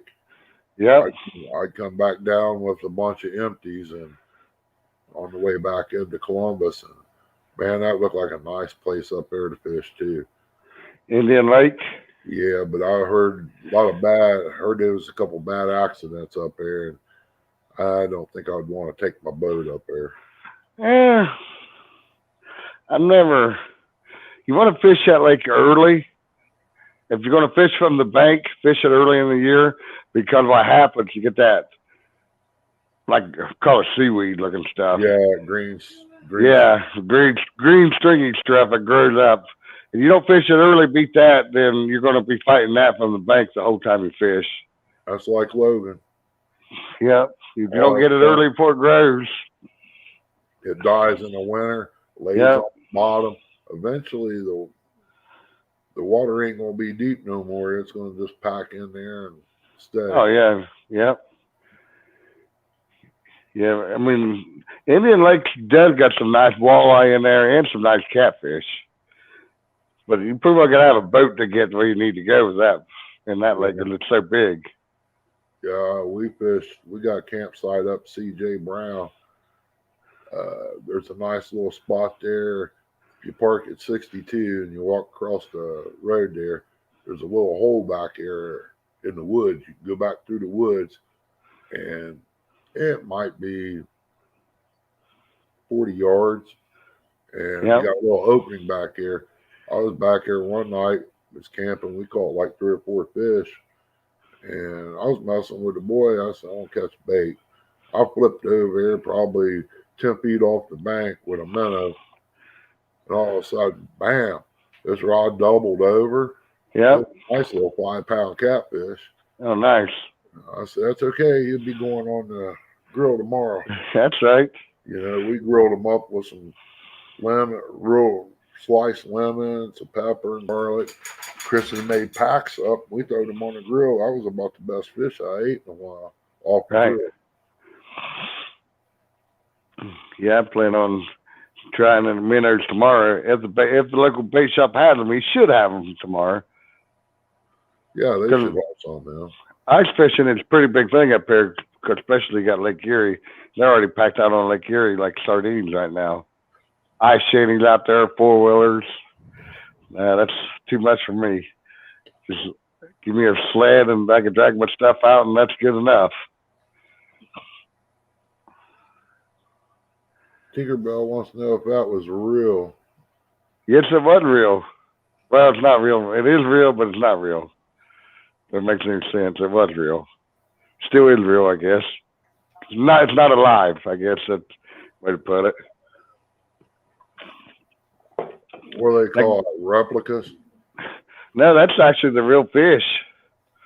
The taxidermist took the meat out of it and measured the meat, ordered a styrofoam body for it, and put in there, sewed it all back up, and painted it. Come on, Eskimo John. I'm going to, Curtis. I'll be out there tomorrow. I just got to bust my way through the ice because I'm not biting no auger. take my sledgehammer and ball out there, bust it open.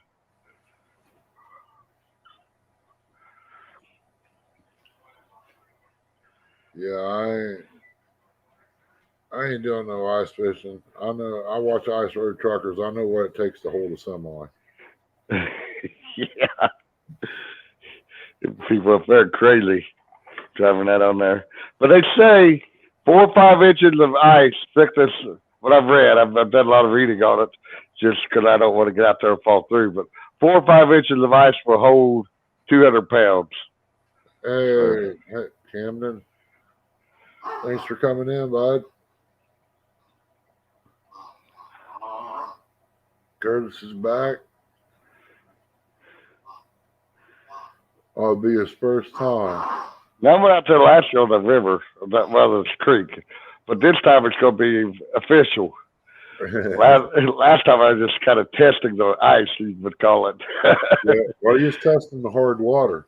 Yeah, tomorrow it's going to be different because I do know that there is some big fish in this lake.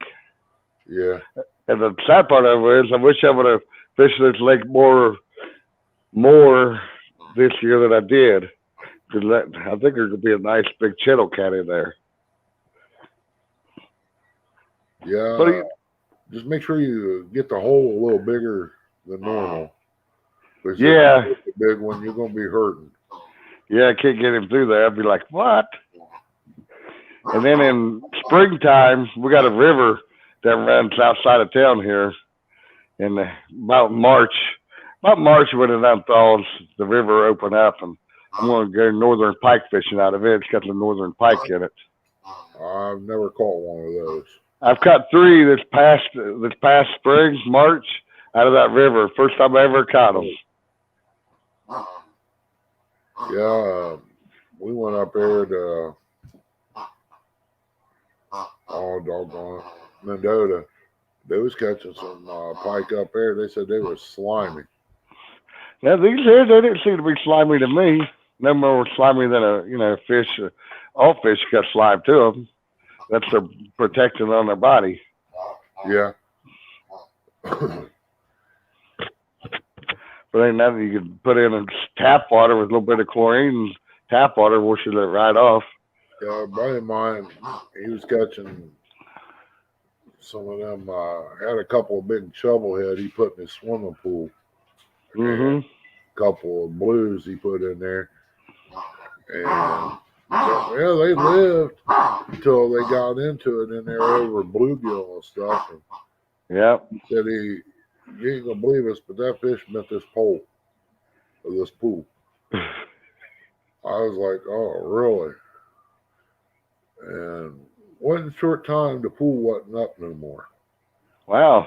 He said they busted it. So he was, when it happened, he got them out and took them back over and turned them loose. Yeah. He kept them in there for probably a week. They Yeah. were living and doing good. The water doesn't turn green. He says, I ain't cleaning it. So he just threw his fish in there. Right. Yeah. And all the bluegill he caught, he would chuck some in there, and the fish would bite them, eat them. Oh yeah, they don't last long. I've cut a bunch of bullhead out of that reservoir I was telling you about, and that's what I do. I'd put them down in the basement in a big old tote, fill it up with water, and put my treatment over there so the fish won't kill the fish.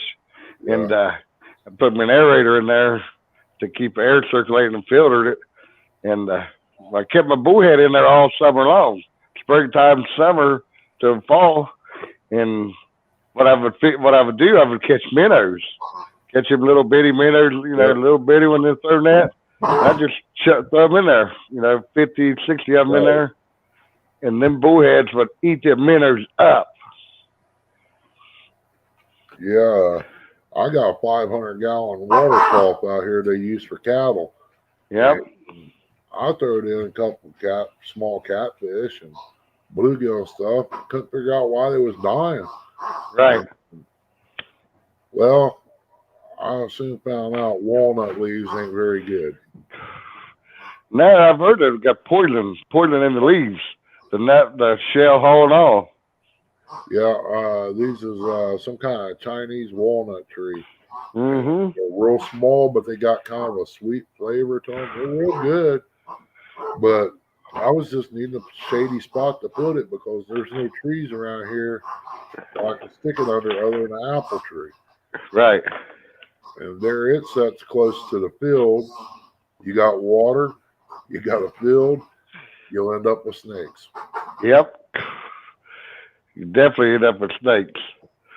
And they done come down here and grabbed probably, I want to say 3.5 foot long rattlesnake right here, right next to the field. I had a little bit of brush piled up. It was under it. Yep. They tried to tell me they ain't aggressive. They won't eat baby chicks, won't eat chicken eggs. I looked at that guy. I said, I don't know who taught you, but you don't need to be working for ODNR. No, that's for sure. Try to tell you, they won't do it. They won't do it to keep you from killing them. Yeah. That's what they'd say. Oh, they don't harm nothing. When he left, the guy that had the gun on his side, he said, if you see any more, remember, give us a call. They're protected. I said, Yeah, okay. all these kids out here, they're protected too. That's right. Yep. Some of the decisions that this wildlife division makes, it just makes you wonder, like, what are you guys thinking? Yeah. It's just people don't know. Now Tinkerbell, she's playing with a rubber pig. My wife says she has to save me from the snakes. Yeah, I don't like snakes. She sees a snake, she'll try to hook it. I'm like, what are you gonna do with it when you hook it? You got to get it off the hook. Oh, Lake Logan's got a few that come up there and was messing with Chrissy. I kept smacking him with the rod. He'd go away, come back. Yep. I mean, it wouldn't be 10 minutes. He's back over there. I smack him a little harder. He'd go away, come back. One day I hooked him, got him up on the bank and killed him. And you know that snake disappeared, bud, while we were sitting there fishing. Wow. I think that eagle come in or something and swooped down and got him. Got him. Yep. They got good eyesight. I mean, you can watch them. You go down the road, you can see on the fence post on fields along the highway. You'll see them eagles or hawks sitting there and watching for a mouse or something in the grass, and they'll come right off there, bam, right in the grass, right on top of it. Yeah, well, I sat and watched them catch fish out of the Lake Logan over there. I said, no, that's the way to fish right there. Yep. They dive right down there and grab them right on out. Yeah, Chrissy, me, her, and her dad was in the car one day. I think we was on our way out or in. Anyway, I had her pull over, and I got out and grabbed this. She calls it a tree. I just call it a stick. I beat this snake and killed it because I seen it strike at a car as it went by. Yep. Got out and killed the thing, flipped it over on the other side of the guardrail. And they're sitting there dying laughing at me. People going by looking at me. I said, well, I don't know if it was poisonous or not, but some kid come walking by here 'cause he got bit. Yep. He ain't gonna bite nobody no more out there. Nope. You're out there with that tree. It wasn't no tree. It was just a young sapling. As long as I see it, I'm not scared. Yeah, I know the one of the local lakes up here, they're loaded with them water snakes. They're everywhere. I mean, and I kind of got used to them because I knew they don't really bother you. No, Kimberly, copperheads, they brush hogged this many years ago. They had what they can count. They counted 20 some in that field, what they could actually find to count. But we haven't seen too many of those around, thank God. They seem to be getting extinct, I think. Yeah, everyone I see, they're going to be a little more extincter. Yeah. Yeah, I can remember my grandma had a pond. This is years ago. I was probably only 11, 12 years old. She had a farm pond and went out in the pond. She drained it, and there was a big old piece of plywood laying in the bottom of the pond. Wow. We went down there and flipped that plywood over, and there was I bet there were 6 or 7 copperheads laying underneath that piece of wood. Hey, Danny Stone, thanks for coming in. Yeah, them snakes, they hide in some weird places. Oh yeah, that they do for sure. Say, Danny, how you doing, buddy? Camden Clark, welcome, buddy. Yeah, it's a new name there. Yeah, I don't believe I've recognized the name. Appreciate But you welcome. coming in. Yes, sir. Yeah, cucumbers smell what they smell like. It's copperheads. Yep. I don't know about Sam's Creek anytime soon, but my buddy lives over there. The Tiptons. He said he seen one or two, but he didn't know for sure if it was copperhead or one of this yard snake. I killed a grass green one out here one time under a piece of plastic I had down. And I told the guy about it. He said, man, you shouldn't have killed that one. I said, why not? It was a snake. Yeah, they say black snakes eat them. Oh, Danny brought Camden in. Well, Oh, appreciate it, nice. That's awesome. Yeah, Ain't Danny, nothing like getting the young ones involved in outdoors. oh yeah. Get them off games and stuff anymore is kind of hard to do. Yeah, the technology is taking over. Yeah, I want to try to teach my grandkids how to survive, but you got to get them off the games. The littlest one, he wants to, but he's still a little too little. Right. But I Well, have, they lose. They get bored easily. If no action, they lose interest. yeah. Now, my boy, I had him out at 3 years old coon hunting. And a buddy of mine said, you want me to help you cross that log? He goes, no, I get it. He just hopped up there and rolled right on over it. Danny Stone said he's 14 years old and catfishes Mississippi where I fish. Well, that's awesome, Camden. Hope you catch Yeah. your big catfish, buddy. They're in that river. Yeah, you're going to have to show Danny up now. That's right. Danny can show him some old tricks. Yep. Yeah, Dad said they used to fish the rivers back home, use mice, baby chicks, anything, run trot line. Yeah. You know, when we were growing up, we fished the Ohio River a lot down in Galplis, just south of Galplis on Route 7. There used to be a spot you go down there, and you could drive down there and park, walk down to the river, and you could camp all night long. No one would ever say a thing to you. And Yep. my grandma, we were on the way down there that day. She pulled over. She's like, get out, get that groundhog. And, it's dead on the road. I said, okay, Grandma, what are you going to do with it? She said, wait till we get to the river. I'll show you. And we got down there and took out groundhog. She said, now throw it out there right at the edge of the water and then put a rock on top of it. She said, we're going to catch fish. And by God, we caught catfish all night long with that. Yep. Dad mentioned something about that. Put it in a burlap sack and a block. Yep. Stick it. He said, go back the next day, you catch fish all around it. Yep. And I'll never forget that. And it worked. The groundhog lured them catfish in. We was catching some nice catfish out of that river then. Yeah, you won't get too many small ones around that. No. And I don't even remember if they were channels or blues, but I just know they were some big fish. To me, they were big fish. I wish I could have got that one in Chrissy hooked down there at the Ohio River at Scioto. Only thing I seen was a white belly when it rolled. It was about 3 foot. It was every bit of 3 foot long. But it wasn't worth breaking your leg for. No. Used to fish down there at Eureka, Rocks and Dams, south of Galplis on Route 7. And if the Army Corps engineer would open the rollers up on the side of everybody's fishing, it'd be real turbulent water. When them big stripers would come in there, eat all the bait fish and they'd be hitting top water. You got to be able to catch out there and bring that Zara spook across the top of it. And then stripers will bust that Zara spook and you had your hands full with one of them fish.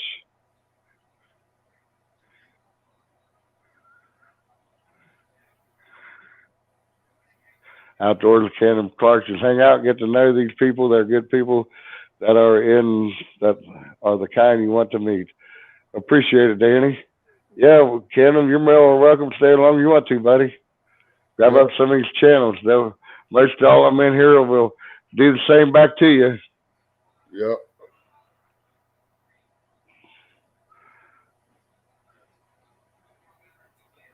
Yeah, always good to have some young blood showing up in the channels and learning that stuff. Yeah, I got a couple young YouTubers that I follow around and give support. They don't really get a whole lot of turnout because, they're young, but, it means a lot to them when you got, older fishermen that's watching their channel and supporting them. It really means a lot to them. Yep. Yeah, you gotta have some kind of support, support and some teaching. For sure. If they need help them. Yep. And then start out at YouTube. It's hard to get started because nobody knows you. And then once people start to know you and see you around the channels, and it just makes it a lot easier. Yeah. Another good channel, Camden, is Catfish Weekly, Panfish Nation, Mark's channel, Catfish and Crappie. It's all good channels. George says he likes to fish for carp in the UK. Yeah, carp, man. I used to carp fish, and that was a lot of fun. We used to fish with weedy balls. Take weedy balls, dip them in the water, make a little ball out of them, and set them on the rock, let the sun bake them real good. And you throw that hook on there and toss them out there, and them old carp tear them weedy balls out. Well, you take you a couple of chicken liver, pulp it up with your hands, and dump it in the bowl. Get you some Wheaties, mix them Wheaties in there. If you mix it right, you can bust a window out of a house with it, and it won't come off your hook. I like to try that on the catfish bait because I fish with a lot of chicken liver because, I fish mainly for channel cats. It works on catfish. So, because I go through, if I do 8 hours, I go through about 3 tons of chicken liver. Yep.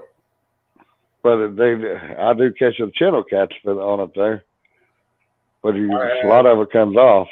I had me a ball of it on a 15-foot rod, and boy, you can really sell that stuff out there. 15 foot, woo. Yeah, 15-foot Silstar. I couldn't throw bluegill with it or anything like that. I couldn't get it that far, but anything small, you can whiz her out there a good little old ways. I remember when I was fishing Muskingum River years ago, my grandma, she took me fishing a lot when I was growing up because she loved to fish, and I'd always went with her. And we was fishing Muskingum River, fishing for carp, and there was a guy that was fishing just up the river from us a little bit, and there was like the river come down, and then it kind of went in like this, and it formed like a little eddy right here. And the guy was fishing with a bluegill in that little eddy, and he caught a big old flathead out of that river right there in that little eddy. I mean, it wasn't 6 feet from the bank. Once that sun went down, and it wasn't quite dark yet, but it wasn't long that pole was squealing. It was a big flathead. Yeah, we was at Buckeye Lake one night with Chrissy's uncle, and we was at the old carnival site. Right down the bank there, there was the walkway was a bar, and there's some guys standing out talking. And that when that reel went off, Chrissy hooked into it. I don't know what it was, but it got wrapped up around a buoy out there, and that line cracked. They come down and said, "You guys shooting a pistol or something?" I said, "No, that was her fishing line." Oh man! I mean, it sounded like a little motor running. That little 33 was going to town. 33 was a good reel back in the day. It still is. And you can find the older ones. They seem to be held out pretty good. Got metal Yeah. gears in them. The older ones was the best. These new Yeah. ones junk. Yeah. You can find them, sometimes you go to the old flea markets. I love going to flea markets. You just never know what you're going to find, like a treasure hunt. And who doesn't like a treasure hunt, right? Yeah. They got a little flea market there in Laurelville on Wednesdays, Saturday and Sunday, out there by the VFW, right before you get into Laurelville, on the left or on the right. Is that going back towards Circleville? If you're coming out of Laurelville, it'll be on the left. On the left, yeah, that's been there for a long time. Yeah, They used to have like storage units on the other side of the road. Yeah, yeah. Yeah, that's been there for a long time. I can remember that. Yeah, they still got it. There's one guy down there that sells a little bit of tackle, sinkers, bobbers, and stuff like that. Yeah, He ain't priced too bad on some of it. I mean, I give him like $1 before, I think it was 2-ounce sinkers. yeah. So that's not too bad a deal. No, because I could get the sinkers up here. See, they're 5 ounces, no rolls. At the bake shop is 75 cents for 5-ounce lead. Yeah, if I had some old lead, I bought I'm going to say, it looked like a chicken salad bucket plumb full of tire weights. Yeah, I give old boy $5 for it. And I'm trying to save up on it. That way I can buy me some molds. That's the only thing that's keeping me from buying a mold. I need to get the lead first. yeah. If you got a scrap yard, go to the scrap yard.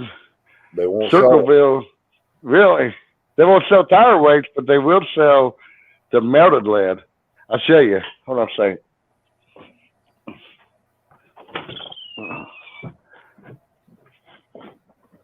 Grab these real fast. I bought a scrapyard that had lead. They told me they weren't allowed to sell no lead at all over Yeah, some places kind of funny about it, but you can find one that. there. But I go in a scrapyard all the time too, so the people know me. But next time I'm in there, I'll check it out and see if I can pick some up. But these are 2-pound blocks, 2-pound blocks of lead. I bought. Talking to you. Let's see here. Yeah, I missed out there, John, in West Virginia. I'm still working on it, but I was a day late.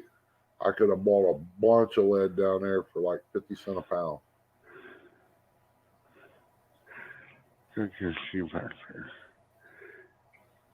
Post your PayPal report was. What was that, Sir John? Black gold. I wish it was gold, Tinkerbell. Nah, this is just a black lead, just lead that they melted all together into a mold, and I bought the brick of it. Take that back. These are a pound and a half, I think. But I bought like 32 pounds for like $16. So like 50 cents a pound for it. Kimberly, she's lying to you.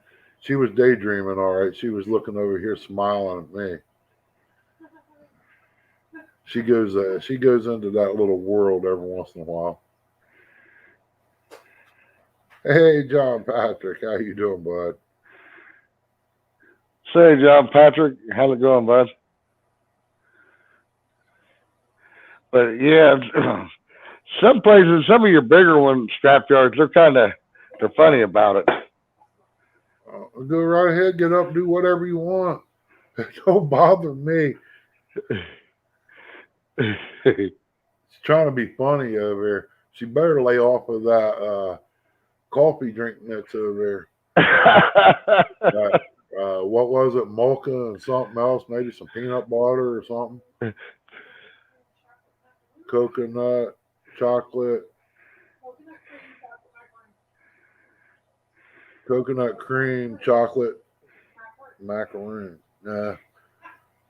George says he's driving a link tomorrow about carp rigs and baits.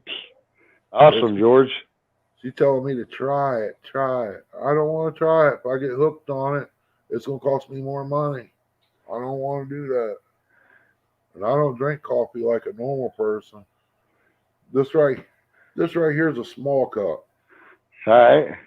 I got one of them truck driving cups that's like that. Called the Yeah. jug. What's it called? The jug. Well, you know, speaking of truck drivers, you know, that's what I do. What that? That's exactly what I have. I got two of them. There's one, that one's probably over there buried up underneath my coat. Hey, once in a while you buy one of them and they're real good. It's hard to find a good one. Oh, yeah. And this holds 52 ounces, what it holds, 52 ounces. That's almost a half a gallon. That's what Yeah. I use. And Well, it'll that's hold, you can put hot stuff in it. It'll keep it hot for at least 16 hours. Or you can put ice and water in it and it'll be next day, still have ice and water. Well, I'd fill it. I'd put a little bit in it to get to work. Then I'd turn around, stop in Circleville on the way out to go to West Virginia to do my run. I'll fill it up there. It'll last me till about 6 o'clock the next morning. I'll fill up at the TA truck stop down there, 64 and I think Down it's by 34. Hurricane, it's Yeah, yeah, Tate Valley, yeah. Don't ever go to that pilot down there, Nitro, do you? I went in there once, and I didn't stop there unless I have to. Yeah, that's like a. I guess I'm gonna have to stop there, much as you hate to. They supposedly got that 35 done across there now, from Point Pleasant all the way down to Hurricane. Supposedly it's all 4-lane now.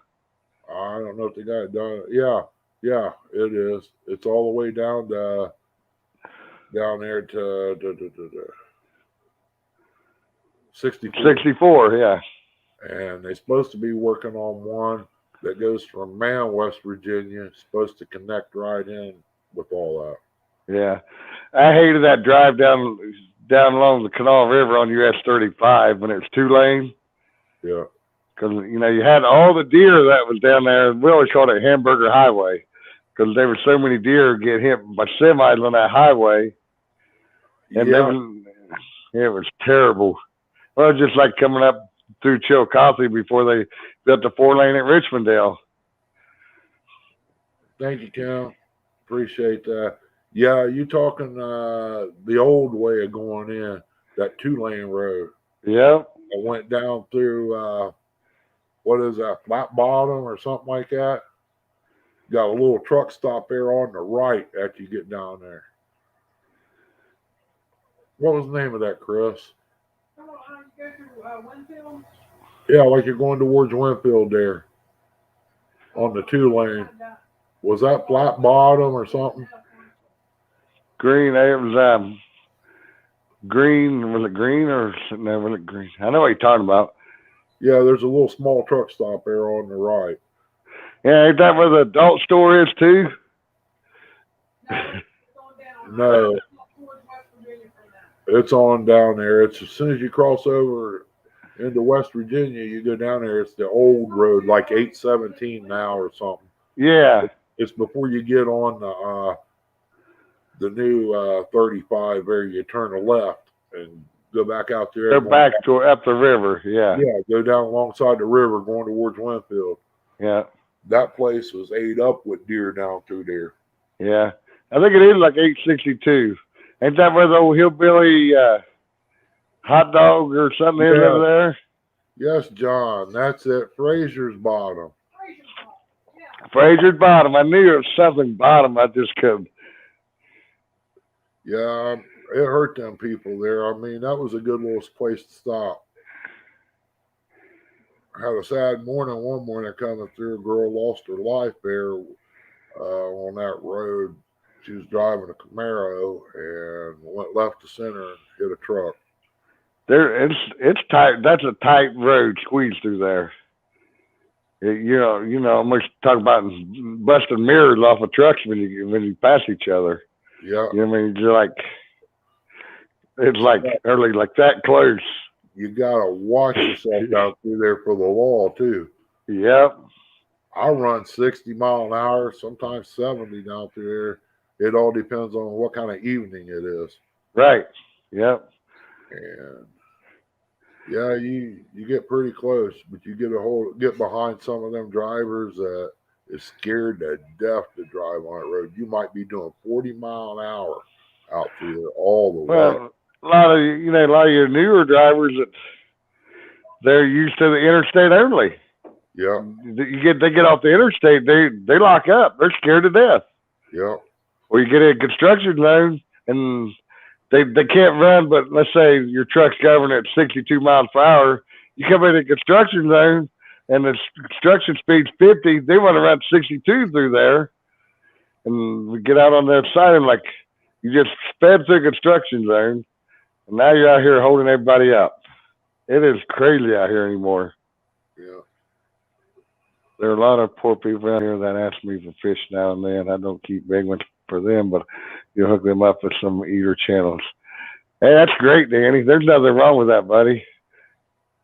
I mean, there's a lot of hungry people. You're exactly right.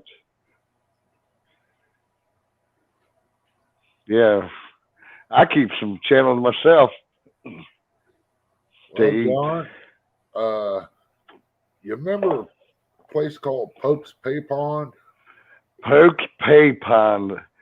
That sounds so familiar. Is that around Hillsborough? No, that's up there in Columbus, out there by Smith Farm, Smith Farm. right there Oh, off the 33.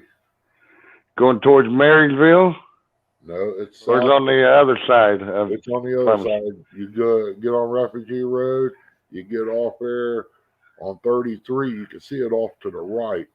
Okay. It's down right beside Allen Creek here. It runs by it, but it used to be a pay lake, and he stocked it with farm raised fish. I Okay. kept a family, 3 families of catfish for years. And Right. the state, he sold it to a young boy there, some kind of hairstylist down there in Obetz. Sold it to her. She let her son run it for a little while. Then the Yep. state bought it.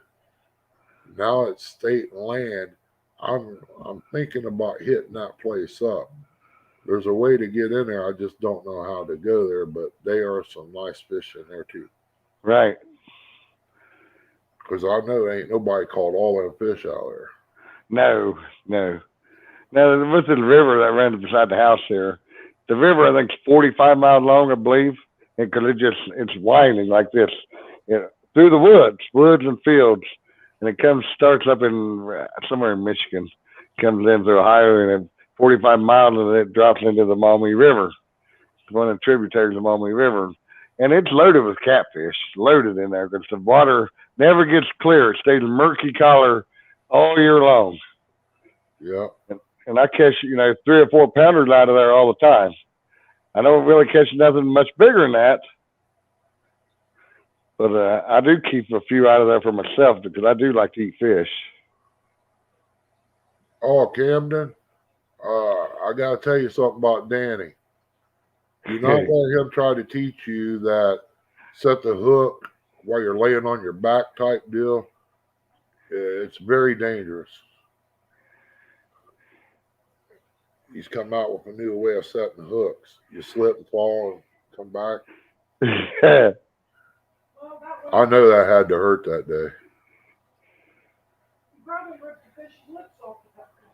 I wouldn't want to bend the fish on the other end of that. Yeah, I can remember the circle hooks. I really like the circle hooks because back in the day, you can relate to this, that J hooks all they was. Yep. And how many hooks how many fish over the years that swallowed the hooks and can't get them out? They end up dying, or you can cut them off, and they say they rust out, but actually I don't know if they ever rust out or not. I don't know, but they say it takes 7 days for a catfish to digest a hook. Right. But if you hook them the way we set hooks here, sometimes you know you're tearing something up. Oh yeah, yeah, and I'm kind of glad. I'm glad to see the circle hooks come out because most time when they don't swallow them, I haven't yet have one swallow them, and they'll hook them right in there or somewhere in that lip or the Well, whisker. I took the old J hooks, took a pair of pliers and bent them and offset Bent them 'em? a little bit. That Yeah. way you can get them in the top lip or the bottom lip. Right. But I ain't never caught my first fish on a circle hook. Really. They're so you don't even have to. I don't really even J hook. You just wham hard Yeah. and set it. The circle hooks once you got your pole set and it starts pulling, just reel down. Reel down is all you got to do, and he's hooked. Well, And when then I you just fished fight him. when I fished that little pay lake up there with them farm raised fish, I Yeah. just drove a stake in the ground, set my PVC pipe on it, run my pole down the end of that, crank it up. I started doing that. And they'd bend over. You just get out and just reel them in. They're already hooked. My wife's like, Jordan, Cam, and John, and Lou on the groovy side. We love fishing and hunting. Everybody loves John. Goofy side. No, he just likes to have fun. That's right. Life's too short not to enjoy it. When I look at it, my life's already half over, so I know I don't have a whole lot left.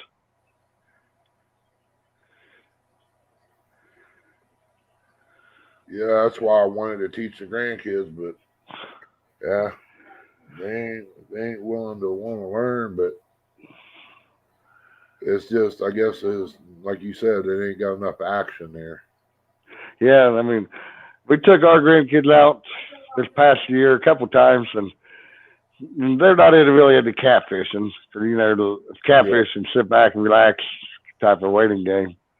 So we was catching bluegill for bait. That's what I was going to use for bait. So I had my little ultralight there and my little wax worm and little bitty bluegill hook and catching, and I'd let them reel it in. So we got 4 grandkids.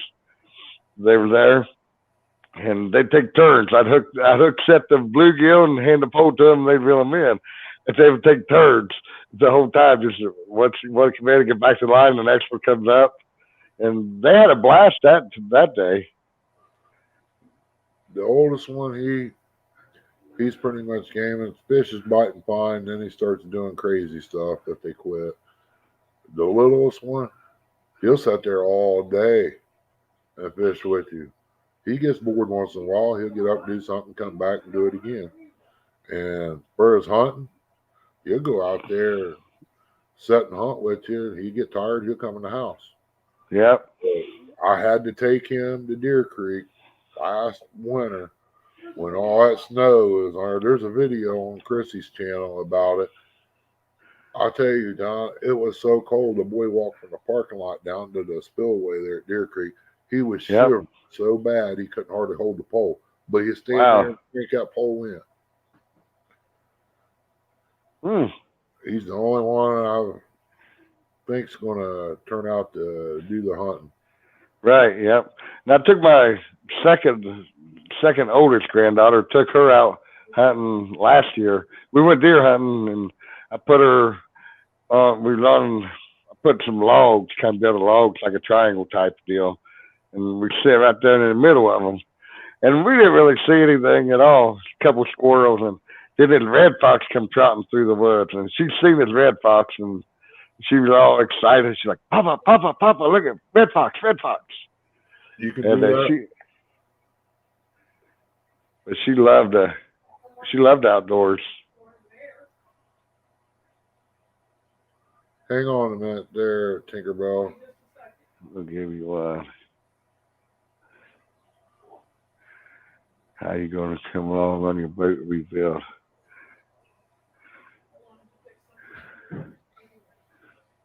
What's a wrench worth now, John? Depends what kind of wrench. You think Tinkerbell send us some good bait? She might send us. I don't know. You're willing to try some new food? For sure. I'm always up for trying something new. I'm always up for adventure. She's like, oh, I like watching Sir John when he dances and how he do swinging his booty on whose line that was going again. Gotta pick on her a little bit. Yeah, she's a good person there. I like her. Good moderator, Yeah. I'll go Yeah, in she there and likes tell it. her when she's playing music and stuff. I said, now come on now, you gotta smile a little bit. Yeah, that's for sure. You got my dogs that come in here, know what they're wanting to get. Hey, come here. Where's that? Where's that? That's all I got to do to tell them is like, where's that? Where's that? And they like to chase squirrels. So we're Yep. down in the woods. I'm like, where's that? And his ears will perk up, and he's on watch now. It's like it's business time. Yeah, the buddy of mine over here, he lives on Jack Run. There he is. Where's that boy? Where's that? What? Where's that? Oh, you can do it now. He's like, I'm camera shy. Where's Yeah, that? Huh? he has a little, I don't know, I call him a little feist dog. Mountain Feist? He was all white, had very little color to him, but he was as big as he was long, but he would do that. That dog go coon hunting with you and everything else. Yeah, my buddy had a coon that he had to get it removed from one of his neighbors' barn, and I showed this dog the coon, and this dog went crazy over that coon. They're like, oh boy, you could have bite off more you could chew with that one. Well, we had Here's this one guy that had a Dotson. here's a lover right here. Yeah. Hey, Yeah, he huh? had a Dotson, and I was out there trading a coon dog. I had a cage coon out there in a big dog cage, and I give the dog a bite of food, and then I'd throw it down there and let the coon get a bite. And Yep. the dog would stick his nose up there. I was trying to get him started on that, and that coon smacked him. It was on there. That was all it took. Like, oh no, you just didn't smack me on my nose. Yeah, the dog didn't like that. And No. couple Oh, of times coon, they're pretty rough. couple times He's doing that dog knowed what you wanted him to do. But that little Dotson he had, I don't know. Somehow or another, she got her nose in there and got a hold of that coon's tail. She was dragging the coon and the dog cage. And this dog couldn't have been over 12 inches long. And she was Thank you, mean. Tinkerbell. Danny Stone says he fished till dark and to get to his truck and have a flat tire. That's companies. Oh, I can only imagine. You wasn't fishing where them people was out the other night, was you?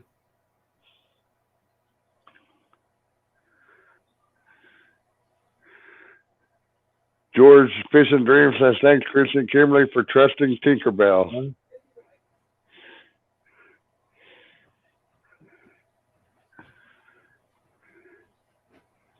Now, don't be taking nothing apart now, Tinkerbell. Disassemble something.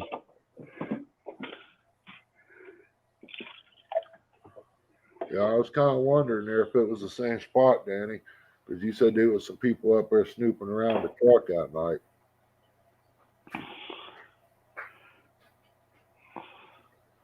I'll tell you what, John. Did you see that pizza she fixed yesterday? I did see that pizza earlier today. It But looked pretty good. you got to try it. No bread. Right, yeah, it was like chicken crust Chicken. or something. Shredded chicken. Shredded breast, chicken breast. eggs, and cheese. That's what makes the crust. Come here, boy. Lay down. Then you put your sauce on it and whatever you want. Yeah. Yeah, I've seen that. I love mushrooms. And And they had meat. it on there. As a matter of fact, I might have to cook up a pizza tonight. Now you got me thinking about it. I'll eat a whole pizza. That's only my fault. Problem. Yeah, I cut up fresh mushrooms to go on it. We had onions, green peppers, pepperoni. Shoot, if I had anything else, I'd have probably thrown it in on there too. Onions, we put onions on it. Yeah. Yeah, that keto diet, low carb diet, it does work. I can testify it works too, because I was at 200, approaching over 250 pounds, and went on it, and I lost 18 pounds in like 3 weeks, 2.5, 3 weeks, like boom, like that. Saturday will make 2 weeks. She said I lost 16. Yeah, that's about right. Another 17. Yeah, your first 3 days is the hardest, and once you get past them 3 days, you don't want to eat none of the crap. Sugar, dude. I'm missing my beans and cornbread. I can feel you. I'll eat your beans and cornbread for you. I guess you will. I got a bag frozen there. When I just pull them out. Well, last Friday I made beans and cornbread. Matter of fact, I made the beans, and then the following Saturday I made chili with cornbread. Or Sunday. Oh yeah, that's good too. I cooked it in chili. The chili, made it in the crock pot and cooked it the day before. Slow cooked it, and then did the cornbread in the iron skillet. Yeah. Instead of kidney beans, I like using pintos in them. Yeah, I paid the price for it there. They bloated me up real bad. Yeah, I'll tell But you. it was good. Yeah, I ate the whole stinking pot by myself. Chili and cornbread. Yeah. 351. How you doing, bud? Now look there, I got nephews I didn't know I had. Hey, Fishing dreams. huh? Yeah, I like to see fish. I've never been, but I would like to try it. Chrissy wanted to know what dessert you making this weekend. Pineapple upside down cake. With my assistance and my lovely wife. She won't let me. Could one of you mods take care of John for me? He's talking nasty in here. You asked. I don't like the whole cake. I just like Hey, apples and stuff. look what Danny's just said in here. He's eating a triple cheeseburger and a mozzarella sticks. That wouldn't be bad if the burger was good. A triple one, I guarantee, is yummy right now.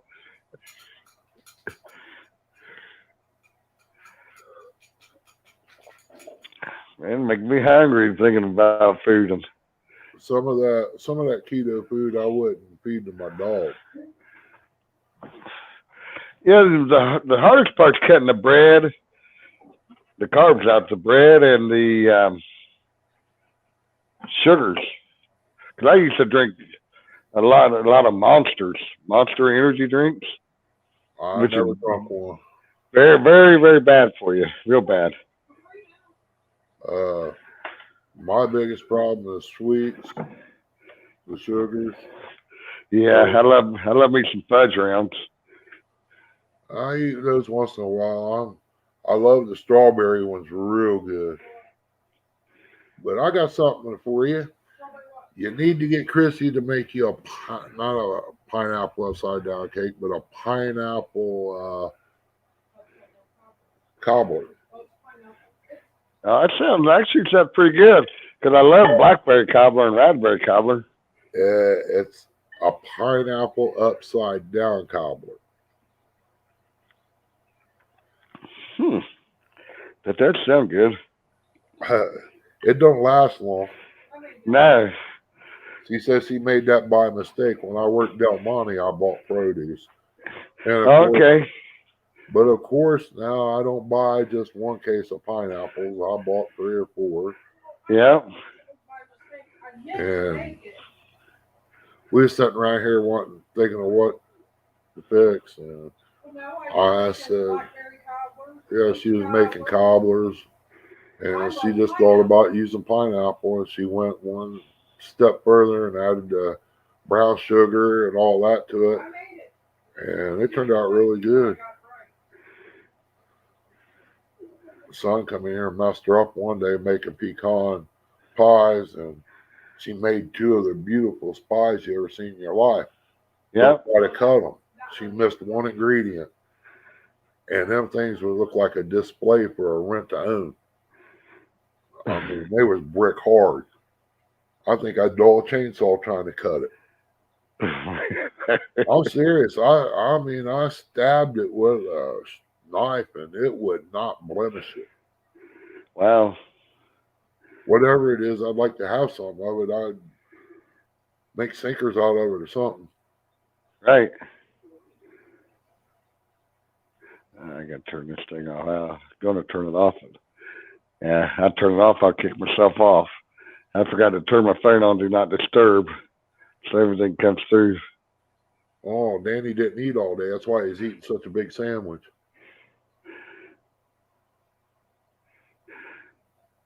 Tim Leland says he's watching a vlog from Pakistan the other day, and they had this restaurant called Meet the Cheese. Biggest mozzarella sticks he ever saw. Wow. I have to go out for a minute. I'll be right back. My computer was freaking up. So I'll be right back. He said he would have had canned dog food when he got home. He's like, yeah, we're going to stop and get a triple cheeseburger, bacon on it, probably mayonnaise and tomato. Yeah, his dog probably told him, you better stop and get you something to eat because you mess with my food, we're going to have problems. Yeah. If I buy a burger, I'd rather it come from Rally's. Only thing McDonald's has got anymore is coffee. They do got good coffee, I have to say that. And for his eating out to a big place, it would probably be Longhorn just because of the shrimp. Yep. I want your steak. And Chrissy likes the steak. I like a good steak. I think that's about all we got in Chillicothe. It's actually worth eating at besides Frischers, and they're okay. Fisher Big Boy. Yeah. They put a new truck stop in Chillicothe. Pilot? Well, I guess it's been there a couple of years Yeah, now. Moe's. Yeah, Moe's. Yeah, that's actually pretty good. I've stopped there. Well, me and my wife first stopped there when we take loads down south. We'll stop in there at Moe's and got them big old burritos, and they're pretty good. Well, Sonic ain't too bad, I don't guess. Captain D's, I can't leave them out. They're great. You learned something I haven't seen in a long time. You said Captain D's is Long John Silver's. I haven't Yeah. seen one of them forever. Got one in Circleville. Got one in Chillicothe. Oh yeah, there is one at by the Walmart there in Circleville. Yeah, I think. it ain't that great, but Well, look where it's located at. There's a lot of it. yeah, we stopped in there and got food. Must have been under the light for 5 hours or so. I mean, it was dry out, Yep. hard. And KFC, you get a fill-up bowl.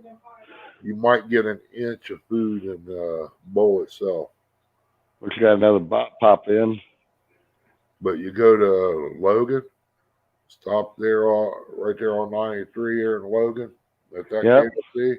They fill that bowl up, and it's good and hot, fresh.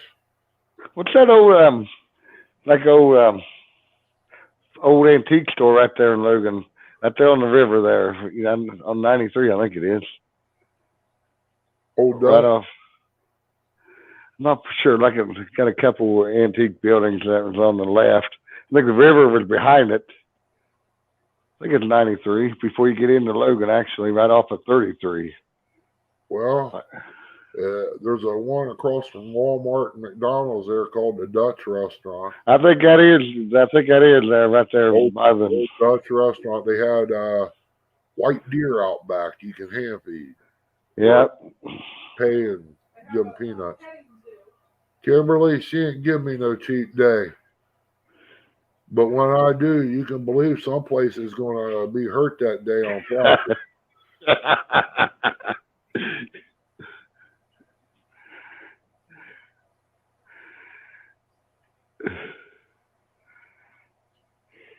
These daggone guppies in this fish tank and them Cory cats is looking pretty good too. Gotta love you some fish. Oh yeah, I gotta get it somewhere. I even got salad in this tank, John. If you ever need any weeds, let me know. All right. I got what they call Java moss. It's like $13 for a ball the size of a golf ball. I've got a 55-gallon tank from one end to the other. It's almost reaching the top. And they put a lot of keeps the water filtered, don't it? And oxygen in it. Yeah, I don't. I got a power pump waterfall type deal on the back. I got air in it, and Yep. it seems to be pretty good. I got koi cats in there that's mating pairs, and if I let the water go down on it, and I put fresh in, I'll have eggs in there. 2 days, I'll have eggs all over the glass, Oh wow. and I've hatched some of them off.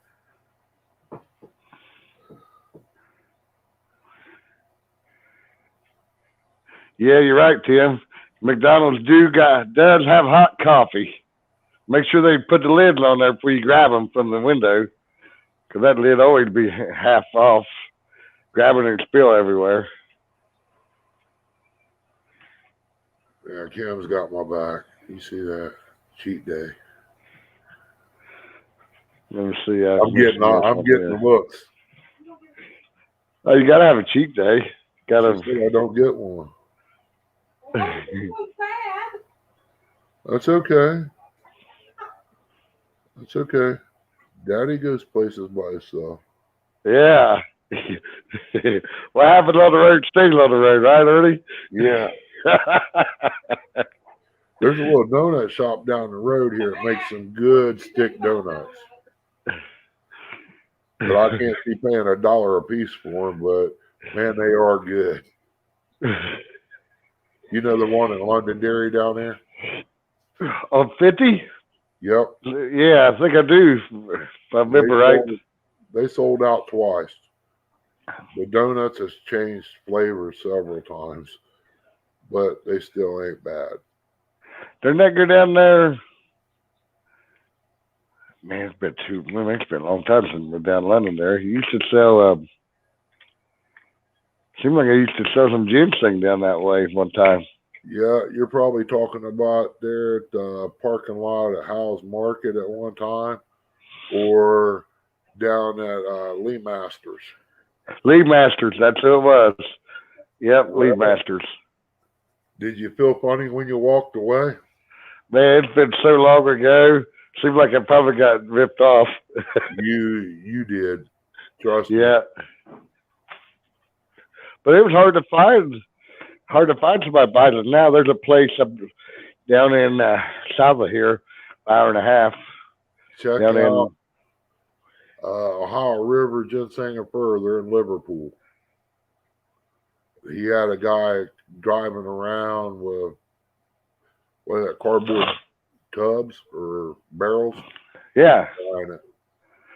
See, now that wouldn't be a bad idea. I sold it to a guy down here in Sydney, Ohio, and he's a real good guy, older guy, and I felt like I got a decent price because I usually call around now before I go sell it and find out what the going price is, and I can hold it off till closer to the end of December and then sell it at the end of the month or right before Christmas. Do pretty good. Yeah. But it's getting scarce to find. But we'll talk about that.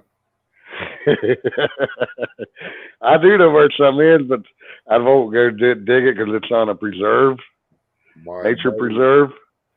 My buddy's grandma, she pretty much, I call her grandma too, but she's dead. Yep. She said there was a place in West Virginia. If you can beat the snakes off, you can dig your weight in it. Now that would be nice. If you find these guys in West Virginia talking about how tall their plants are, how big they was. Yep. Well, yeah, dude, look what you got to get tall. I mean, our land up here, people dig that stuff. Yeah. I ain't no mushroom hunter, but I went down there about 17 my first trip out. I didn't even know what I was actually looking for. Oh, morels? Yeah, there's Yeah. some good ones. Oh yeah. Yeah, you got them. Well, I always call them yellows, grays, blacks, and the other one I'm going to call them dog peckers. Usually the first one comes up dog peckers and black ones. Then you got gray ones.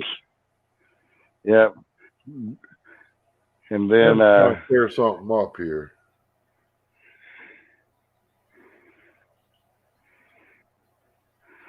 he would go there, drop sugar on the floor, and every time you will have a trail of ants do the same as sweeteners, and nothing will touch it. Oh, okay. I just seen that sugar and floor. I thought he was getting ready to be funny there for a minute. I'm talking about sugar. Well, sugar supposedly comes from a cane tree, right? Exactly, sugar cane. Yeah. And stevia is supposed to be from a plant. It's supposed to be. I want to see that plant. I want to break that leaf off and taste it. I don't trust none of this You broke one fake off stuff. over at Lowe's that day. I don't remember. Because I was going to buy it. And I didn't want to put that much in a plant. I don't remember.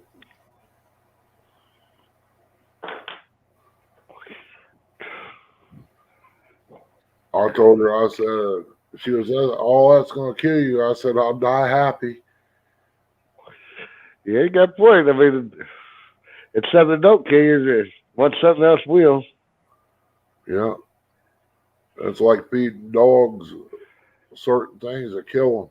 Well, Lord, you take these Hind 57s running up and down the alleys in Columbus, eating everything they can get. They ain't dead. The old Hind 57 usually makes the best dogs. But you take and feed a good dog something, it'll kill it deader than a doornail. Yep.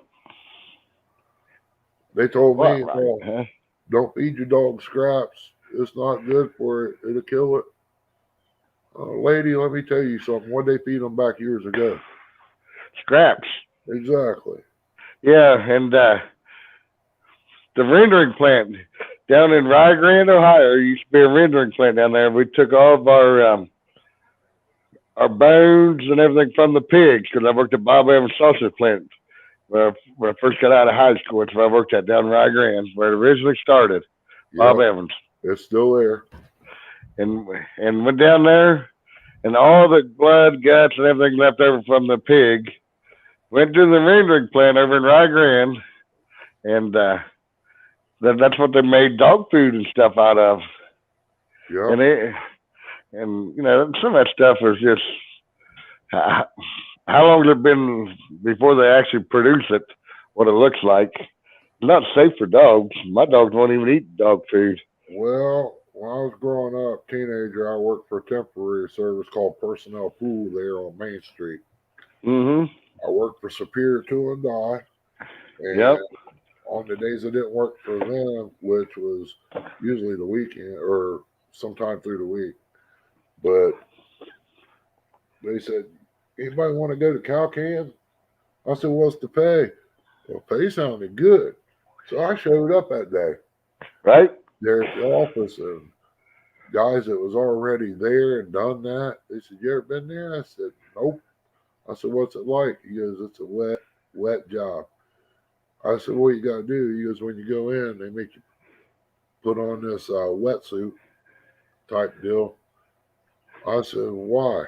He said, because there'd be guys overhead washing the catwalks down, washing the floor. You guys will probably end up being down there since you're new, down in the ditch. I said, Oh wow. He goes, it's a concrete ditch. You got to shovel out fish heads and stuff like that and throw them out. Mm-hmm. I was like, okay, that's all I need to know. See ya. Yep. Bottom of the barrel, we'd always call it. That old truck would come over and they'd pump it all in there. I mean, it ain't like I wouldn't have done the work. I just didn't like the idea of being wet all night. Right. And if you're a person that sweats, plastic will make you sweat bad. Oh yeah, definitely.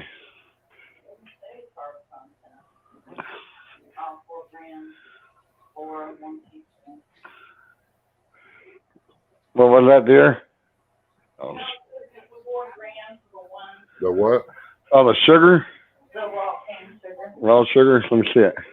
4 grams.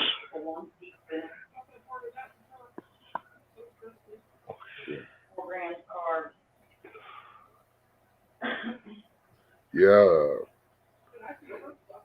I can't believe these vets tell you all that crap. There's so many different types of dog food out there and cat food, and I don't know what's eat safe. fruit. My dog eats fruit.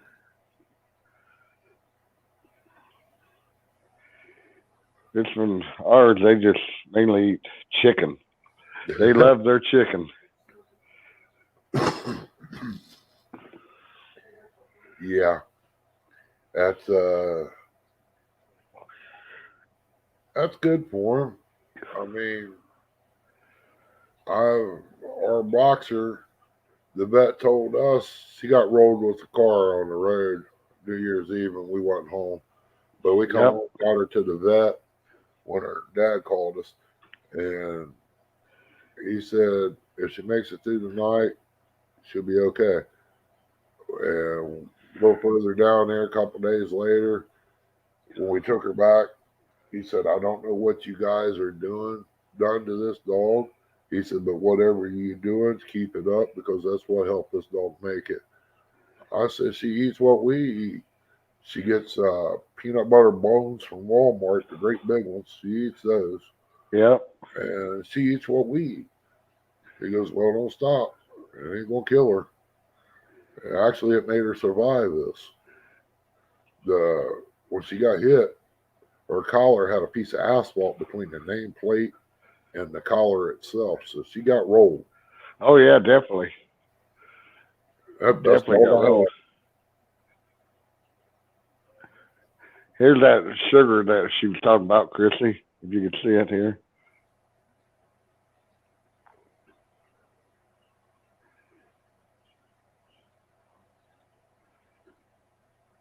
And it's not even white. It's kind of a brown color.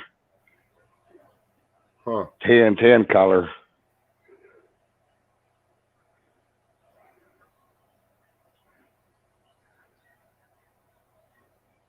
Oh, you're definitely right, Chrissy. The food that they are selling us makes us sick. It is. Yep. When you cut that can open, where's them shavings of metal going? Right in the food, right in your gut. I think that's the whole problem right there. Chemicals in the fields nowadays, killing the bees off and killing some fish off if it's close to a waterway. But they said that it's not hurting nothing. Well, then where's our bees going? Yeah. You know? Yeah, you don't see the bees like you used to. You never had the deer diseases out there Nope. like you know, now, like you did back then. There wasn't nothing called chronic waste disease. You remember back in 1995, 93, somewhere in that time frame, down in Meigs County, they had that big chronic wasting disease, and you couldn't even drive along the old belt lines down there that ran up to the mines. All the deer that was laying was dead. I mean, you couldn't even drive on a back road without all the smell of the dead carcasses of deer. Yeah, I heard something about it. That's where it all started out at, I think. Yep.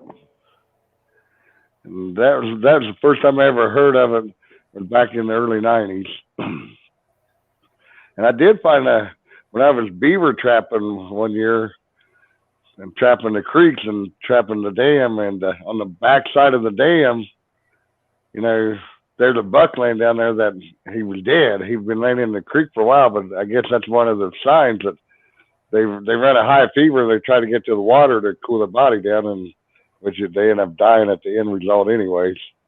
Yeah, a neighbor boy found 2 deer dead at the creek. No holes in it, just dead.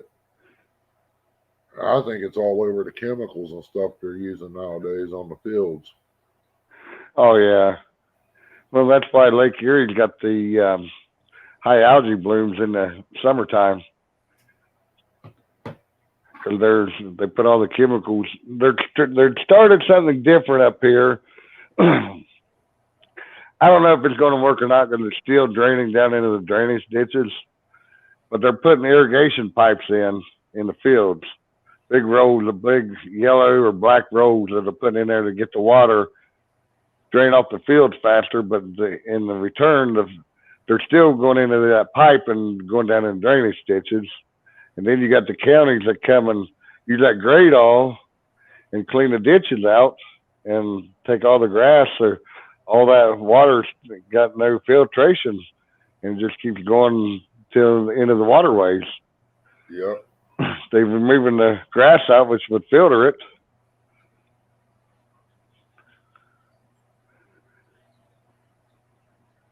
Yeah, Ken, if y'all ever need any apples or anything, these trees do good. You're more welcome to have some. Granny Smith makes the best pies. We got, I bought 2 Granny Smiths and planted out here for her because their other one died out for some reason. It got that green fungus on it. Next thing you know, it died. I got 2 apple trees on the hill, 2 peach trees, 2 pear trees, and I think there's probably about 4 apple trees along the field here. Yep. Now we planted 2 apple trees, I believe, a peach tree and a plum tree, I think, last year. And got the blackberries and raspberries, and I got a big old strawberry patch. I'm gonna get a couple more peach trees. Yeah, the more you can grow yourself, the healthier it's going to be. That is for sure. Well, I love peaches, bud. He's out here. There was so many on it was breaking big branches out of it. Oh, nice. About the size of your wrist was snapping, and I just couldn't get out there and get to it to save them. But I trimmed them best I could there and spray painted them to keep them, try to get them to stay alive. We'll see what happens. Yep. But I'll buy 2 more and slap out here in the yard somewhere. Oh, yeah. We usually get a big garden in, but just last year wasn't a good year. Now this is the first year we planted a garden on this property here. And I rented one of them tractors with them pull behind rototillers on the tractor. Tilled up a big part of the yard.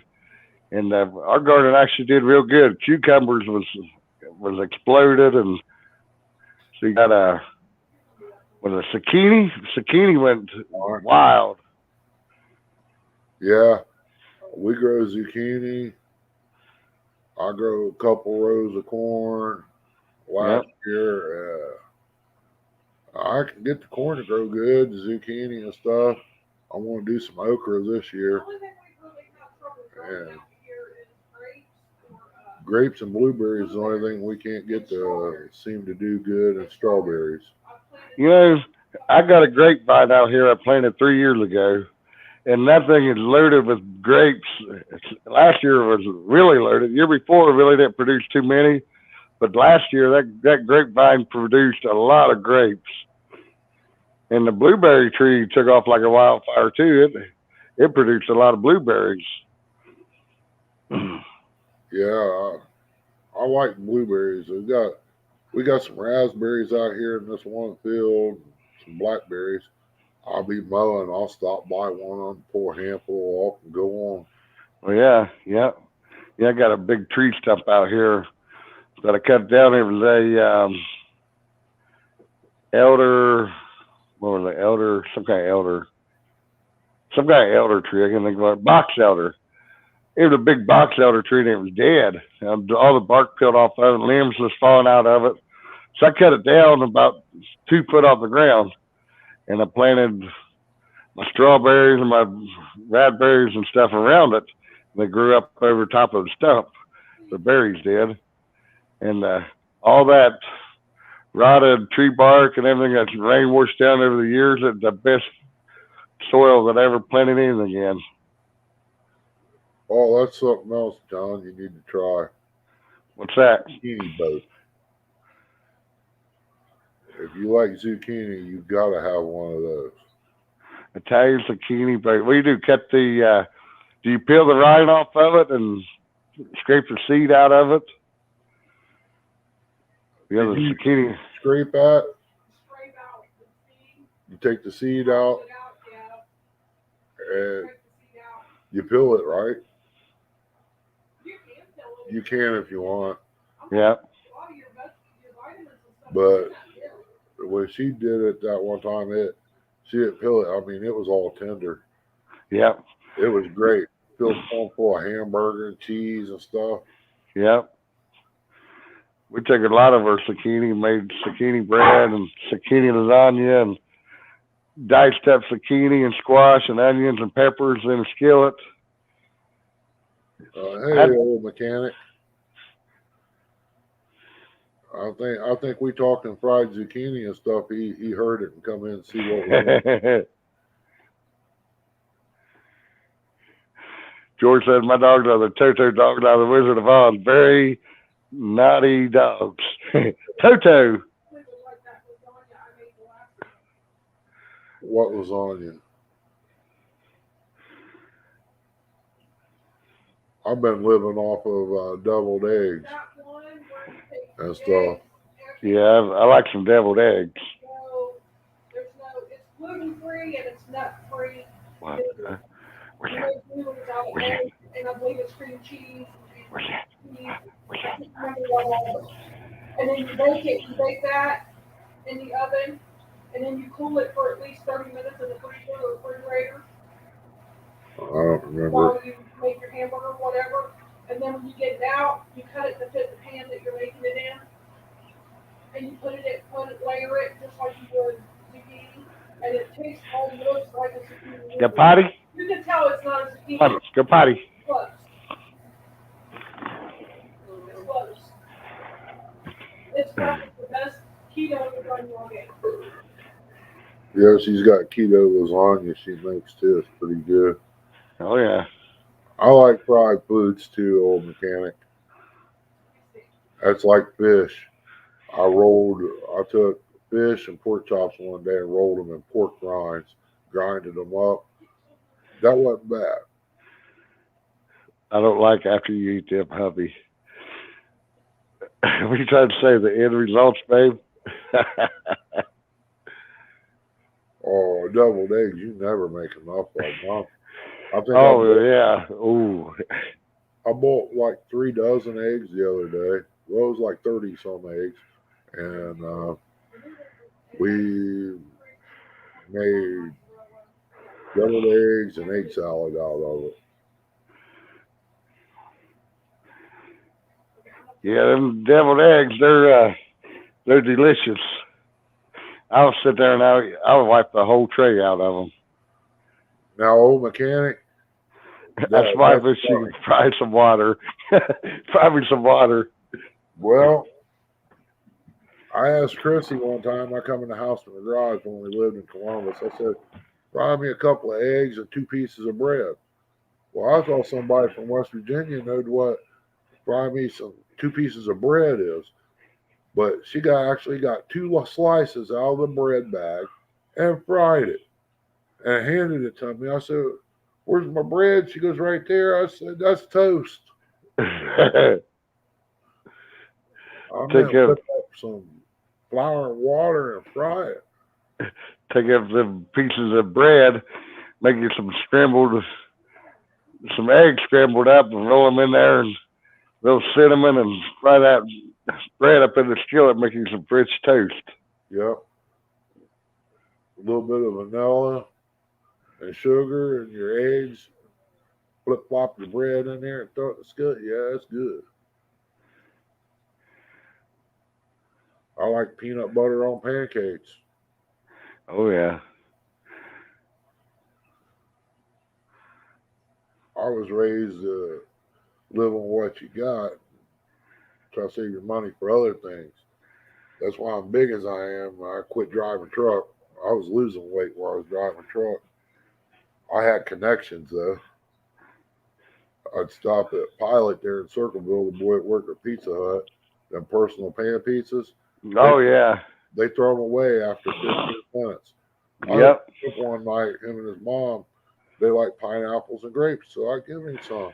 Next day, he had like 10 pizzas for me. He said, I hate seeing these get thrown away. Here, you can use these, take them with you. I ate 2 that night, and when I got to Charleston, them boys do the box trucks. Mm-hmm. They don't get no breakdown there. So I Right. give it to them.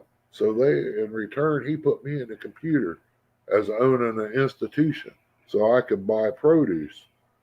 Okay, cool.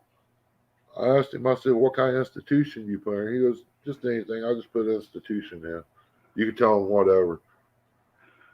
Oh, great. I own a nut house. So I started buying produce down there and bringing it back, selling it. And once a month or something like that, 2 months, I'd take a load to West Virginia. There's where I made a few dollars down there. I mean, I'd had the truck stacked clear up above the cab all the way back to tailgate. It was on the bed rails. I mean, it was all I could do. The back seat was full. I barely had a place to put things. And when I Yep. pulled in, her aunt started calling, telling, hey, your stuff's here, come and get it. Oh yeah. Empty by the way before dark. So an old mechanic said his dad used to live in Circleville. Chrissy says, I make some really good deviled eggs, not tooting my own horn, but Ernie didn't get that round on bad food.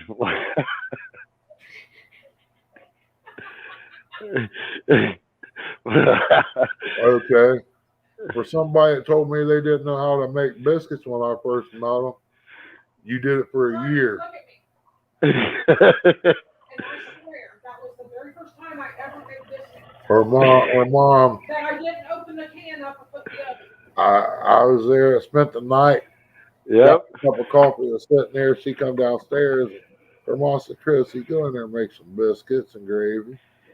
I looked Oh, at that her, sounds good. don't know how to make biscuits, huh? Okay. After that year, she become biscuit queen. Biscuits and gravy, man. That was chop up a couple eggs in with it. Oh Yep. my. Fry your pork chops good and brown, pull them out and dump you a cup of coffee in that, stir it up, put it in a bowl, and put that on top of your biscuits and gravy. Oh, yeah. That sounds delicious. It's almost like that red eye. Mom called it sop, or not sop, but brown grease. Yep.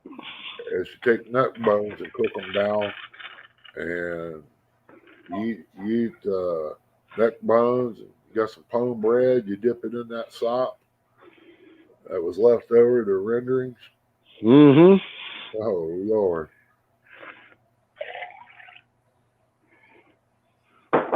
Had to make me a cup of coffee. Gotta have the coffee. Oh yeah.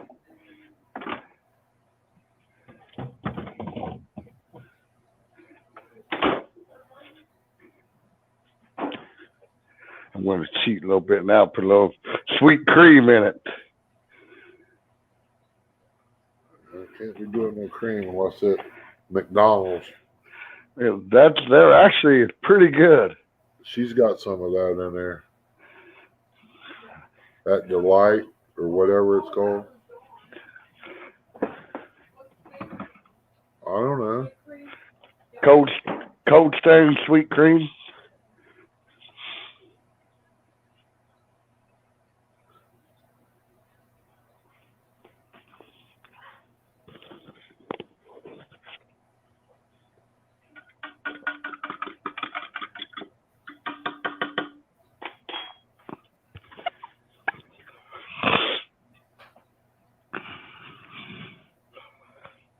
How about this headset? Hang on, I should turn that off. Bought this headset online for like $13. because you got to have them when you drive a truck, right? Yep, that's what I use. And the one at the truck stop, your Parrot Bluetooth, Blue Parrot, Blue Parrots, they're a little $100 or better, and they don't last that long at all. Found these online for $13. I'm like, I'm gonna try them out.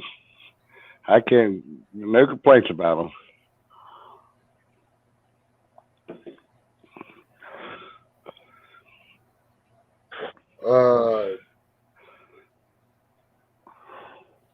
Trying to figure out what Teek's talking about there.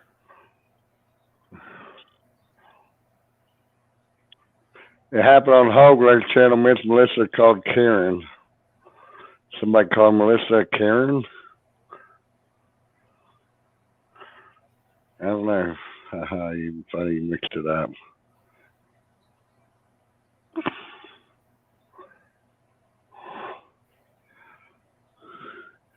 Melissa's Hog Leg's wife. Oh, you're talking about Teresa.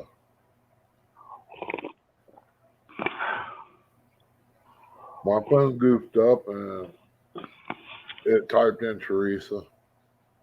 I was in deer blind.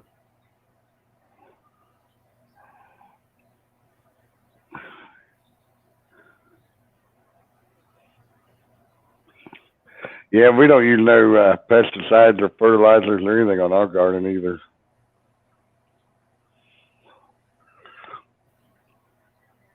Yeah, we raised some potatoes out there, everything. Mm-hmm. Yep. I'm gonna try something different this year to try to raise some potatoes in 5-gallon buckets.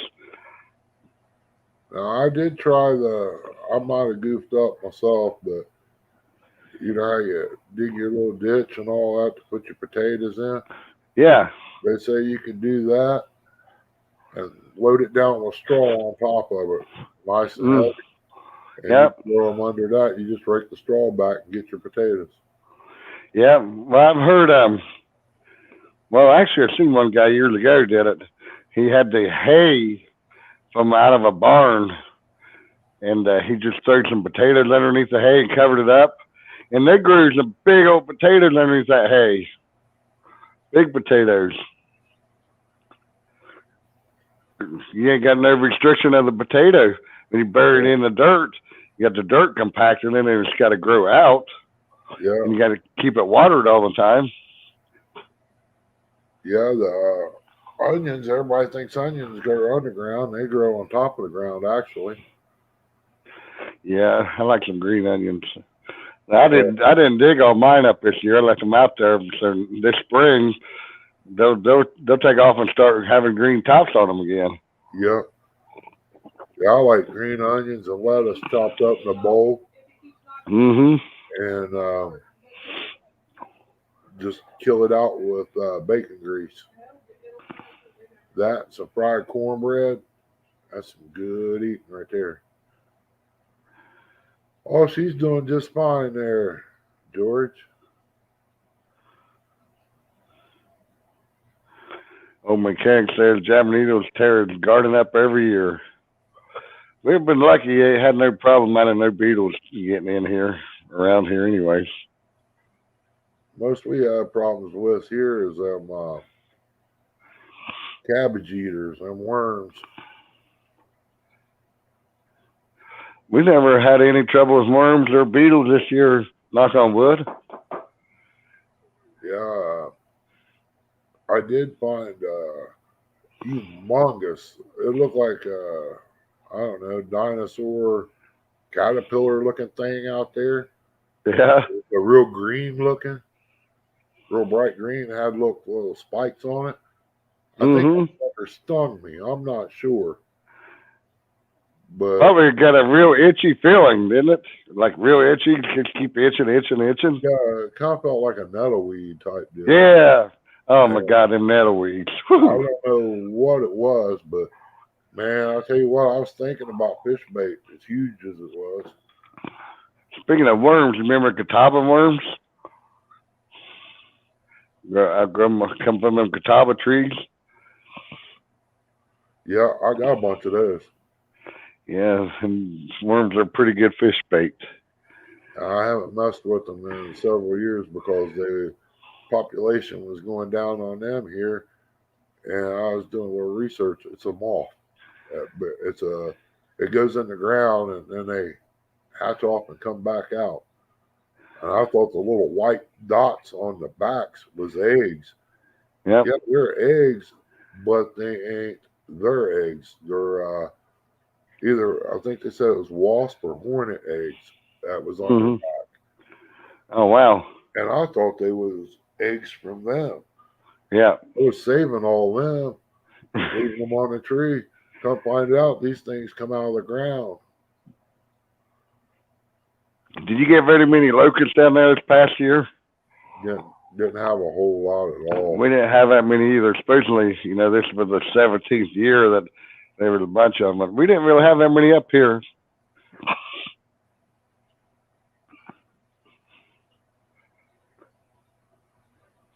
We had a few of them. Right. Yeah. Yeah. You can't my say they don't have street, no ones here anymore.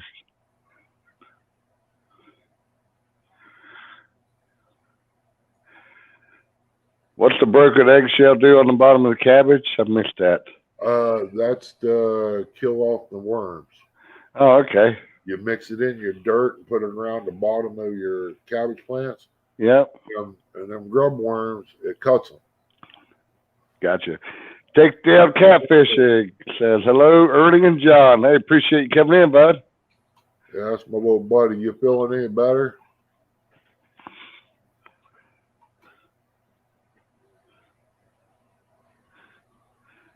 Yeah, you're a pretty good old boy there.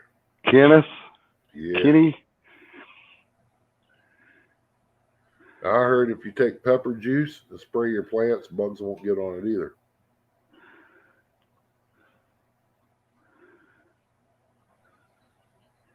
That's great, buddy. We used to have problems with them potato bugs. They'd eat all the stems and leaves and stuff off of the potato plants. That's what I ran into more than anything. Yeah. Only thing that can get rid of them is that blue dragon, if you can find it. That 7 dust. Yeah. Hey, poor Yeah. top. Yeah, that's what I heard. And I hate to put that, and I hate to put the kind of chemicals on there. Yeah, I ain't used none in a while, but that seemed like that's about the only thing. But buddy of mine said he saves his pepper juice out of the jars and Yeah. stuff and puts it in a spray bottle and sprays his plants with it. And he said it keeps bugs off too. Be worth a try. I mean, it's because they don't affect the pepper plants. They won't eat the leaves off of them. So I Yeah. think it'd be the same. I had a rabbit once take a bite out of a ghost pepper. But he never come back. I'd say that they're part of that ghost pepper. Think about ourselves some donuts in front of Sir John. No donuts. Huh. Cedar, huh? Well. Yep. I got some cedar shavings. A whole yeah. bunch. They don't cedar. They don't really like cedar. That's for sure. Well, let's say I got a 55-gallon drum under the lean-to out back. I got 2 bags here on the porch, 2 or 3 bags in the garage.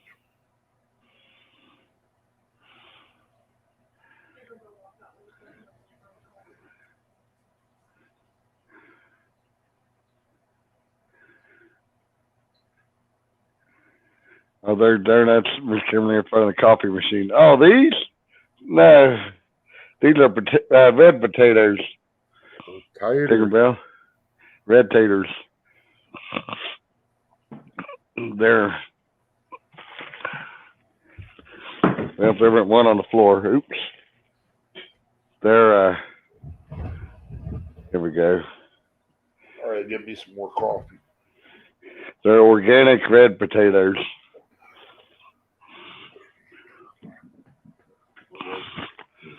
Actually, it's spring. Spring ain't too far away. Look at there. It's already trying to seed out. It's a good sign right there. I'm about to get my 5-gallon bucket and start growing some inside. Give it a try. Looks like donuts, Tinkerbell says. George says, put your glasses on, Tinkerbell. Pork chop. How you doing, buddy?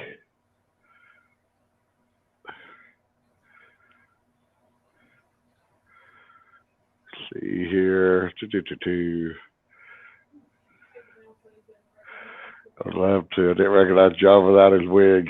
I hear you, Kitty. I got my wig laying over there.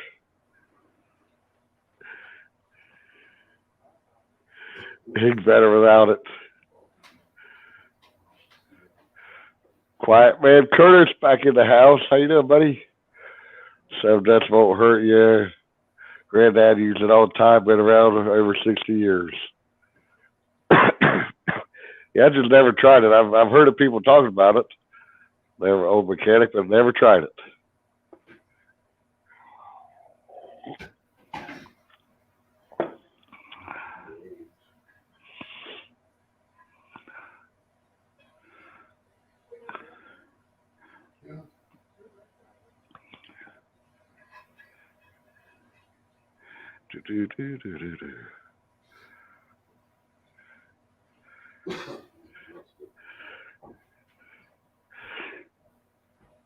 Kenny's missing James.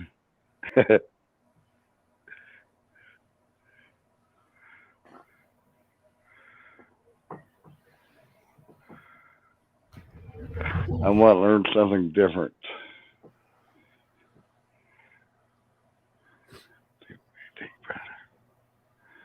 I had to go get me a cup. Get you a cup of coffee, cup of Yeah. Joe. Good donut, coffee. You'll have a donut. Let me see the donut. Yeah, I gotta eat one of these. Oh, that would be good too. Only bad thing is I don't know when to quit. They're addicting. Yeah, they are. Orange. I ain't got nothing. And I went to the store the other day, and the only thing I've seen was green bananas. I mean, ripened green as you can get out. They're starting to turn, but Hey, Eugene. Thanks for coming in, buddy. hey, Eugene, wouldn't know if you had any luck today, Ernie. Nah. Only luck I had was drinking coffee. Start planting taters on Good Friday here in Indiana. When you guys start planting taters. When's Good Friday, old mechanic? I don't know when Good Friday is. Gotta be next month sometime. As soon as the weather breaks, you can get it in the ground. If it's Always not. St. Patrick's Day was always a rule of thumb. But usually too cold then.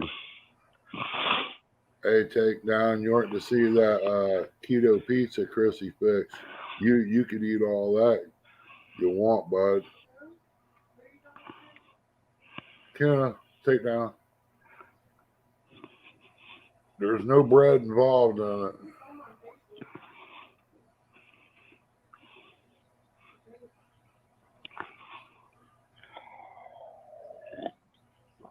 I might actually go try and find some dirt tomorrow and start some potatoes inside. In 5-gallon buckets. Just to see how it works out. Oh, boy of mine had a tomato plant in his house. He dug up and brought in. He said through the winter it had one tomato on it. He said I'd starve to death. Cause look at this potato.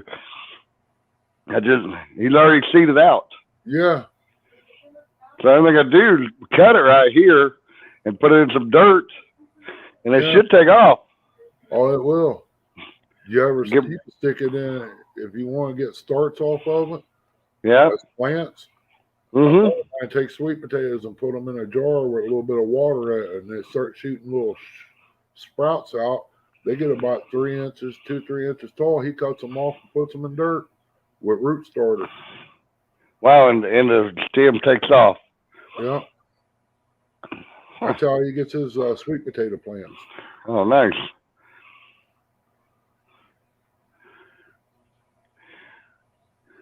I know they used to take them, put them in jars, and let them vine up over the windows and stuff.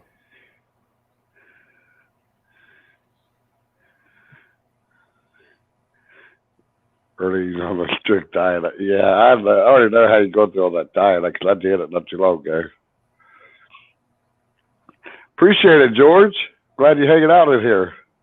It's always good to have George around. Oh yeah, he said we have been a nice live stream.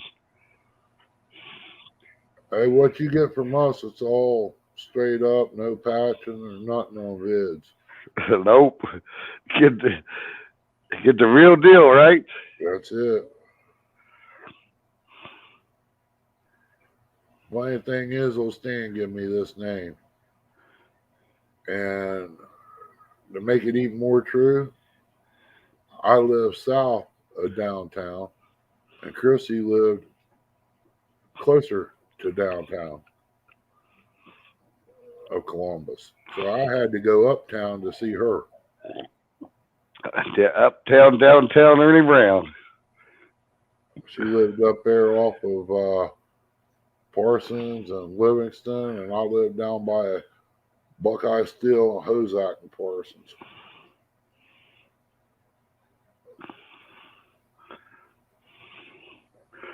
Yeah, I'm going to have to come down there in the springtime there, Ernie. We're going to have to hook up. Oh, bud, you don't have to wait that long. You can come anytime you want. Well, everything's frozen over right now. That's even better. Well, we're bringing sled with me. Jaeger sleigh riding. I got a 4-wheeler out here, bud. Oh, man. You ever Yeah. been pulled on a 4-wheeler? Oh, yeah. Yeah, That's yeah, That's one stuff there. yeah. Man, that would be a crazy video. You dragging me around on a sled on a 4-wheeler. I do the grandkids. They love it. Oh, yeah, it was fun. Me and my wife, we was on a old mining road where they hauled the stone and rock out of the quarries. And we come around this corner on a 4-wheeler, and it had all the, I always call it sagebrush that growed up alongside there. Say the weeds, but I always call it sagebrush. But we come around that corner, and we was getting it on the 4-wheeler, moving pretty good. And this big old black bear jumped out of the side of the grass there right in front of us. We almost hit that stinking black bear on that 4-wheeler. Wow. I'd do it, Kimberly. I got 2 4-wheelers. We'd be riding around down here with his hat on, too.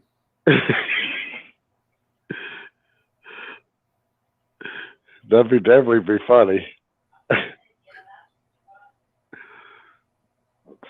Let's get a camera mount to put on the back of your 4-wheeler. Yeah. Old Tim Molina is another guy I'd like to fish with.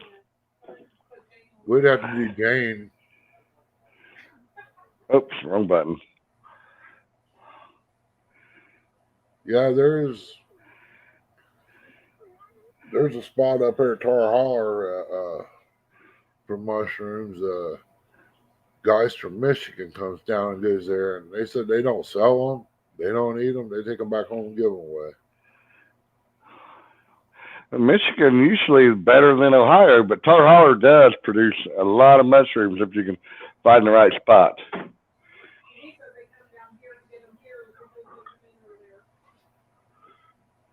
And McConnellsville, AEP grounds over there is a good spot too.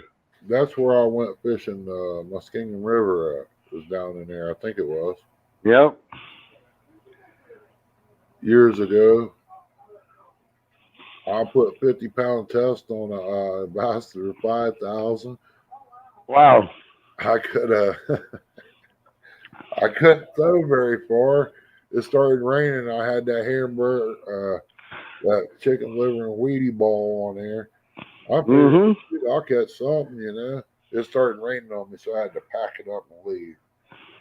I wasn't prepared for that day. I was just pretty much starting out.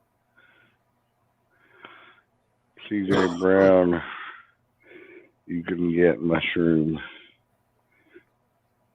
Old mechanic wants to know what the story of the buck behind you there, Ernie. Which one? Oh man. Let's see here. That one. That's a 10-point. I got that after Chrissy got her first. 8-point, 881 pound bill dress. Come from Big deer. That come from the blinds, both of them. And I got 2 more out there, horns that's just as nice.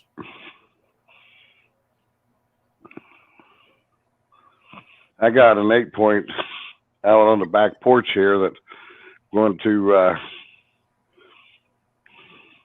not European, but again, no European. It's the it don't have no hide or anything on it, just the skull and not the European mount. I don't think it's called a European. Maybe it is the European mount. All white, Mm-hmm. complete skull. Yeah. That's Jawbone and all. European mount. I want to. It's probably ready to finish up. You ever shed hunt, Ernie? Look for antlers? No, Curtis, only flatheads I know of around here is either Lake Logan, supposedly being there, or Scioto River, or Ohio River. That's the only places I know of. So the river's got them, like I promise you. Yeah, they're 30, 40 pounders there, but nothing much bigger than that. Now we got some in the mid 40s up here in the Maumee that I've actually found a YouTuber that lives up here, and I was watching his videos, and he's caught 46-pound flatheads out of the Maumee River. Wow. Yeah, there's some big fish. We was me and a buddy of mine supposed to have went up there before he got hurt and spent the weekend fishing that for the summer, you know. And we never did get a chance. He was at work, and his boss, what they did, they was moving steel panels. I think they was like 100-pound sheets, and he twisted. And when he twisted, he tore something loose. From the way he explained it, his gut went down his leg. Oh yeah, yep, yeah. He ripped a hernia. Probably busted open or cut something. Yeah, they said he messed himself up. My daggone sinuses is acting up now. Old mechanic says, John made me hungry. I'm listening. I'll be right back. Curtis said, no, I was talking about the Muskingum River. There are flatheads in there, Curtis, in the Muskingum. Oh, yeah. There is some flatheads in there. There's supposed to be some in there that's supposed to be big as humans. If you could get up there around the dam, Curtis, in Lanesville, that's where you need to go for the flatties. I would love to come down there, but it's just too far for me to go unless I go for a couple of days. Yeah, it's like 2 hours, I think. I think it's 2.5 hours for me. I don't know. Yeah, because I'd have to, for me to come down there, I'd probably have to run down to Columbus, which is 150 miles, and then you're going to go Lanesville, I think 60 miles from Columbus. So another hour, about 4-hour drive to Lanesville for me. But if I ever go down there, I'd stop at, what is that guy, Jack? I know you're not talking about that wildlife guy. Jack Hanna? Yeah, he got a big ranch over there somewhere outside of Lanesville. Jack Hanna does. It's called the Wilds. Yeah, the Wilds, yeah. Something over there. I went down there through there, and I was kind of trying to figure out what it was. And I guess it's, you drive, they take you out on a bus or something other and see the animals. Yeah. They got something similar to that up here outside of Port Clinton, up here on the lake, called African Wildlife Safari. I mean, it's pretty cool to see all the animals because you get to stay in your vehicle and drive around and feed them. But it'll cost you an arm and a leg. I think our car, we had two granddaughters in there. Me and my wife had like $120 just to enter it. And like $30 a person almost. I'm like, are you kidding me? But We got magic mushrooms here too, there, George. Yeah, man. Peace, dude. magic mushrooms. You got some killer mushrooms over here too. Yeah. Send you right to the hospital. I'd like to get a hold of one of them little VW vans, man. Talking about a fishing machine. You go everywhere in that thing and not burn a half a tank of gas. I tell you what, vans, they're pretty nice because you can put a lot of stuff in a van, full-size van. Yeah. You can put a lot of stuff in there, take the seat out, and I don't be like a camper on wheels. You can put a bed back there if you had to. Yeah, I just don't like the new vans they got out. They ain't made of nothing anymore. No, because you can mount they got these new pole mounts that you put on your inside of your car. That's where your rods are up above your head, not laying on the seats. Yeah. Just like Scooby, Tim says. Scooby snaps. Yeah, I was thinking about getting me a little enclosed trailer. Okay. Over at Logan, you ain't allowed to camp out with a tent and all that by the lake. You have to get a campsite. Right. Well, if you got a boxed in trailer, it don't look like no camper. You can put you a bed in there, a little bathroom, place to put your fishing gear. I mean, you can leave that set there on the bank all night. Nobody knows the difference. Dink Overstink said that's what he's doing with the van. He just bought one. That's the best way to do it. And you don't have to really unload anything. You don't have to throw a tent, throw a mattress in the back of it, and go.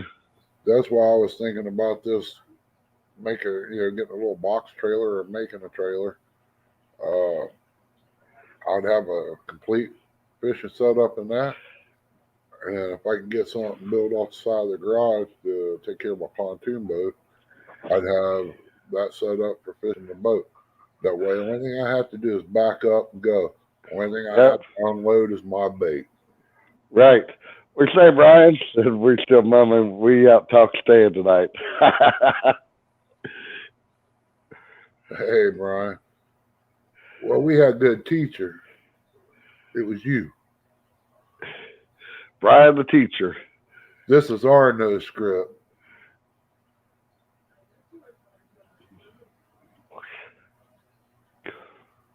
Yeah, I wouldn't mind having a van. That's actually not a bad idea. Take the seats out. Because a lot of your campsites, you're not even out camping around the lakes anymore. Nope. No campfires. Usually you could build a fire right on the water and no one say anything. Yeah. Now you get to you got to get a ticket. I don't know. Everything's to change going against what we was raised as.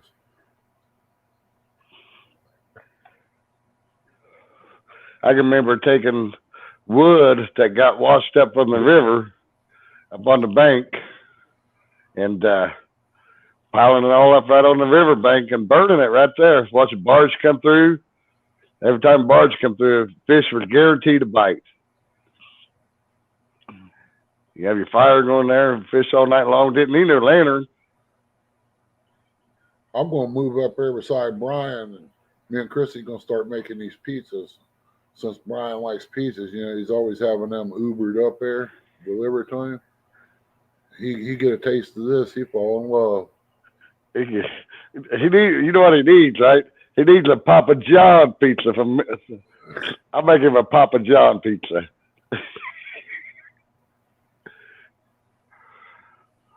Yeah, he was talking about Popeye's chicken.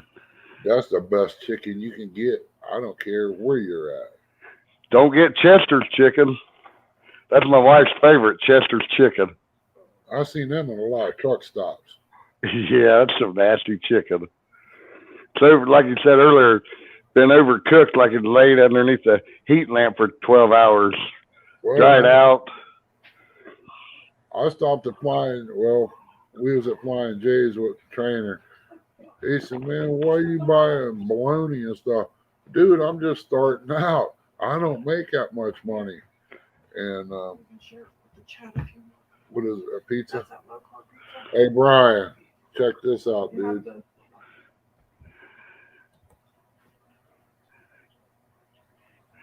I have to get it just right.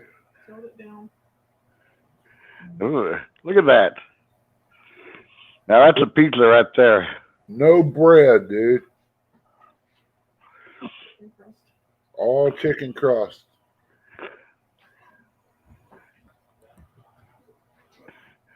I took that, man, put a little ranch dressing on it. Oh, Lord. I about died last night when I went to bed. But that was the fullest I've been since this diet stuff started. That ranch dressing makes actually a good sauce for pizza. Yep. I make one for my wife. Is ranch pizza with chicken. Oh, yeah. Ranch is good on about anything. Have you ever took soup beans and put Italian dressing in them?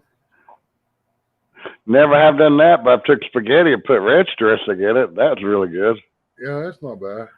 You try it next time when you have some beans and cornbread. Chris said, "You're crazy. That don't taste good." I said, "Try it." We put a ketchup in some beans. That's pretty good. Never done that. Or ketchup on a good fried bologna sandwich. We got bologna in there. I'm already thinking about breakfast. I ain't had dinner, so I'm doing pretty good. Before I went to the deer blind, I had 4 deviled eggs. Brian says, I'm on a diet, cut it out. What, Brian? That is a diet pizza, bud. It's a keto pizza she made. There's no bread involved. It's cheese, chicken, and eggs for the crust. And then you got your toppings and pepperoni and cheese. Tinkerbell's on the hunt for the magic mushroom.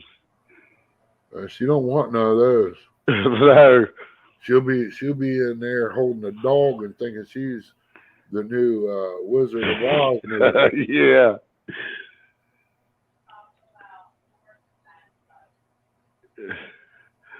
Fish of the dream, George says. He likes ribs. Yeah, I like having some ribs. I got a rack. I don't know if you call it a rack or not. They skimpy looking though. I got some in the freezer in there. I'm thinking about those too. I'd like to give me a big smoker this year and buy me about a 60, 75 pound pig. Put him in there smoking for about 12, 14 hours. Yep. I watched Bluegrass doing that bacon the other day, man. That looked pretty good. Yeah. I raised a hog one time and the fence wasn't even knee high. And she stayed in there. Oh, wow. She come out when she wanted to. She ripped that roofing metal like it was paper with her nose. Yep, they get that snout down there, boy. They do some rooting. How come that metal didn't cut her though, John? I mean, she ripped that good. I don't know, man. I've seen them when I've worked at the sausage plant. They bring in them big old sow that's 500-pound sow pigs that come in there, and it's amazing. They're tough. They're one tough creature, that's for sure. But I'm assuming it's mainly just all bone out there, a little bit of skin. And as much as they root, it's probably like a big old callus to them. Yeah. That's what puts these women that are wearing them nose rings. That's exactly what it puts me in the mind of. A rooting ring that they put in the hogs.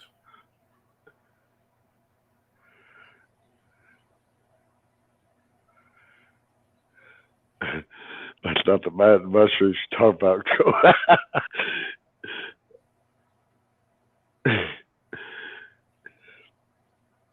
Said, man, you want to go into that one? Good. Oh, Tinkerbell.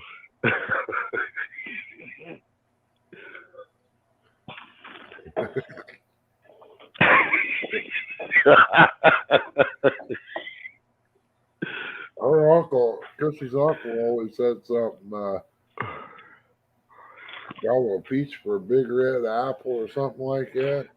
It's like, huh? If you say so, only in West Virginia you hear stuff like that.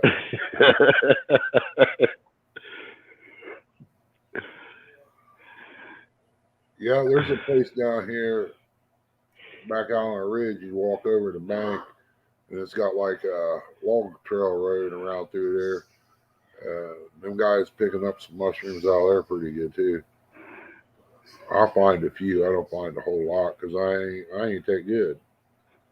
There used to be like a big mushroom plant down in Jackson, I believe it was. Big mushroom plant down there. I believe it was Jackson. Big old mushroom plant. Had them white shiitakes or whatever they're called.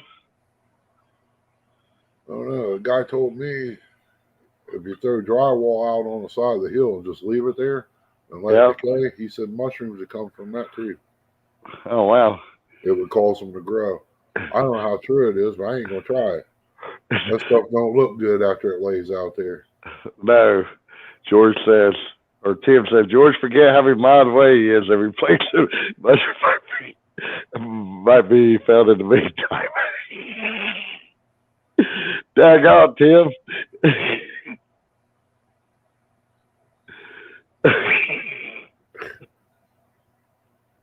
A replacement mushroom in the meantime.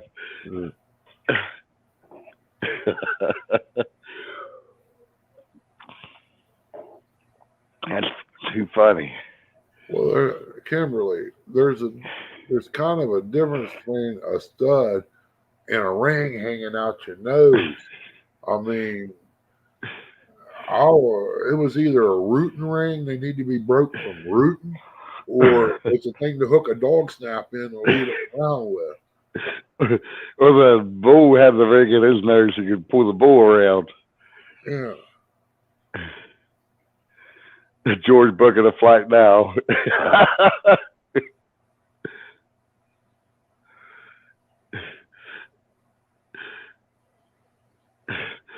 So they're early. Brian's got the airport locked down now. He's looking for George. When his flight's taken off.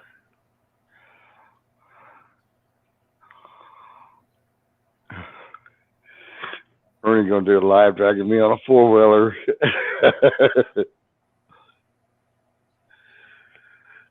Oh yeah, it will. It'll be a hit. I got plenty of front yard here in the neighbor's yard we can do it in. Just keep me away from the trees. You don't have to worry about no trees. I did a little sleigh riding video last year, and I had the GoPro strapped to my head when I did the video. The first time, it turned out pretty bad.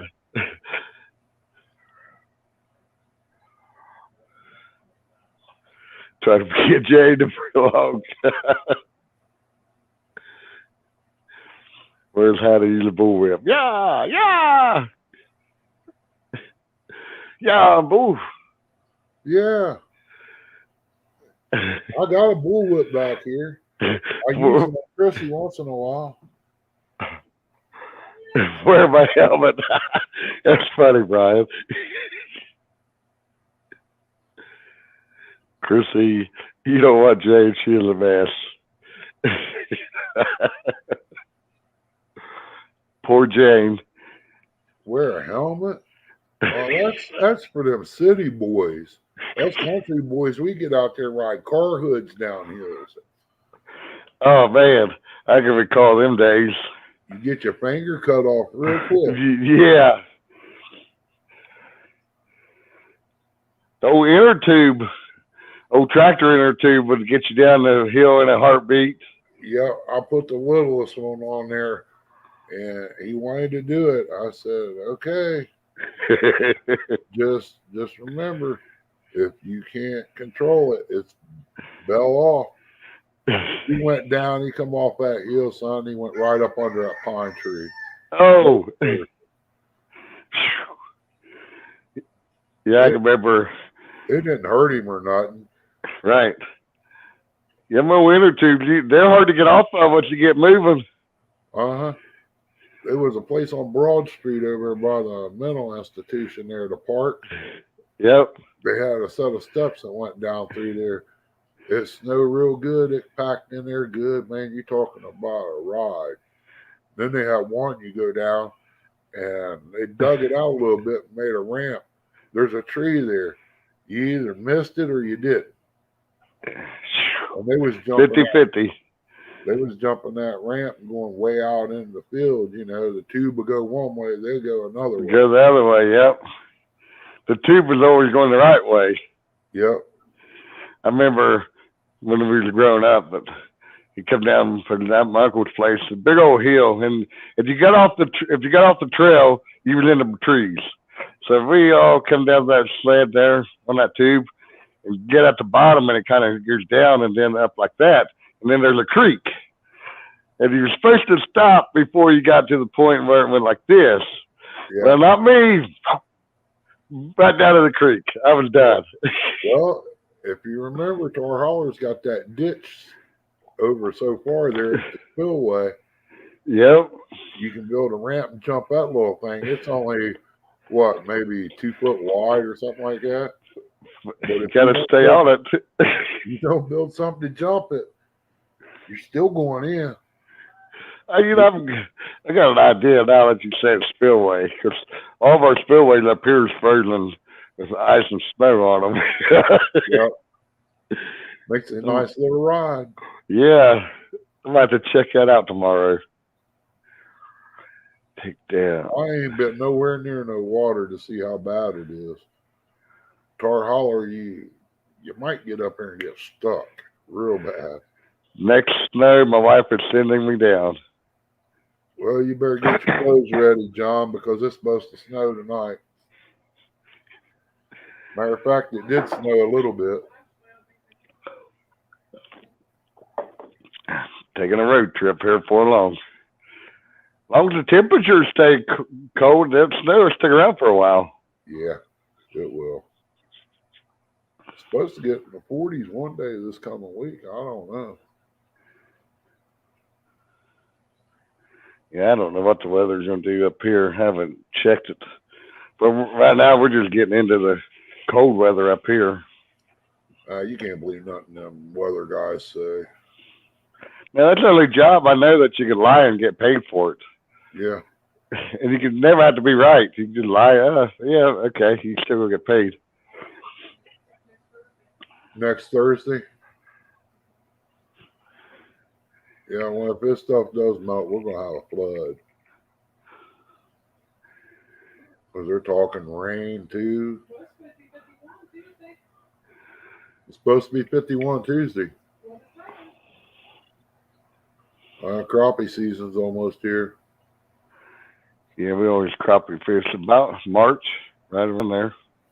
Well, me and a buddy of mine, we went to Deer Creek in January one year, and we caught like 8 catfish there at the spillway. Yeah.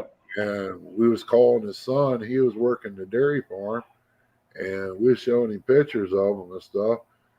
He was about ready to take the rest of the day off and come out there. But his dad told him he had to stay there and work it. Nobody else was there. They run a dairy farm over there at that time. Yep. And the next day I couldn't go. And him and his boy caught 6 more. So that nice. was pretty good. Yeah, definitely. Definitely. That's in January, that is real good. for Ohio. Yeah, they wasn't no snow on the ground or nothing. It was just a little cold. It wasn't bad. Only thing I had on was my bibs. If we didn't have no snow on the ground up here, you actually had more snow on the ground where you're at than what we did up here. Because we just got this snow last Saturday, I think. But prior to that, leading up to that weekend, we had no snow on the ground. So all the cold temperatures, there was no insulation for the ground. So everything froze over. Hey, you chicken? That's her phone. Oh, No, I he'll didn't see- start up. He'll probably start. I have heard him crow as early as 2:45. oh, gotcha. I didn't see him out there strutting around today. Hey, wannabe, thanks for coming back in. No, I didn't get him, buddy. Nothing come in. But I can bet you can bet your weekly paycheck he's out there right now. There'll be something out there. That's all right. We're saying, Freddie, how you doing, bud? Stopping in on my way to bed. Appreciate it. Hey, Freddie. He's going to go to bed and dreaming about them big catfish.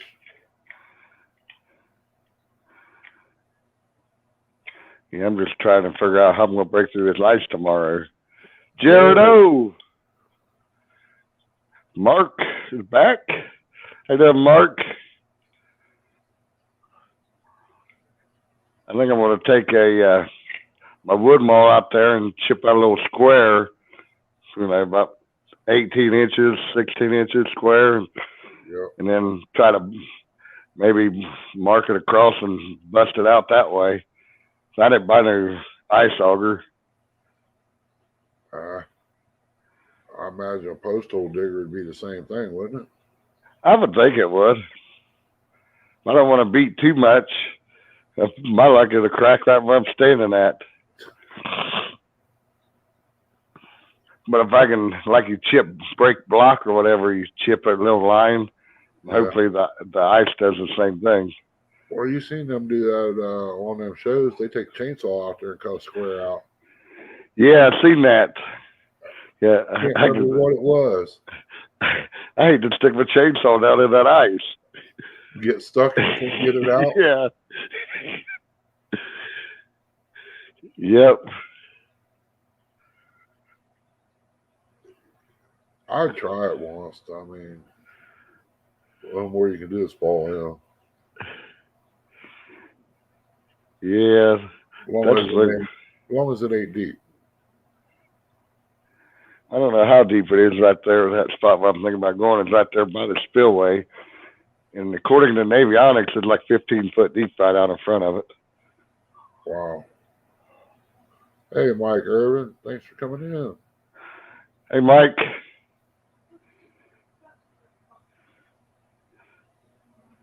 It ought to be interesting. Yeah, I really should have went over by Logan and checked it out.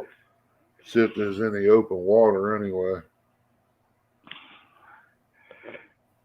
The only open water I found up here has been right at the dam in the Maumee River in Defiance. And that's the only water where it dumps over into the lower part. Yeah, the Maumee something. I don't know. There's a big rock out there where I fished out up there. I leaned up against it. Man, I'll tell you what, when I got out of the water that day, my legs felt like I had new legs. I mean, I don't know if it's the current or what it was, but it made me feel good. That water's cold out there in March, April when them walleye come in there. And you gotta be careful because the water's shallow. That river is real shallow, but there is big craters out there that just swallow you right up. Yeah. Yeah, they That's said right. if it wasn't for a couple of guys one time, a woman would have drowned. She slipped and fell and her waders filled up and she couldn't get out of them. Nope. That's what happens. And if they're in the DNR, they'll shut that river down right there if the water level comes up too much, they'll shut it down. There won't be nobody allowed to fish out there. Yeah. And what's going to happen, this happened about 3 years ago, it's going to happen again. I can already see it happening. But they got all this ice that's on the river that's jammed up down there where the walleye run is. It's all jammed up down there. And what's going to happen, we're going to get a good thaw and a rain. It's going to bring that water level up, and all that ice that's on top is going to come out and go across everything and flatten everything back out. It did that the year me and my buddy went up there. I was taking him up there. It took out the cemetery fence. Yep, cemetery. It took it, knocked them headstones over. Yeah, me and my wife, we was up there looking at it. It's like, well, I can't even fish nowhere. You can't even. The road was closed. They must have just opened it back up when we went through. Them blocks of ice, they look like they was probably 12 inches thick. Oh yeah, That was Yeah. piled up. yeah, and it leveled that cemetery. It went through the fence and knocked headstones over and trees, everything. And all them logs that got washed out in that farmer's field, it was scattered, looked like a timber yard right there on 475. Yeah. Yeah, I only live from that spot right there where you're talking about where the cemetery is. It's only like 48 miles to there for me. But That's the like Maumee, 4 hours for me.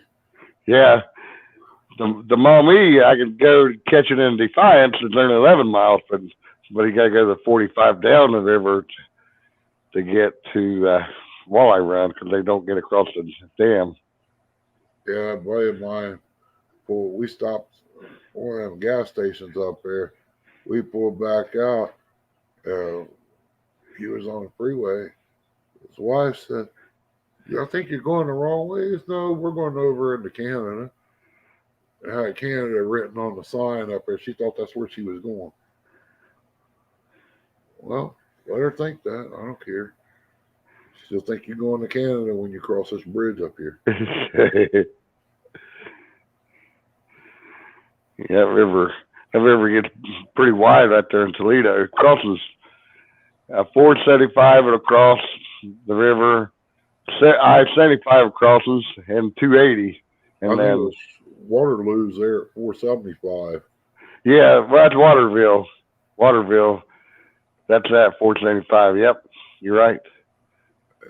We went between, you know how you go down through the houses there to get to the river. Yep, Man, I thought this boy was going to have a heart attack. I think that's River Road right there. All these deer standing in these people's yard. He goes, Oh yeah. "Oh, I'd love to live up here just one winter, just one time." I said, "Yeah, it'd be nice, don't it?" He said, "I can't believe you're standing 10 feet from that guy's front door eating." I said, "Yeah, it'd be nice." Yeah, there's a bunch of them along that river, and deer just hang out there. Nobody bothers them. And there's certain spots that are islands out in that river, and deer actually swim out to them islands, and nobody hunts out on the islands, and they're out there. No reason to leave the islands unless their duck hunters come out there and run them off, and then they'll swim back to the mainland. I'll tell you what, them deer up there is huge. Oh yeah. Yep. I would just wish they would. I don't know. We just don't have any bucks up here. I mean, we got a few, but they don't last too long. Especially when they did that little season deal a couple years ago. It hurt them. I think I'll make a pontoon boat to pull behind the 4-wheeler in the winter. Get Mark out here and get him to set on it fishing. I'll pull him across the yard.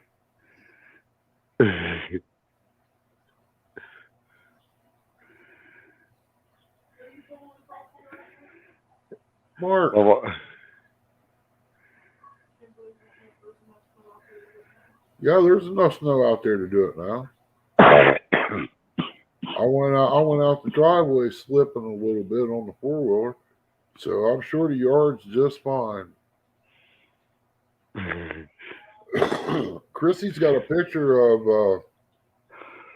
you know, she said there enough snow there. Yeah, see, there's plenty of snow there by the deer hunting. But you don't want to mess your deer hunting up till after season over. Oh, this is out here in the yard on the other end of the house. Oh, I hear you chicken. That's her cell phone. Oh. Thought the rooster was crowing early.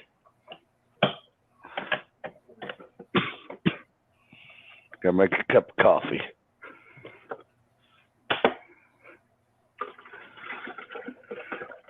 My wife's in there plotting and planning. I can hear her. Yes, she's plotting. Missed. She said, "Don't back down now." Don't back down now. No fear, John Boy's here.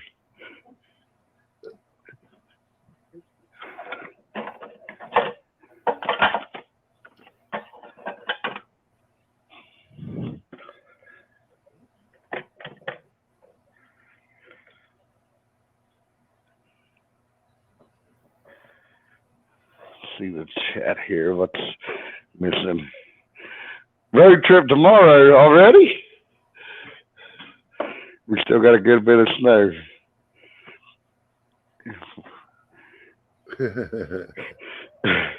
I might be doing a road trip, looks like. Night. Beans, I mean, cop.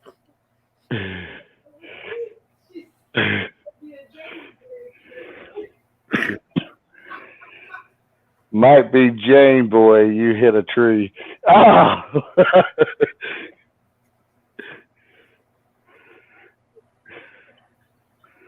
I don't have a sled to put behind the four-wheeler, not to hold my big booty. I got a red one out there about 3 foot long or bigger. Plastic one. That red sled.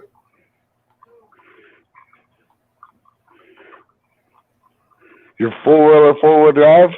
I got 2 4-wheelers. If the 400 don't get it, I'll break out the 5. Is that the Honda? The 500. The Okay. 400 is a Suzuki. Oh, okay. I had a Honda Foreman 400 one time. Well, this is a Rubicon 400 Oh, geez. or 500. I'm sorry. I traded a 1971 Le Mans for it, which I need my butt kicked. But when you start laying down there working on it, you get nauseated and you roll over on your belly and the world gets blurry. It's time to quit. Yep, that is for sure. I don't know what happened, Juan. I got sick in my stomach, and I just laid there on the concrete with my head down on my arms for a few minutes, and it went away. That was the second or third time it did it to me. Mm, And I don't know what did it. it's hard to say. And I used to lay in snow, mud, water. It didn't matter and work on vehicles. But this was on 6 inches of concrete. I'm just wondering if the concrete didn't affect my back or something other and cause that. It could have been. Very possible. We'll probably never know. Don't back down heavy. Might be Jane Boy hit tree. Pork and beans, chop. Just kidding, your brother. See, Margaret put a sticker on the machine now. Everyone has the same machine. Hunter's like, you're still alive. Oh, my God. Yeah, she ain't killed me yet, honey. Oh, you meant, are we still alive? Yeah. Hunter, yeah. I don't know, we're doing dishes. I was away doing dishes. All right, there we go.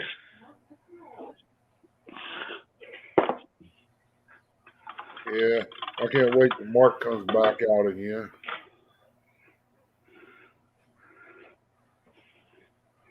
Am I making a road trip tomorrow, dear?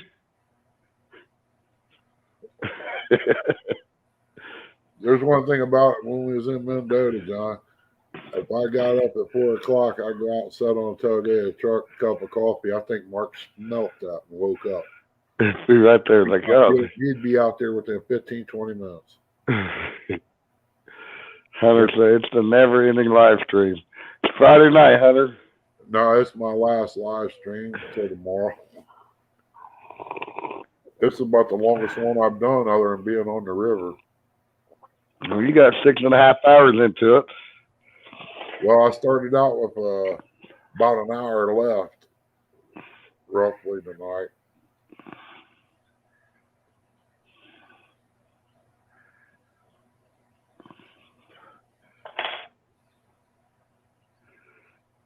I'm sending him to Chrissy tomorrow. Looks like I might be going on a road trip tomorrow, Ernie. Well, buddy, you know you're more welcome. Burn at it. Maybe we might get one of them big pizzas made up. Oh, yeah. Try it out. And that cause you could laugh at it. Well, let's see how many thumbs up we can get in here. Who wants to see me get turned around by Ernie on a sled? Ernie dragging me on a four-wheeler. Yeah, Hunter, Kimberly is my wife. Yeah, Kimberly can come along too. But I'm going to have to get my fishing chair out because I don't want her standing up out there because she gets to lapping, she'll slip and fall. She going to go on a snow trip with me. She needs to get out of the house too, right?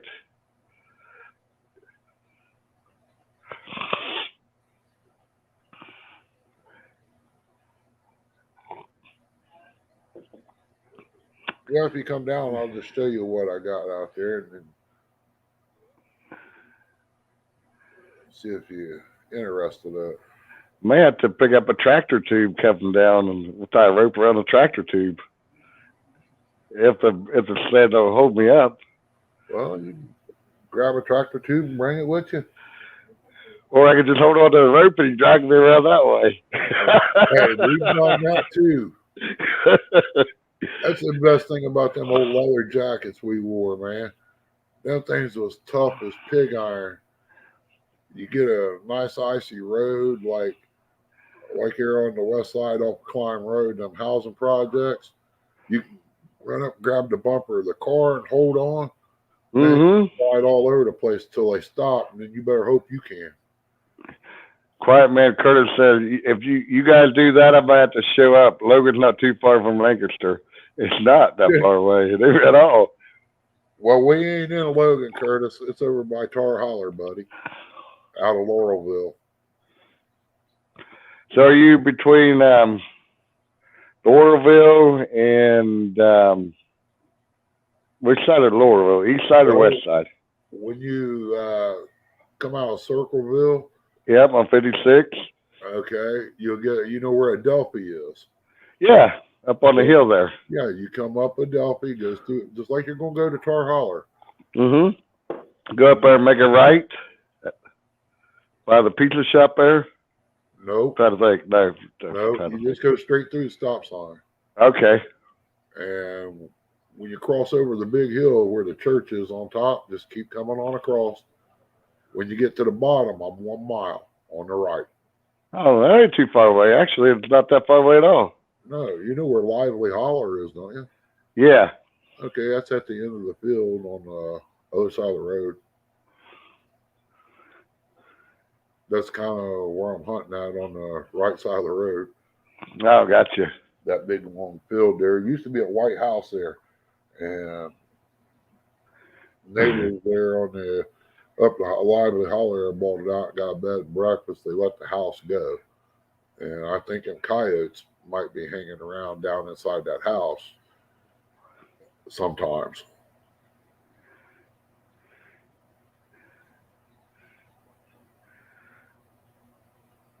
That's why I'd like to get that coyote call. I'd do some live streaming doing that too. And do you want to, let me show you what I got here. Let's see. Uh-oh. I guess you got me some hair too to wear. Hold on, let's see.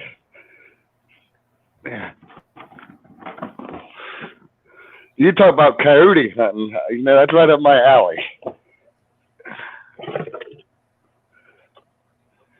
I was looking at that. That and the Wiggler was, oh no, that's a different model. I was looking at the other one.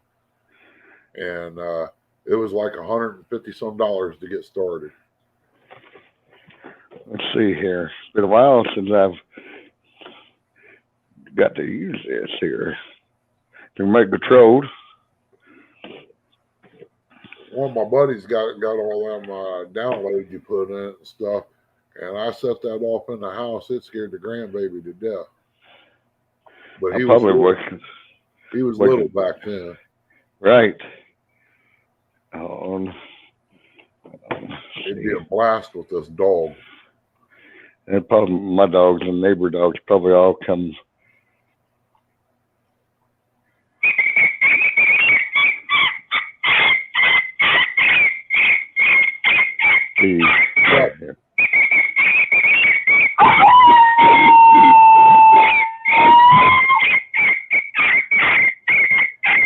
Turn it down a little bit.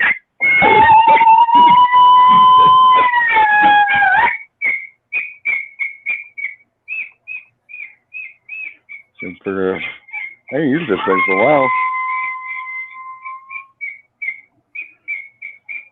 Yeah, Curtis, that's it.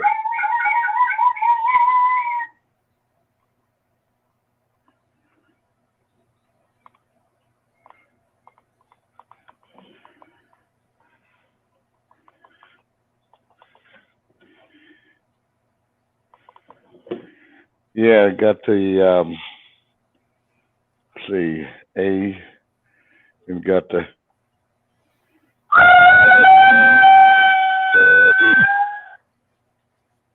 it's got all kinds of calls on it. Yep. The one that my buddy's got is different from that. And you just hit the remote.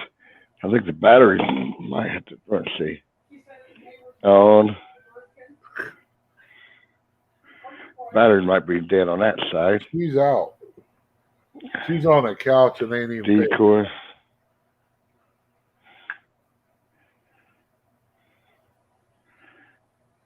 Yeah, this thing probably needs batteries, the tail part. Looks like I left it on. Yeah, I had a cassette player and I went down to a pocket cassette player.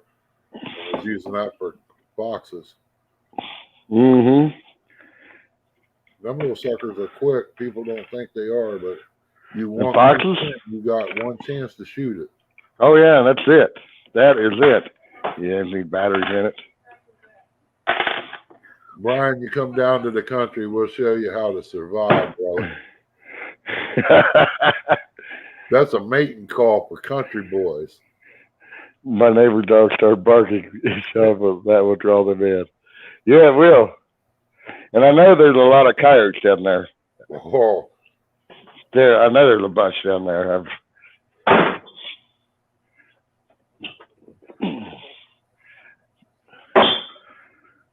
that's a expensive caller to get into that stuff.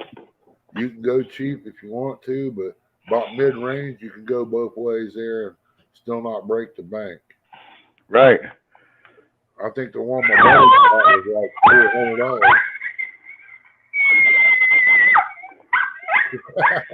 I mean, it's loud. Yep.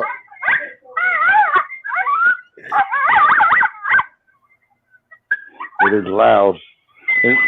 That is the yip, coyote yip. Then you got the coyote pup. She opened her eyes. That's all she done.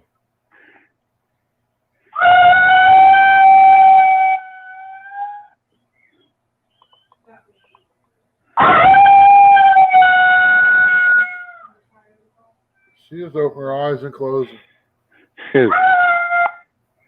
Then you got the female coyote.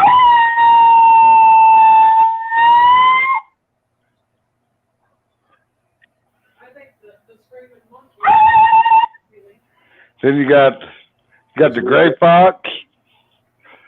You got the let's see, gray fox, red fox, cottontail rabbit.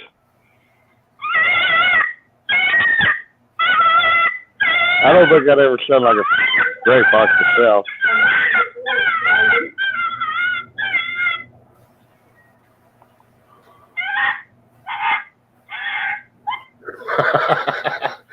Mark's about to get in trouble. Mark, his wife come down and asked what was going on.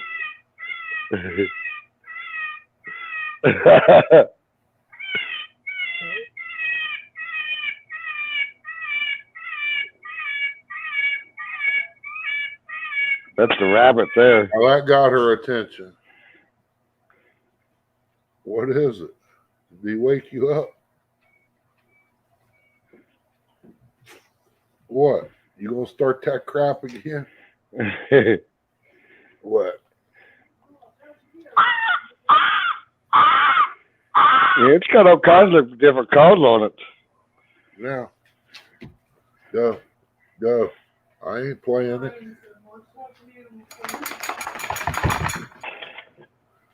If you want to try to do some coyote hunting tomorrow, I'll bring it with me. No, we can do it. I don't care. The only thing I got really to coyote hunt with is, well, I don't hunt high power rifles. I don't either. Shotgun, I mean, they come in close enough. Or a good 22 Magnum work or something like that. I got rid of my Magnum a long, long time ago. I wish I hadn't. I'd rather use my 22 long rifle if they, you know, as long as they're not running too far away, you can pick them off pretty good.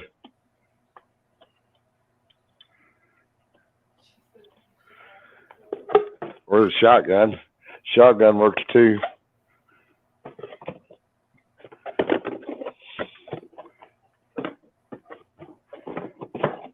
Because your hunting license is still good, so we don't even have to have nothing else. Timberland. And I got a fur taker permit too, Ernie.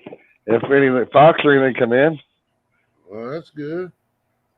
I don't have none of that stuff. I don't use it no more. Unless I go somewhere else. I bought my fur taker permit for trapping, and I haven't did no trapping yet. Tim Molina told Mark to tell his wife it's a mating call. Go back and get ready. Rabbit screaming is horrible. Yeah, it is loud. Sound like Java type of work.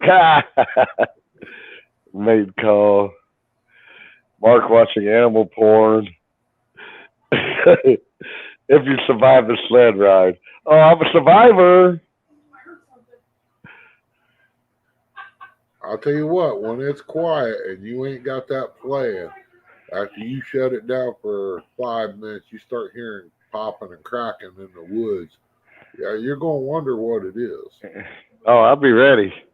I had to bring my headlamp. I used to have one. I had to put a red or amber color lens on it, so way you can run it. Yeah. If it's that sounds not gonna make me flying on the sled. It might be all bad on the sled.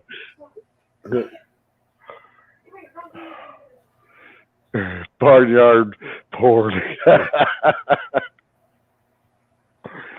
Mark's watching barnyard porn. So she got back up on the couch and just laid back down.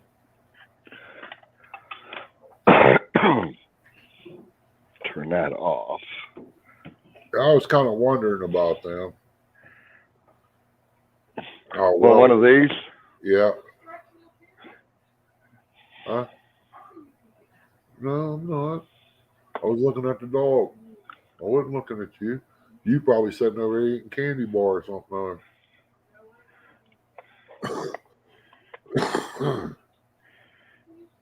Light on or off. Yeah, I mean, I haven't had it out a couple of times trying to call in a coyote, but Yeah, I always had good luck with the cottontail rabbit and the pups on fox.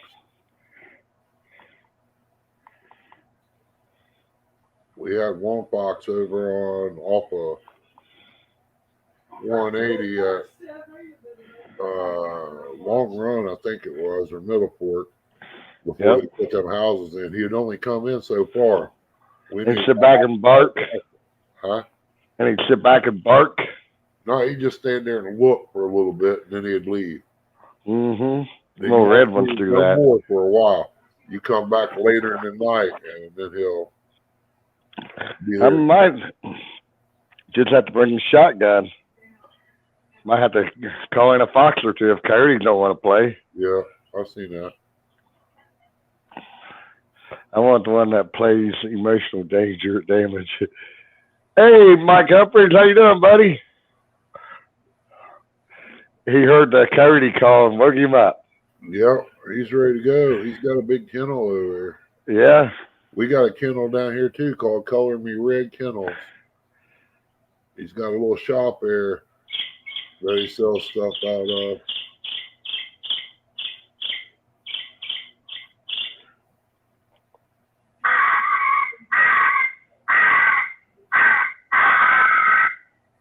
Sound like somebody killing a dog there.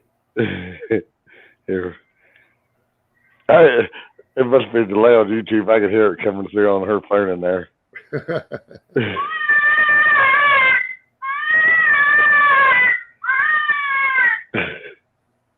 That sounds like Lee Evans when he was a baby crying. Here's a raccoon fight.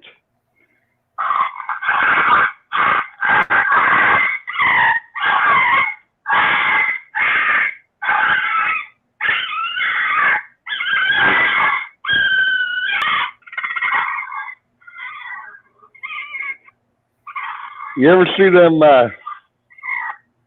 guys that call in them raccoons with them collars in the daytime? I'm sure Mike's seen them. Mike, They'll what caller did you get? What's that? He said, what call did you get? Oh, I got the Icotech or Ecotech.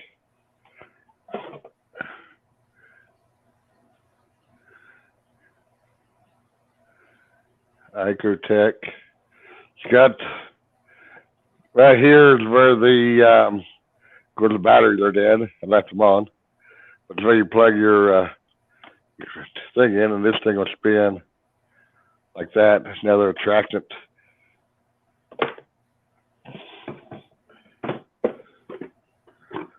Here it is, Mike.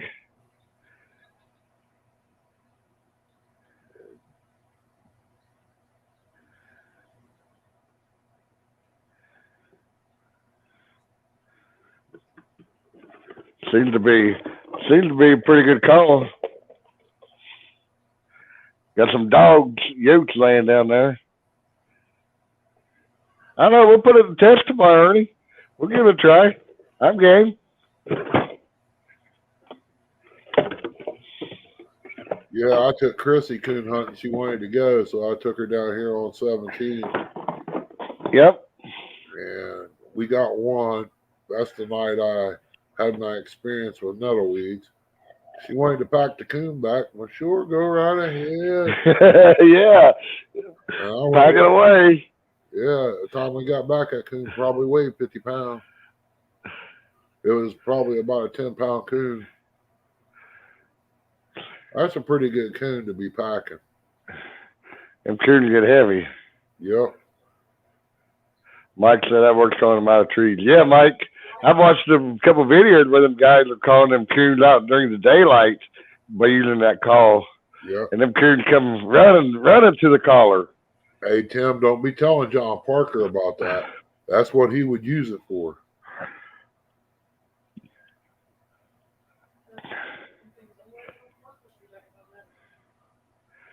Yeah, I held my gun up above all them weeds because they were saturated with water. Well, guess where the nettle weeds got me? Right under the arm. Oh God, them nettles are terrible.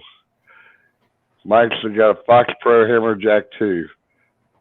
That was about 17 pounds there for the coon. Yeah, them nettles, man, that ain't no joke. That's the worst feeling ever. Yeah, they quit buying coon hides, Mike. Yeah, I got out of it. I had some pretty decent dogs. And I had one puppy I got off of Clinton Queen. Out of his super good dogs he's got. champions, and I was training it. He was laying on a tree and stuff. He wasn't but about maybe, I don't want to say 4 months old. And he was tracking by smell, and I'd put it up a tree, and he would sit there and bark at it. And he ended up getting parvo, and that broke my heart right there. That was the smartest pup I ever had in my life. And they're hard to come by.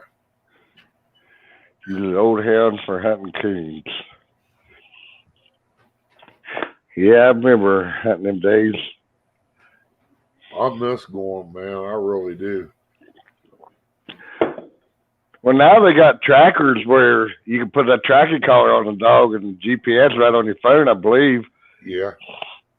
And it tells you how far the dog's in the woods and if it's moving or treed. I mean, the technology is like crazy on them now.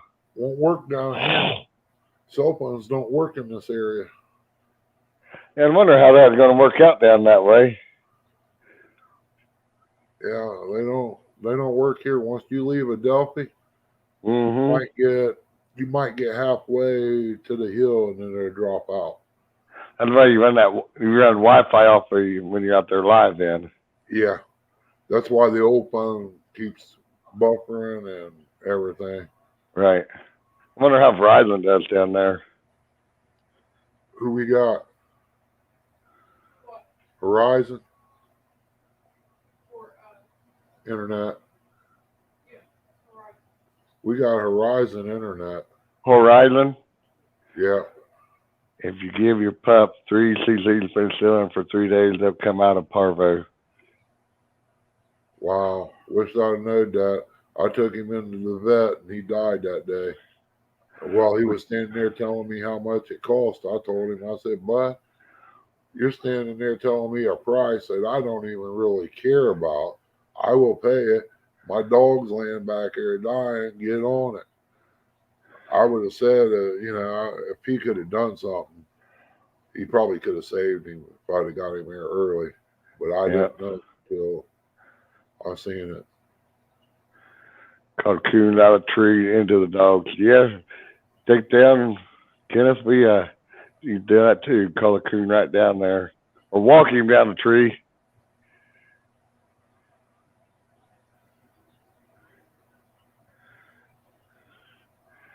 Yeah, what Jerry Clower said, give him a sporting chance. Get up there and shake him out amongst all them dogs. He got the option to fight them all and walk away. Old coon, he'd fight them all though. He would, he'd lock onto them dogs. Bite them on the nose, they'd bleed like a stuck pig would. Yeah. Yeah, a buddy of mine over on Jack Run, he was telling me a story about him and Clinton and all of them was out hunting one night. He climbed a tree in a pair of coveralls and got up there. There was some kittens in there. Well, he stuffed them in his coveralls. On the way back down, that last branch he stepped on, it was close to the ground, snapped. He fell to the ground and the dogs grabbed him. Oh. He got the coon out of there. All the kittens out, they come out. The dog had him by each leg, dragging him over the hill. They was really wanting him. He said, I was a mess that night. He said, I looked like I went through a thorn thicket. Squatting right down out of the tree lots of times. Oh, yeah, they'll come right down out of that tree. Till the fight's on, that's for sure. Yep. Gotta watch a coon around water, man. They'll climb on top of that dog's head and drown that dog in the water. They'll just climb right on his head and the dog can't do nothing. Yep. He's done for. Mm-hmm. You either got to get out there and knock the coon off or shoot the coon off the dog, one of the two. Yeah, you better hope you're a good shot, because if you miss and hit the dog, he's gone either way. Yeah. Because once he gets on that, he just pushes that dog underneath and rides on him. Yep.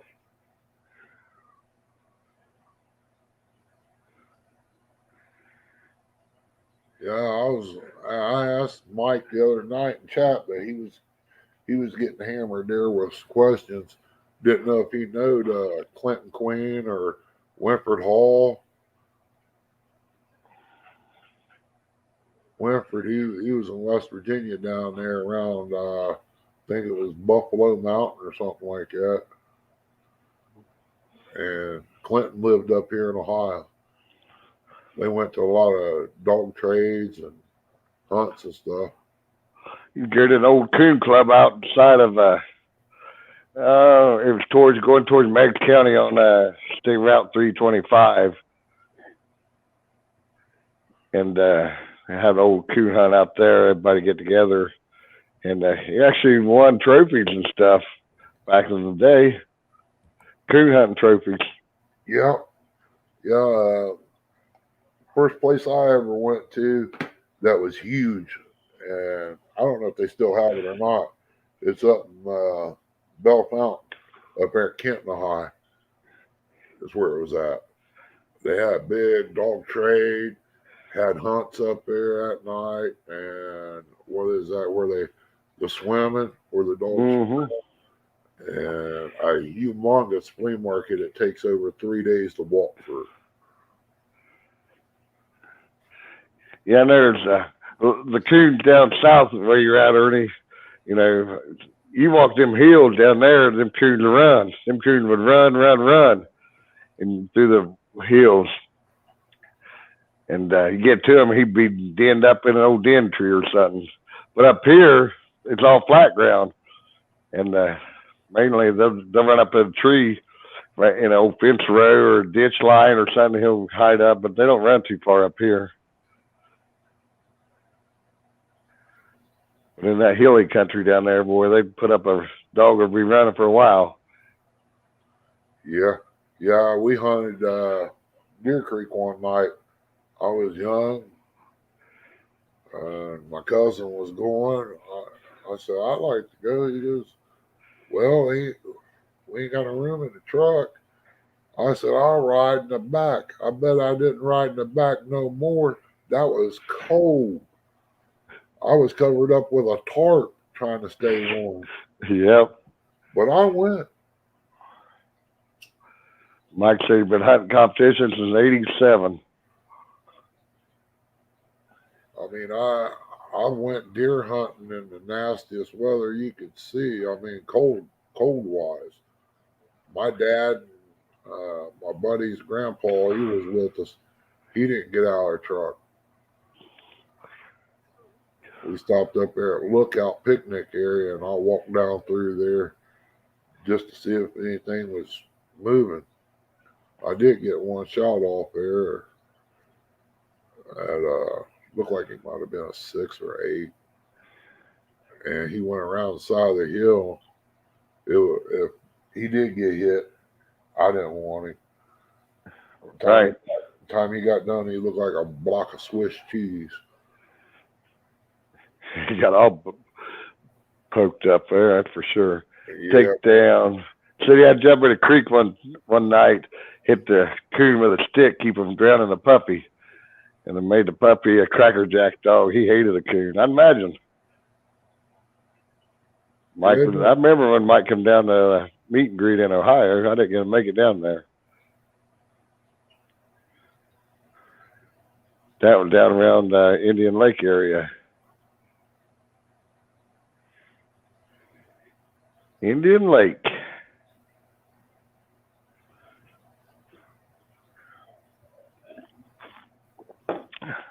Yeah, those good days like that's over anymore. Oh yeah, I mean you see more and more raccoons on the road getting killed than anything. Well, that's the animal rights people that did all that crap. Yep. Now they got to worry about rabies and everything else. Well, they get stemper. I think it's stempers. Yeah, because I lived up the East Harbor campground one time over in Port Clinton, and raccoon come out in the middle of the day. Man, he was shaking and foaming out the mouth, and just walking up rolling, and there's something wrong with this dude. He got something going on, and daylight and foaming out the mouth like that. He needs to be dispatched. And everybody like watching, like, yeah, that's what happened when overpopulated animals. Yep. Well, that's like deer. If they stop us deer hunting, they're going to starve to death. I mean, that, even if they didn't, they'd be inbred so bad, they'd have some kind of malfunction to them. Oh yeah, I mean, hunting's there for a reason. And the animal rights people think we're making a lot of money off the hides. That's why they're throwing a fit. Well, we don't make nothing off the hides. I mean, I think $20 at one time, and that was on a good year. And it had to be a monstrous coon to get that. yeah, that'd be like XXL size coon, Yeah. like a 40-inch or better. You're lucky to get $10 a hide out of a decent coon. And time you take your gas out of it, your snacks, dog food, to care for the dog, you all didn't make nothing because you usually split with everybody. Right. You know, everybody got theirs. If you didn't keep what you killed, you know, and I keep what I killed, everybody chipped in, threw their coons together, and took them and sold them, and we split the money. Mm-hmm. Spook got a coon, big boar coon last week, and didn't last long. Him old coon, man. Dog got a good dog. He knows where to go to on it. For the put him down and fast, grab him around the neck, and about the end of him. Yeah.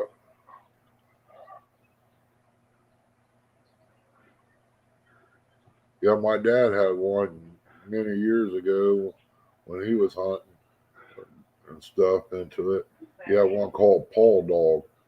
That Mm-hmm. dog was worth his weight in gold. He'd get you a coon. If he has to go 4 miles, he'll get you that coon. Yep. Once he gets on a track, if you don't get a light on him, he's not coming back. No. Sold the biggest one for $41 back in the 80s. Yep, that's about when everything changed in the 80s. Yep. Because fox, even red fox, a good red fox back in will bring you $40 too. Yeah, I think when we was hunting down here for fox, it was like $20, $20 to $40, depending on the color, how it was kept, and all that. Yep. And skinning them out ain't easy, man. They're thin skin. Oh yeah. I got one in the freezer that I trapped there last year. I trapped him, get him, finish him up, gonna tan him and put him up on the wall. He's already been skinned out. I just need to get the tanning stuff and go ahead and finish him out.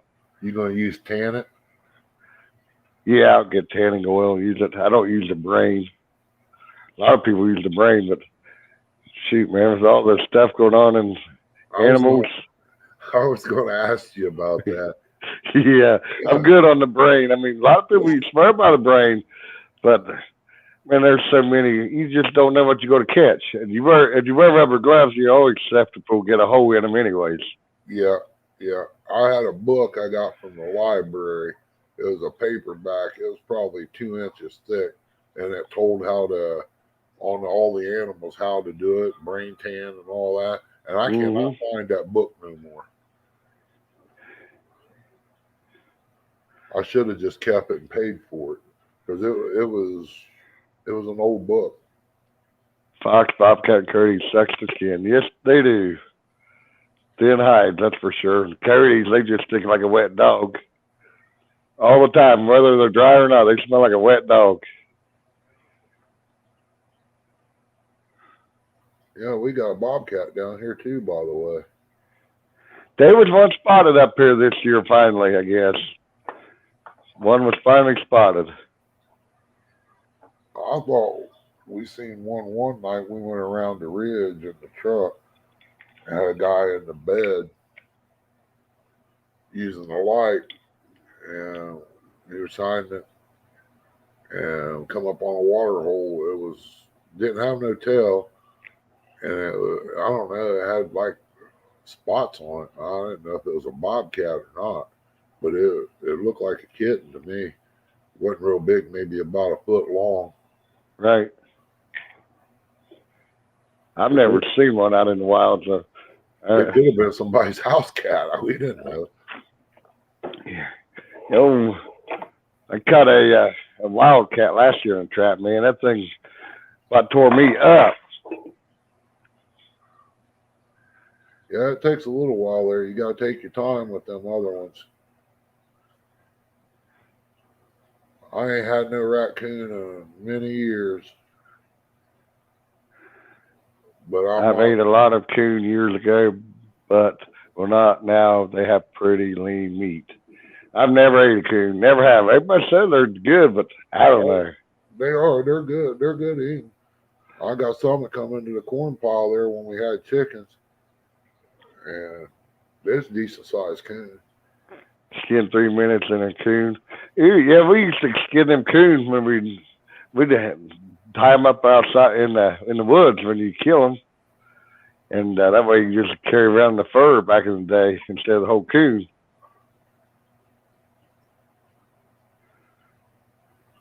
Yeah, I think I still got Barbecue my raccoon. bell skinner out there.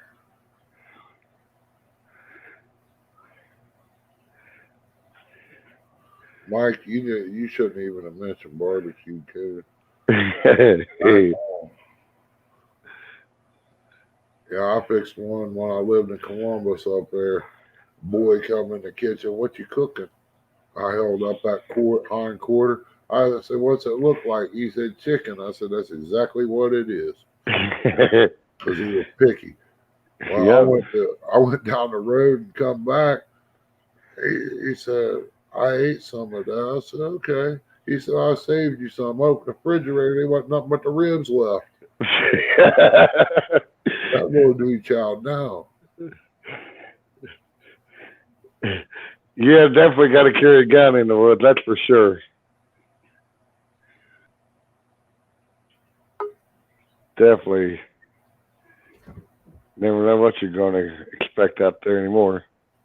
No, Some crazy person. Well, it was like when we was ginsenging and stuff, yellow root digging.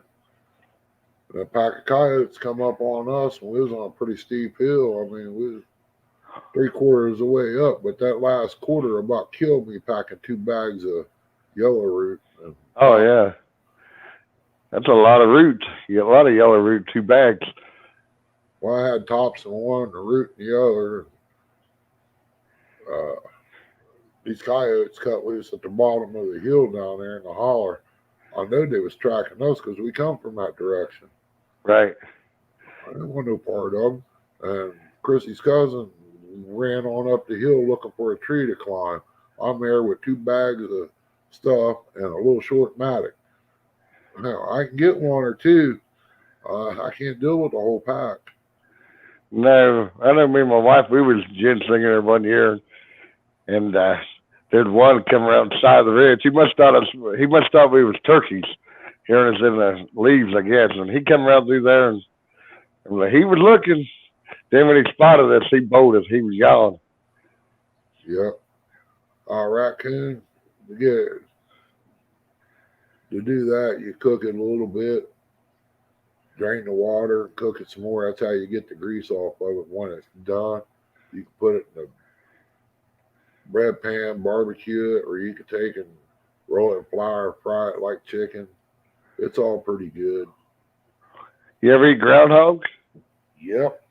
Oh, I like eating groundhog. I haven't had one for a long time, but they're good. Good eating. Yep. Those some mean little critters right there. I was standing on the road down here on 327 walking towards the park. One was sitting there on the bank. He looked at me, and I stopped and was watching him. He reached up and grabbed this vine, big old blackberry vine, stuck it in his jaws and pulled it out. It wasn't a leaf or nothing on it. And he looked at me like, can you do that? Let's see if you could do that. I was like, wow. He didn't even get stuck. Yeah, groundhog is delicious. It really is. The right, I've eat groundhog too. Groundhog liver for snapping turtles. I never tried that. I've never had no muskrat either. I've never had no muskrat either. Used to have a baby groundhog, raised it for about a year. Them some nice little pets if they're raised right. They got You catch them when they're babies. Yeah, a buddy of mine, Delbert, he had one. I almost got it off of him. And a friend of mine had said he had one when he was growing up. He'd pull the drawer out of the dresser or chest, and he had him a little bed there for him to lay in. At night, he'd go in there and get in bed. And next morning, he'll wake up. You're sitting there at the table drinking coffee. He'll pull on your leg. Man, Mhm. I want to go outside. Yep. You let him out just like a little dog. Be daggone.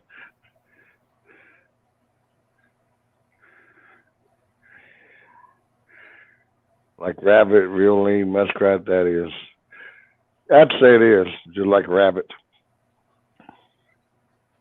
Yeah, I've ate a bite of turtle. It's not bad.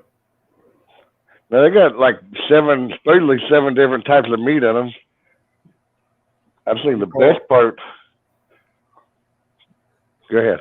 I caught some out of Logan. I brought home. An Amish guy brought down, give me a couple pieces. It wasn't too bad. I think it needed to be fried. Them Amish, they love to fish, man. They take everything, dude. They nothing gets turned back from them boys. No. But they live off the land. I don't blame them. Yeah. But And everybody else. And that Amish pies and stuff, the ones that live next door, mhm. they weren't true pies. They didn't cut no apples. They didn't cut nothing like that. They ordered it in 5-gallon buckets. Oh wow. They bought pie shells, so that was not a homemade pie. No, they Not there used to be one down in Bidwell, Ohio. They had their own bakery, and you go in there early morning. You had to get in there though, because they would sell out of everything in like a couple hours. all right, Mike. Appreciate you coming in, bud. Sleep well, buddy. All right, Mike, have a good one, buddy. We'll see you around.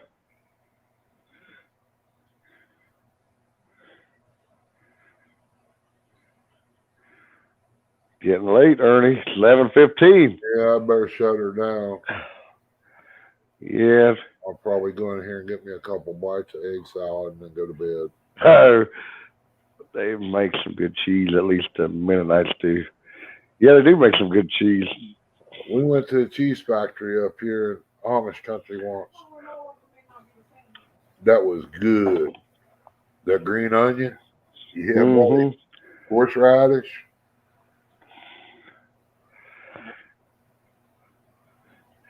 Wow, still got 6 people in here, and we've been going since what, about 4 o'clock. Yeah, 7 hours and 11 minutes on live altogether. Always good to have you and Kimberly, you and John, Tim, everybody. Appreciate y'all hanging in here with me.